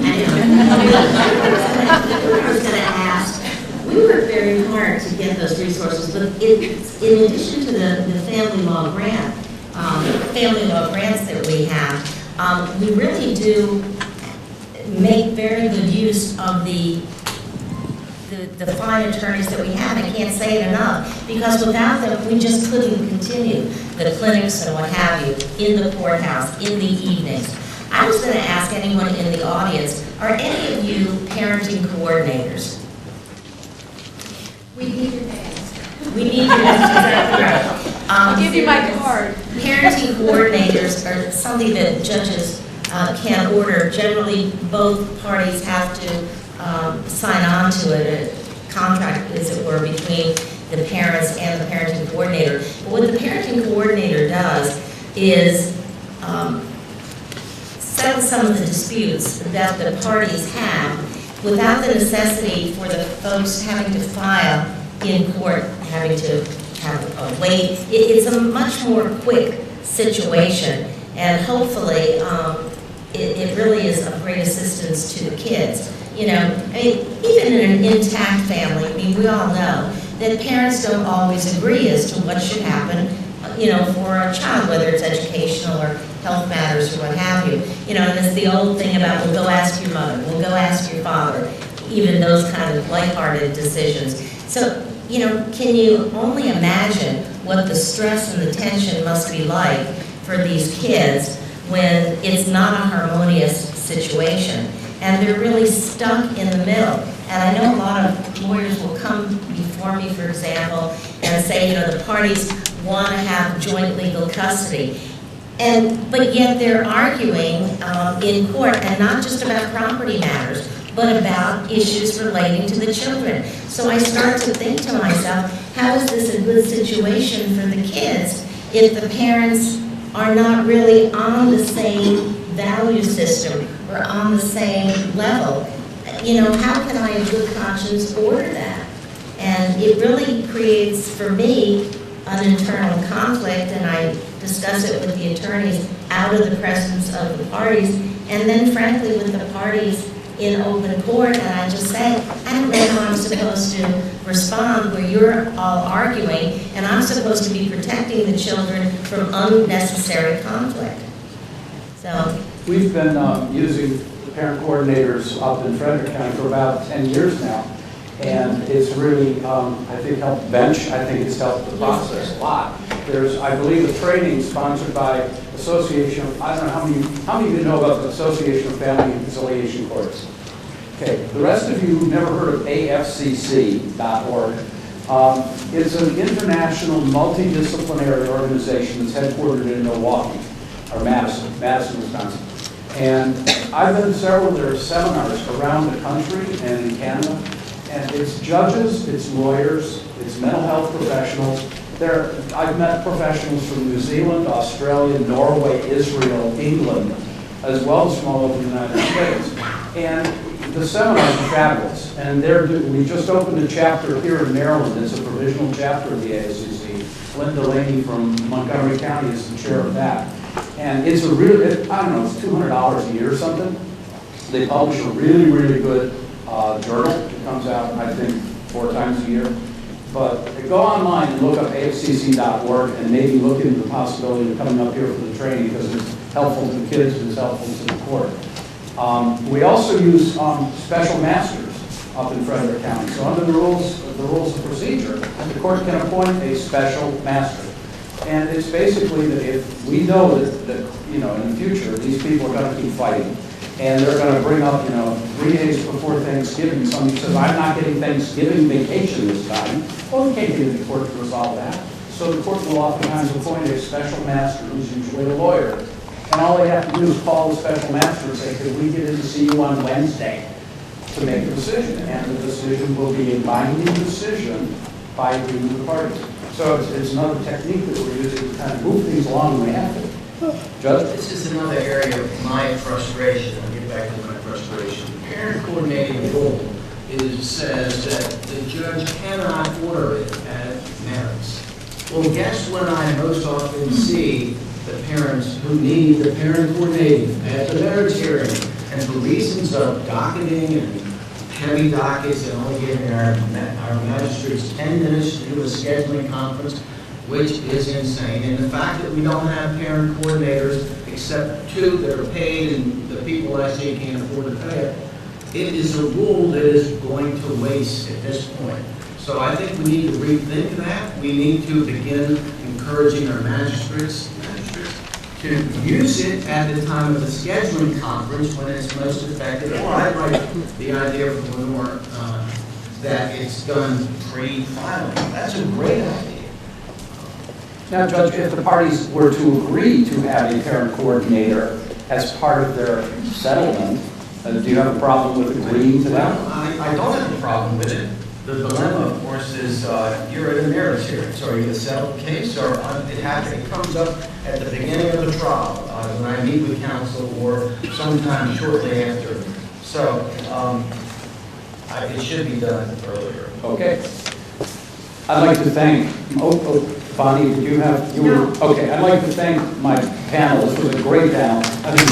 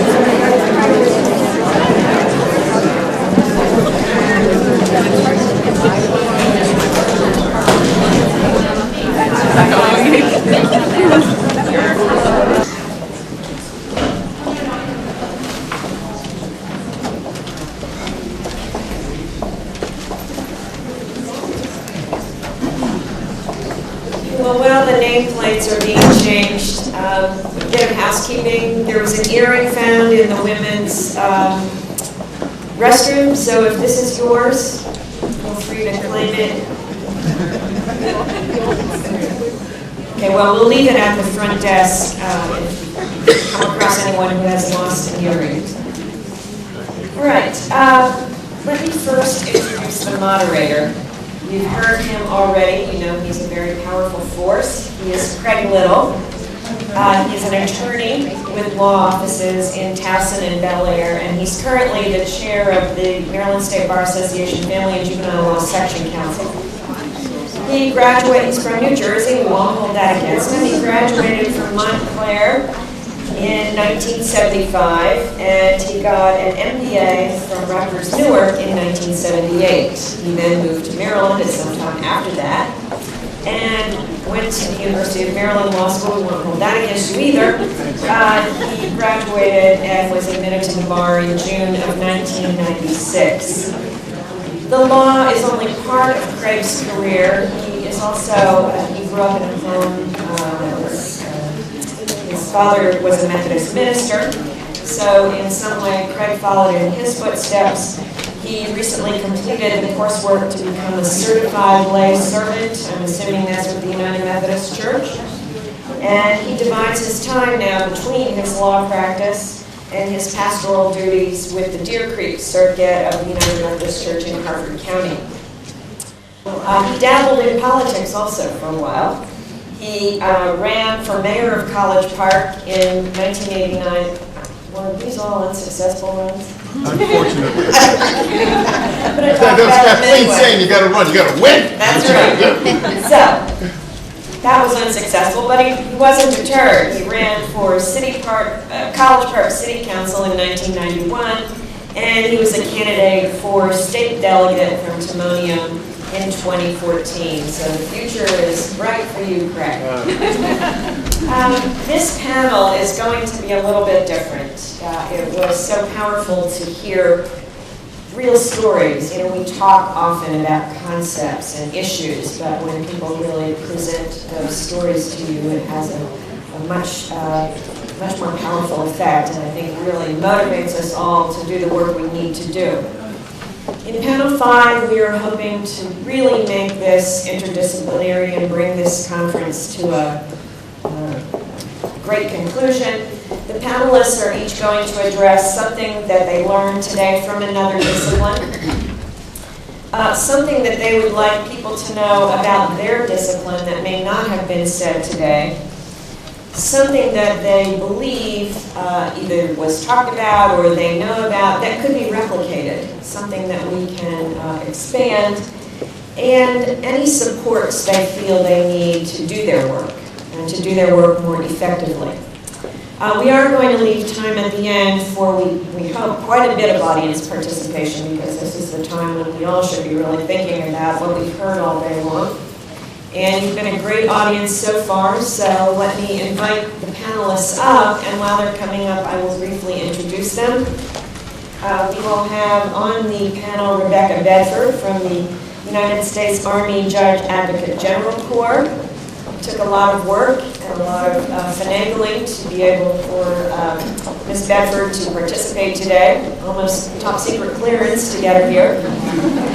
You've already met Pam Blackwell from the National Family Resiliency Center. She will be rejoining.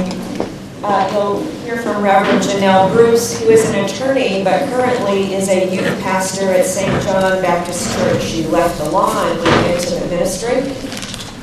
You'll hear from Mary Cadden, who's a licensed professional counselor with the Howard County Mobile Crisis Team. Heard about that already, the wonderful work they do. Maria Casasco, who is the grants administrator and the Hispanic Latino liaison to the county executive at Anne Arundel County and the NFRC Hispanic Co-Parent Seminar Facilitator. She has a long title. Valerie Harvey, who is an adolescent resource specialist for the Office of Children's Services in Howard County. Cortland Jones, who's a middle school teacher at the Greenbelt Middle School in Prince George's County. He's also a parent seminar facilitator for NFRC. Craig. And Susan Silber, who is an attorney practicing law for a long time. I've known Susan for quite a long time. With the firms Silber, Perlman, Sigmund, and Tillo in Montgomery County. Okay. So please join me in welcoming this panel.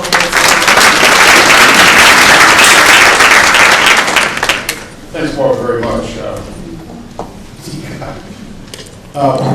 You guys are the ones, boy, anytime we do have a continuing education program with the lawyers, by this time of the afternoon, they're gone. So we really appreciate you guys sticking around. It's been a wonderful program. And, you know, the one thing we heard the kids and their parents spoke up here, and it's almost a shame that that's not how we lead. With those words, forget the words, with those feelings and those emotions ringing in our ears. Because that's where the rubber meets the road. We can do all the plugs and all the talking and all the stuff that we want to do and put all the plans together, but that's where it's got to happen. So, I want you to keep those voices where they are. Don't lose them, as I know none of our panel up here will lose them either. So we're going to go down. I'm not going to go down the line. If you don't speak, I'm going to volunteer you to speak. But I will start with Rebecca all the way down at the end, and tell us. We've had so many different disciplines here today, so many different ways of viewing these issues and the policies that need to be changed. What is it that struck you the most, and what did you learn? What did you learn from that? Sure. Well, first, thank you so much, Risa, Professor Babb, for inviting me to be here and to speak. I'm always honored to speak on behalf of the United States Army, and specifically the Judge Advocates General's Corps. I mean, gosh, what didn't I learn today? It's been incredible being around all of you, my civilian counterparts, and learning what it is you do in your communities. I have a whole, few pages of scrolled notes. I'll try to read off of them, but I was just writing so quickly. But one of the first things that I wrote down for panel 2 was, I think it was Susan Bilchick wrote, a parenting plan is a process, not a product. And I think for me as an attorney, specifically a military attorney and a former family law attorney, sometimes we can just get stuck thinking that, the ultimate end is the divorce, the ultimate end is getting that order, and the parenting plan is just a part of that, but it's a process. And I think as attorneys, we do have to stop and remind ourselves that it is a process and that these are people's lives. Of course, I know everyone in here, if you're here, somewhat we're preaching to the choir, but it always is good to stop and remember that.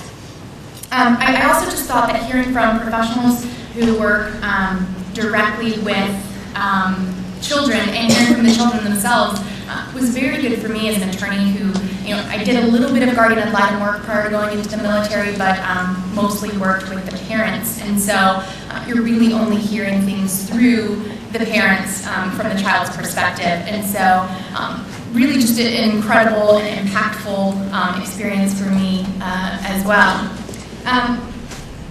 I also think that I learned to remember the impact of language, which of course I'm a lawyer, I do know that, but there are some specific things that people brought up that I thought would be good to bring up for this particular part. Delegate Dumais, I think, said there's a distinction between, she doesn't like to say visitation, instead she says parenting time, and I just thought, that's great, because in Virginia where I practice, it's just visitation, visitation, visitation. But what is the mental impact of using that word to a parent? Calling it parenting time, it does sound better. And I think that as attorneys, we need to remember things like that. As well as mental illness versus mental wellness. And then for me in the military, mental fitness. I mean, for me, I work with a group of individuals who we pride ourselves on physical fitness, right? But we also need mental fitness. So that's something that I learned that in working with military service members, I can change that language and hopefully better impact them. I think that I'm getting my calling card up, but there was just so much to learn I could go on, but I will let the rest of the panelists speak on that. Rebecca, I can tell you that hearing the military side of the issues was very important to me. As you know, we have military installations here in Maryland. There are a tremendous amount of custody cases that have come out concerning military deployment, and when they get reassigned to other places around the country, these are issues that we are we have been grappling with for a long time, and now we're facing these in the legislature, and the policymakers are taking a look at these things. So it's good to hear this vantage, this viewpoint. And I also want to invite the other panel members, if they want to comment on what one of the other panel members said, please, let us know your impression too of what they're saying, if something does come up that you'd like to speak to. I'm going to go to Reverend Bruce, because you and I come from a faith-based orientation together, and I'd like to hear what you have to say. What was it today that sticks in your mind as you went through the day?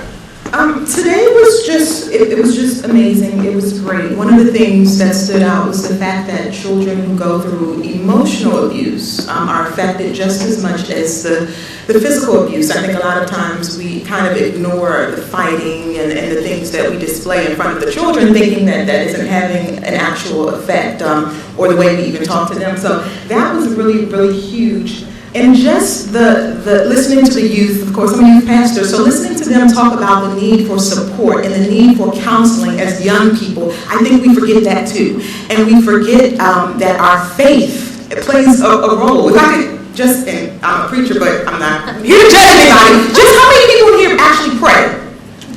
So if you see the room, you see how many of us are praying, and yet we're not using that as a tool and appealing to people's moral consciousness. So I think that's huge, and I think that that's something we're actually missing. If I can kind of share a personal story, I'm in ministry, my husband was also in ministry. We just completed our divorce start to finish in 21 days. Start to finish. And being an attorney helps some, but initially, honestly, he didn't want to split. We have children, but not together, but separately, but he didn't want to split any of the bills, even though we had about $15,000 in debt together. And I just began to pray on his heart, and took some time, and rather than going back and forth, I just began to pray. And I knew he had a belief in God as well, and just to move on his heart. He ended up coming back and saying, hey, I'll sign the separation agreement. We didn't even have to go for a hearing. Everything submitted through affidavits, and it was done. But we had to actually step back. And I talked to my pastor, I talked to my assistant pastor, even as someone in ministry. So I just believe that the church is a resource that we really need to use the same way we're intertwining the other disciplines, the social work, the court systems, the advocates. We need to use the church in the same way. Let me ask you this, and as a pastor, and I'm also a youth leader from way back when, we find in a lot of denominations that the attendance of churches is going down. We can't attract young adults anymore. We're having trouble holding on to our adolescents and our teenagers. Do you find that to be a problem where you are? Do you get the kids to come in and do you work with them if they're going through these kinds of things? Do you go out and get them? I mean, my attitude is we got to go out and get them. Absolutely. We wait for them to come to us. It's not. Absolutely, and you're right. So across the board, that's the trends. Right now it says 80% of young girls, once they're out of their homes, will not return to the church. I'm sorry, 50% of girls will not return to the church once they actually have the option across churches, black, white, across denominations. And 50% of young girls, and 80% of males won't come back. Our issue is we try to beat them with the Bible and we're not relating to them. Before we can give them scripture, before we can tell them how much God loves them, they have to know that we love them. So they're actually coming to us. I have a few youth who won't come to Sunday service, but they actually come and sit with me and they meet with me because we're establishing an actual relationship. We might pray at the beginning or after, but we're not opening up the Bible and going through scripture. I'm saying, how are you? So before Jesus did any work, he met the needs of the people. So I think that's a big thing that we're missing with this new generation is actually being relational. Let me tell you, there's one phrase that you said in there that really sticks with me. They have to know that we love them. Exactly. They have to know we love them. I mean, you heard these kids up here, and the stress that they went through, the tensions that they had, it was clear to me. I mean, they didn't say they never told me that. I'm sure they did, but I'm sure they didn't feel it. And that's the thing I think we got to make sure that our parents know. And again, that whole phrase of you got to love your kids more than you hate your spouse, your ex-spouse. Nothing could be more true. We never know what our kids are going to pick up. We never know what they're going to remember. We never know what they're going to listen to and what they're going to believe. We have no idea what's going to happen. Everything we say, I'm still getting things back. My kid's 23. And remember when I was, don't laugh, you all love that. So, but thank you very much. Cortland, I'm going to go to you. you and I come from the same area, you both, I was in College Park, so you kind of that kind of an affinity. I'm interested to hear what you got to say. I'm also interested to see about the school system itself, because that's, we use as attorneys, many times we use the schools as a barometer as to what's going on with a kid. If the kid's doing well in school, if his grades aren't going down, if he's still participating in sports, okay, maybe things are good. And as you know, when we see grades go down and things are really are turning bad, if late, tardy, whatever it is, not absent, then there may be something wrong. I want to hear your impression of what you heard today, what's stuck in, and also do a little bit about what the school system means to these kids. Sure. So today, I heard two statements by the youth panel that I think are very significant. One member of the panel said, it's disappointing to have to be a telephone between the two parents. She has her own life. And another one said, when I was in the chambers with the judge or the master for the first time, I felt like somebody in power listened to me and could make a difference. And so that spoke to me basically in my role as an educator. Within the last year, I had a student who came to my classroom, and because of the work that I do with NFRC as a parent seminar presenter, I knew right away at least how to help her in a situation, because she was going through two parents arguing and fussing with the potential of heading towards divorce. So immediately I told her to take a journal and begin writing down what you're thinking and feeling. And you don't have to share it with me. I just want you to have a place where you can feel safe and communicate your thoughts to yourself on paper. I'll never read it. I showed her a place where she could put it in the classroom. And I said, anytime you feel like you need to write information down, feel free to go get the journal. And I actually have an office space within my classroom. So I said, you can just go right into the office and sit down and start writing. So that was one way I offered support to her. When I was outside the classroom involved in peer mediation, I had the same kind of situation, pretty much just offering that listening ear to allow a student to be able to dialogue and communicate the concerns that they had. This particular student was frustrated about the fact that the mom kept verbalizing her animosity or discord with regard to the other parent. And so in that vein, I just gave her the opportunity to have enough courage at one point to speak up to her mom, and she did. And so in doing that, what I have learned is the need for empowerment.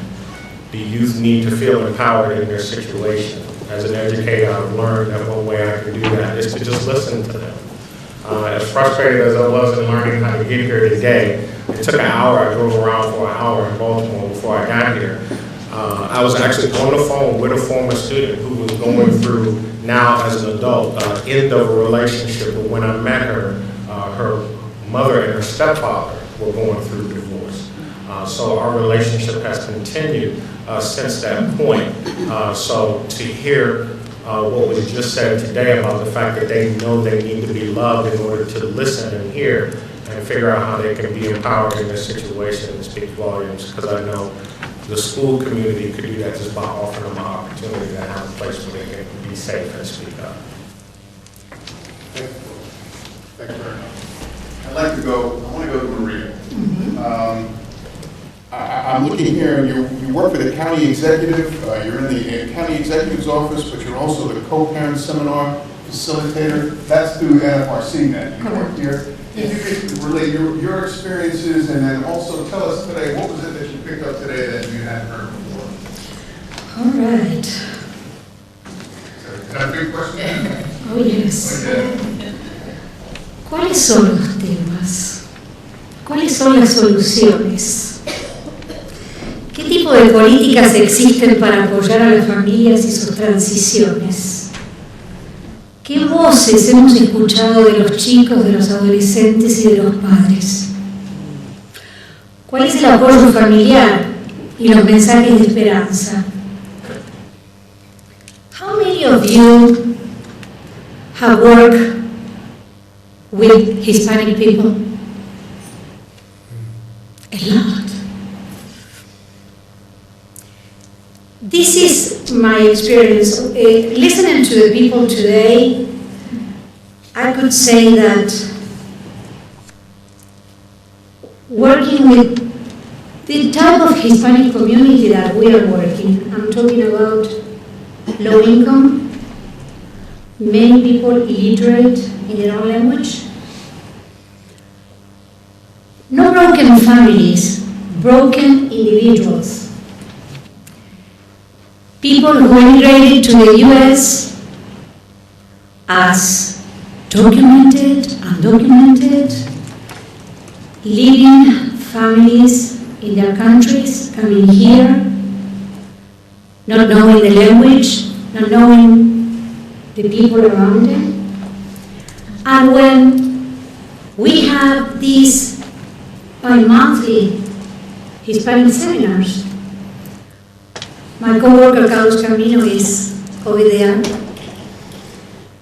and we have all these people coming to us for 6 hours, 2 Mondays, 5:30 in the afternoon, tired, not knowing why they're there. It makes a very difficult situation to start with, to do the seminars. But the first day, at the beginning, what I say to them is, this is the best thing that could happen to you and to your kids and to your ex. Probably they don't believe that at the beginning, but at the end, they are looking for more hours. I'm serious.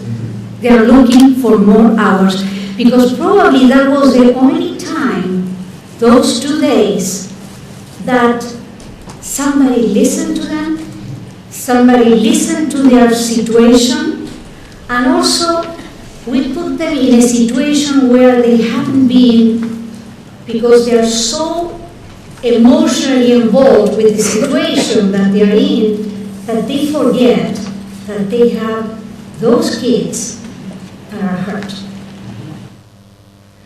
And the main thing for us is for them to understand what their kids are going through. And that is really very powerful for them. Because what we said many times is, get on your knees and look at your child in his or her eyes. Not from here, but from here. And it's really powerful. Do you find with the issue of immigration being such an issue that's a great controversy right now in the country, and in our area, I'm sure that population is growing. Mm-hmm. Are you finding that you've got enough resources? Are you battling to make sure that you can reach out into the communities? Is there plans to go into deeper? What do you see is happening for this to solve the issue? What RISA have done, having the seminar offered to people in Spanish, is a huge thing. She also translated the manual that is given to the people at the end of the seminar that is totally in Spanish. Not as a translation, but also culturally relevant to them. And the other thing is that we're giving that seminar totally in Spanish as us first speakers that speak Spanish before we learn English. We understand their culture, even if they are from other countries than ours. I am from Argentina, my co-workers are from Peru. But we know the culture, and we know where they're coming from, and we know their feelings and their emotions because we speak the same language, and we have the same emotions as human beings. But it's been difficult because mental health resources almost inexistent. And that is a big issue, not only for the adults, but also for the kids. Even when those kids are in school and they have the counselors, many times parents don't have any idea that they can go to talk to the counselor. Many of the adults are asking us for mental health services. And again, I would love to have all the resources available, at least in Prince George's County, where we offer the service. Thank you very much. I got a signal there. We got about another 10 or 12 minutes, because I want to get to the other three folks that we have here on our panel. I'm going to start with Mary. As a licensed, you are an LCPC? Yes. And if you tell us, you are one of those from a really major division, if you will, of the folks who came here today, we're talking about mental health professionals. What was it that you picked up that has nothing to do with the mental health profession, that you know, they kind of clicked in you and said, you know what, I got to do something with that? It's two things. First one is how much we have in common. Can you hear me all right? Now is it better? Yeah. First thing that I would talk about is how much we all have in common and how we approach the issues that were presented today from different perspectives, and how if we could make all the different people that we had and create a big Venn diagram, that Venn diagram would be very large. I use that. Very much so. And I think it's important to continue to get to know one another and introduce ourselves to each other and know the different resources that are available. The other thing I was impressed with, I guess there's two things. One was the wonderful the programs that the National Family Resiliency Center does. And when I saw the young people sit here and parents, I thought, wouldn't it have been wonderful if when I was a kid, I had this available to me? And I bet you that many of you in the audience are saying, I wish it was available to me as well. I thought that really, it just shows that we're really moving forward, and that every one of these young people and their parents will continue to move the ball forward. The last thing, I guess, that I would like to reiterate is I walk in here knowing that education is important. I'm a lifelong learner, as are you, and I know that you've been making the point today about how important it is for attorneys to be educated, and I agree. And I also think that it's important for all of us to be educated, and how important it is for parents and their children to be educated. And I think it goes, and I said this to Amy at lunch, I said from the womb to the tomb, that wherever the parent happens to be, the resources need to be available to them. And I think that what the National Family Resiliency Center does, I think the next step is to take it out into the actual community so that you can go to the hospital and get this, from schools get educated, from places of worship. You name the village place where people gather, that there needs to be, I think, trained facilitators, counselors, whatever, mediators, to be able to assist people. And we need not only the policy to do this, and funding to do this, but there should also be mandatory that we study it continually. Dr. Dillon used to talk about plan, do, study, act. And he said it was a cycle. And I think that's important to go along with our education. Thank you, Mary. Thank you very much. You down. You want to say something real quick? I just want to add the benefit of what NFRC is doing is now at Raycroft Middle School. We had two families come in. I just happened to be in the main office, so they just came in to ask for the information so they could attend the seminar. So the information is out there? Yeah. So I just wanted to add that. Valerie? Yes. Before I get to what I do and how that I think that's benefited not only for young people but for myself, I just want to say in terms of what I've seen and learned here today that I would like to see this audience filled with parents the next time. And just because of the fact that I'm a big proponent in terms of educating parents, because what our Family Institute, through the Office of Children's Services, our slogan is, children don't come with directions. And so for those of us that beat up on ourselves, being a parent, whether you're considering being a parent or whether you've been a parent for and have an older child, we learned as we went along. And so with some of the resources that were here today, particularly our faith-based and some of the other organizations, those are things that we can tap into. Faith-based has a lot of excellent mentoring programs for young people, and I think we can take advantage of some of those as well in terms of resources. It's not always some of the other resources. In addition to that, our young people are dealing with an awful lot. They can multitask. Nobody mentions social media, but I can tell you right now, just because I work with young people, I often tell parents to continue educating yourself because you're nowhere near where they are. They're living it. I do workshops for parents of adolescents, and I always have adolescents on my panel because they're living the experience, and they're usually the biggest hit along with the professionals that are on the panel. But the young people can speak to it. So I appreciate, Risa, that you had the panel of young people who are actually talking their stuff. My family is also a product of formerly children of separation and divorce. And I can tell you that what I was very impressed was when my children came through, they were in age-specific groups. And this was powerful so that they knew that other children their age were experiencing the same thing. So they were able to actually talk through their stuff. So I appreciate having been part of that many, many years ago.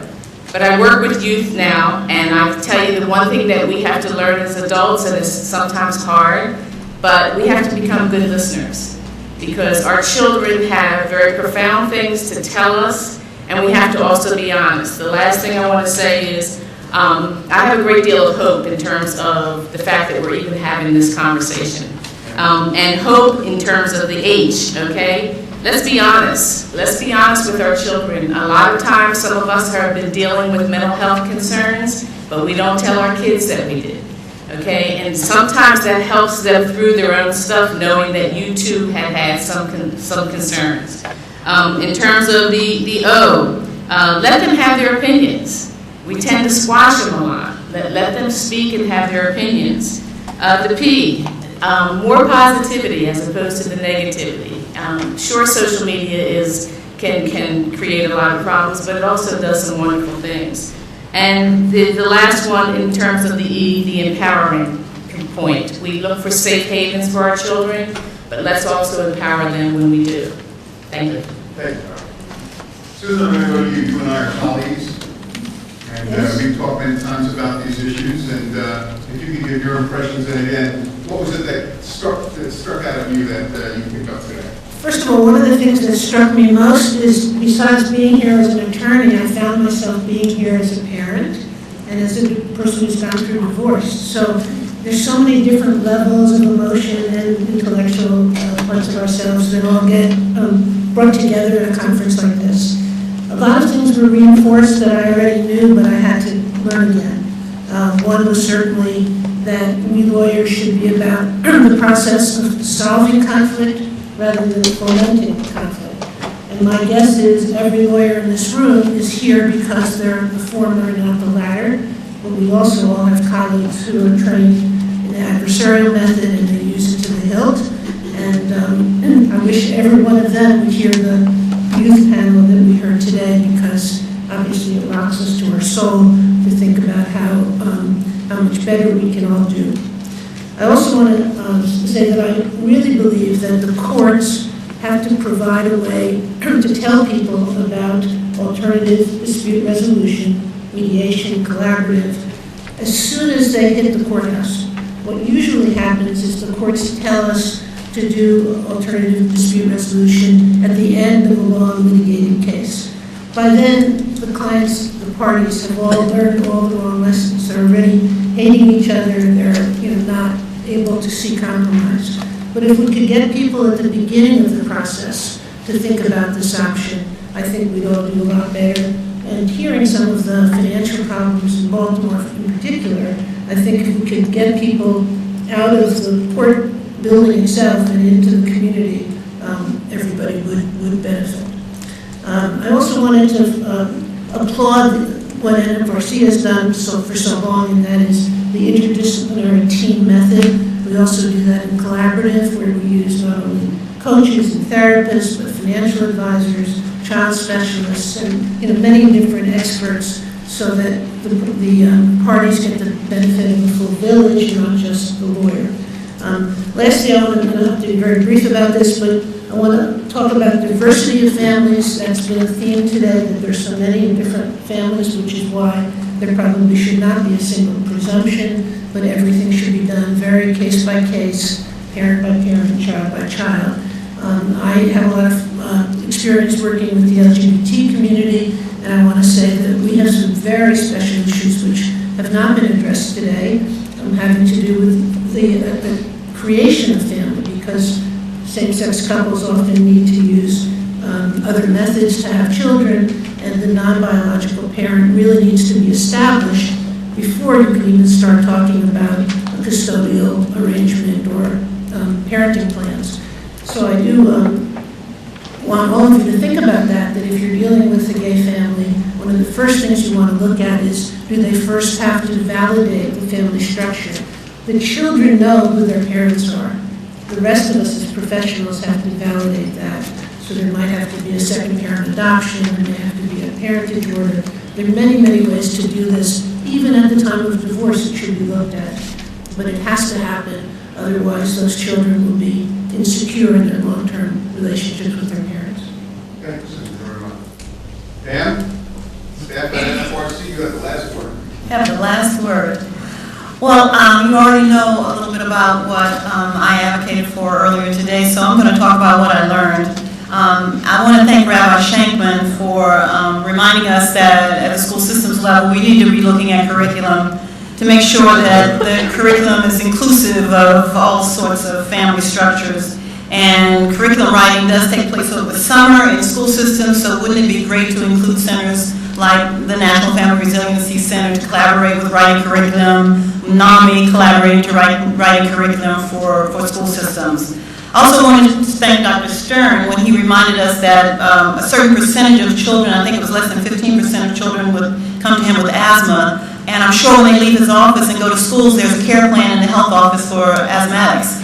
There are 40% of children that leave him that come from families in transition. Wouldn't it be great to have care plans in schools for families in transition?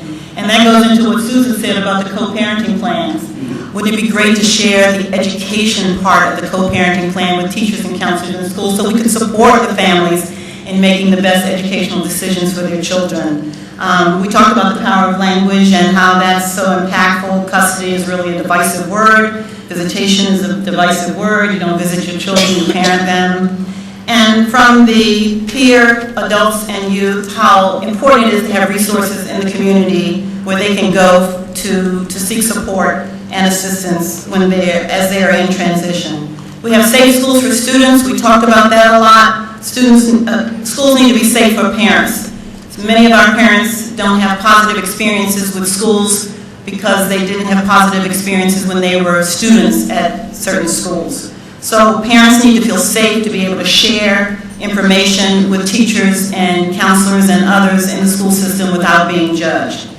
I learned that we have a lot to learn from each other. Wouldn't it be great that if we could come together in one place and have these community hubs and centers where families could go and get all of the support that they need, utilize the schools at the end of the day when oftentimes they're empty, to set up these centers so families will have a place to go in their community during various times in the evening to get the support they need for their children and also for themselves. Thank you very much. Do we have time to look at the audience at all? We don't? I'm going to ask one person who picked something up to them that they didn't know before. Don't tell me that nobody picked anything up. One person. Come on, gang. Oh, thank you. I think the importance of our two different communities, the mental health community and the criminal justice community, in working more collaboratively. I think I said on the panel that I would make it my business to look into this issue of the 50-50 and legislation. We don't usually pay attention to legislation that's not behavioral health. I think we need to kind of help each other out in some of these things that impact both of us. Thank you very much. Very well said. Thank you. If you would share with me, please.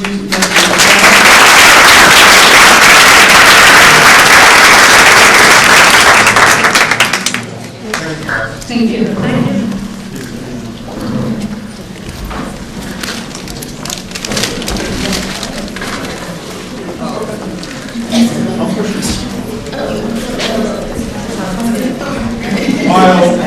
while they are wrapping up on the stage, Barbara and Risa have asked me to kind of see if I can do a little bit of a summary of today's activities. Here's the problem. I'm a lawyer, I'm a politician, and I'm a minister. This is not a good thing. So, give me 3 minutes, and then I'm out of here. There you go. Lisa and I separated when Jeff was 4 months old. So he knows nothing, as one of the other kids said back here, about not living in a home where both parents live together. It was tough in the beginning. It was a very acrimonious divorce. Custody was at issue. We had a custody evaluator. Jack Roth did it. You guys know who Jack is for sure. And it was tough. Is Turkaya still here? I understand what she's talking about. But over time, it got easier. It got easier. And through Jeff, when he was a junior in middle school and high school, we were able to kind of let him go back and forth. It was 50-50. We decided on a 50-50 split. It was what we call a 5-5-2-2. Monday and Tuesday with me. So I had Monday night football. Wednesday and Thursday with Mom, and then alternating the weekend. And he went back and forth, and really, the kid's terrific. You know, he graduated from Park School and got a great, went to college, had a great college career. Here's the problem. Jeff hated his life. Hated it. He never felt like he had his own room. He had the entire basement in my house, and he had a room. My ex lives at a brownstone up here across the street from Micah. He had a beautiful big room with a fireplace in it. But he never felt like he had his own room. I don't want you to feel sorry for me, because it's not about me. I don't want you to feel sorry for Jeff, because now he's got a job that's making more money than anybody sitting here. But I wish we had the advantage of everybody sitting in this room, because it is not about the judicial system. It is not about just the military. It is not about just mental health. It is not about just policy. It is not about just legislation. If they all don't work together, the job doesn't get done. The job doesn't get done. We have got to find ways to make a much more team approach to what's going on with our kids. When I worked for the Cystic Fibrosis Foundation in my first life about 40 years ago, back then what was very unique, what was called the center concept. When you walked in the front door, if you got triage, if you needed mental health, we got it right here. You need finance help, we got a guy right here. You need physical therapy, we got a guy right here. You went one place, and your needs were taken care of. How nice would it be if we could do something like that? Where they don't have to go many, we go one-stop shopping is what they're telling us. But the way to start that is with this. This is the first one. We're going to do it again. And we're going to keep doing it. But here's the problem. We have the wrong audience. It is not about you guys. You're all on board. Who said parents? We got to get parents in here. We got to get the lawyers in here who refuse to change their paradigm. We got to get the mental health experts in here so we can draw them better into our field, into what we're doing. This is how we're going to do it. Barbara said something this morning, one of the first things she talked about, and it stuck with me all day. Continuing community conversation. What a wonderful, alliterative little phrase. We got to keep talking. Not just in this room. When you leave this room, you got to keep talking. You got to talk to each other. You got to talk to lawyers. You got to talk to the policymakers. Everybody has to talk to everybody else. Because here's the challenge. They told us when we preach, we got to leave a challenge. Here's the challenge. Okay? Here's the challenge. Take one concept you learned today that you did not know before. One. Act on it. Act on it. Can you imagine we had, I don't know, 200 some odd people? That would be 200 brand new ideas. 200 brand new ways of looking at things. Take one concept that you learn that takes you out of your comfort zone and act on it. Do that for us. We have a 2-minute video that's coming up, and then we're going to close out today and we'll get out of here. Thank you all for coming. You are the foundation. Now we need to build on what we started with today.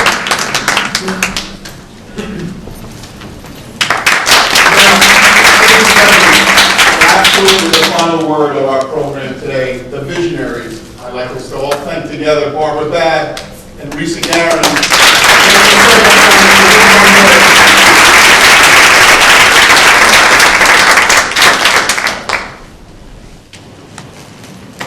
Thank you. You've been a great audience. I just want to say 2 things. One, being an educator, someone who is training law students how to practice family law, how to understand family law. There is a movement here and across the country to train law students differently. We are training them in a problem-solving approach to family law issues, training them to use alternative dispute resolution, training them to look at family law from a therapeutic, holistic perspective. And in that regard, we are creating here at the University of Baltimore a post-JD certificate in family law. We have a wonderful group of practitioners who are helping us develop the courses, one of which will be a course focused around mental health issues, child development issues. So look for that to launch, we hope, in the fall. We've had great enthusiasm, and there certainly is a real need for that. Judge Leisure is helping us develop one of the courses, and I think Sayra Meyerhoff, who was here, probably left, she's helping. So it's been a real great effort. So that's from my education side. From my court reform side, I am a broken record about the creation of unified family courts and the need for those. Nationally and internationally, I've done work in this area for over a long time now, over decades. Testified before the General Assembly in Maryland more times than I would like to tell you. We have created, we're on our way there, we have family divisions in the state of Maryland, and the red book that Judge Silkworth held up is really the guide for that. It gives a mission for our family division, for how we ought to be handling family law cases in the state of Maryland. It really is time for everybody who is involved in this to look at that book. That's the guide. It is available on the Maryland Judiciary's website. If you email us, we can tell you, we can give you the PDF, but it's really something that everybody needs to take a look at. We've got the pieces in place. There is no need to reinvent the wheel. We did a lot of hard work for many years, and we are really moving forward. We had a conference here. The conference Judge Silver said happened a year ago, happened in June. But it just gives you a sense of probably how long his days are. It was June 1st, and the video of that conference is on our website, the CFCC website. So if you go to the University of Baltimore's website and look for our center, you can find the podcast of that. So that's really all I will say. Yes?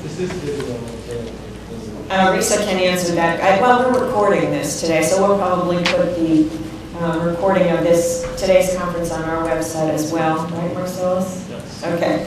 I guess if I had to say, first of all, I want to thank all of you, but one of the things that really struck me today is even though we say we're child-focused, there really is a tremendous need to be even more child-focused. So that's what I will take away from this, but I want to thank all of you for your kind participation, and turn it over to Risa to say the last one. I'm going to try to be brief and also ask you to please fill out your evaluations. They really mean a lot to us. You've spent a lot of your time and energy here today. We really like to hear from you because we like to learn from you what were some of the strengths and weaknesses of our program. In addition to thanking our staffs again and thanking you, Barbara, our moderators and panelists. Although, to quote Craig and others, we're preaching to the choir, and we know many of you here today and highly respect you, the reality is we don't work together enough as much as we should, and there is richness in what you have to offer to, and richness in partnerships. So So we hope that you will continue to think about what was presented today. I know that my head was spinning as I heard the panelists with all the ideas of how we can build more cooperative partnerships with each other and reach more children and parents. And there was one comment that one of our audience members made this morning, what about the parents? I must say that in doing a lot of clinical work, it is a really painful process. Even when you want it and you choose it, whether you're a child and adult, we need to think about a holistic approach for the whole family. I wish you well and safe trip home, a wonderful weekend, and we want to hear from you. Thank you.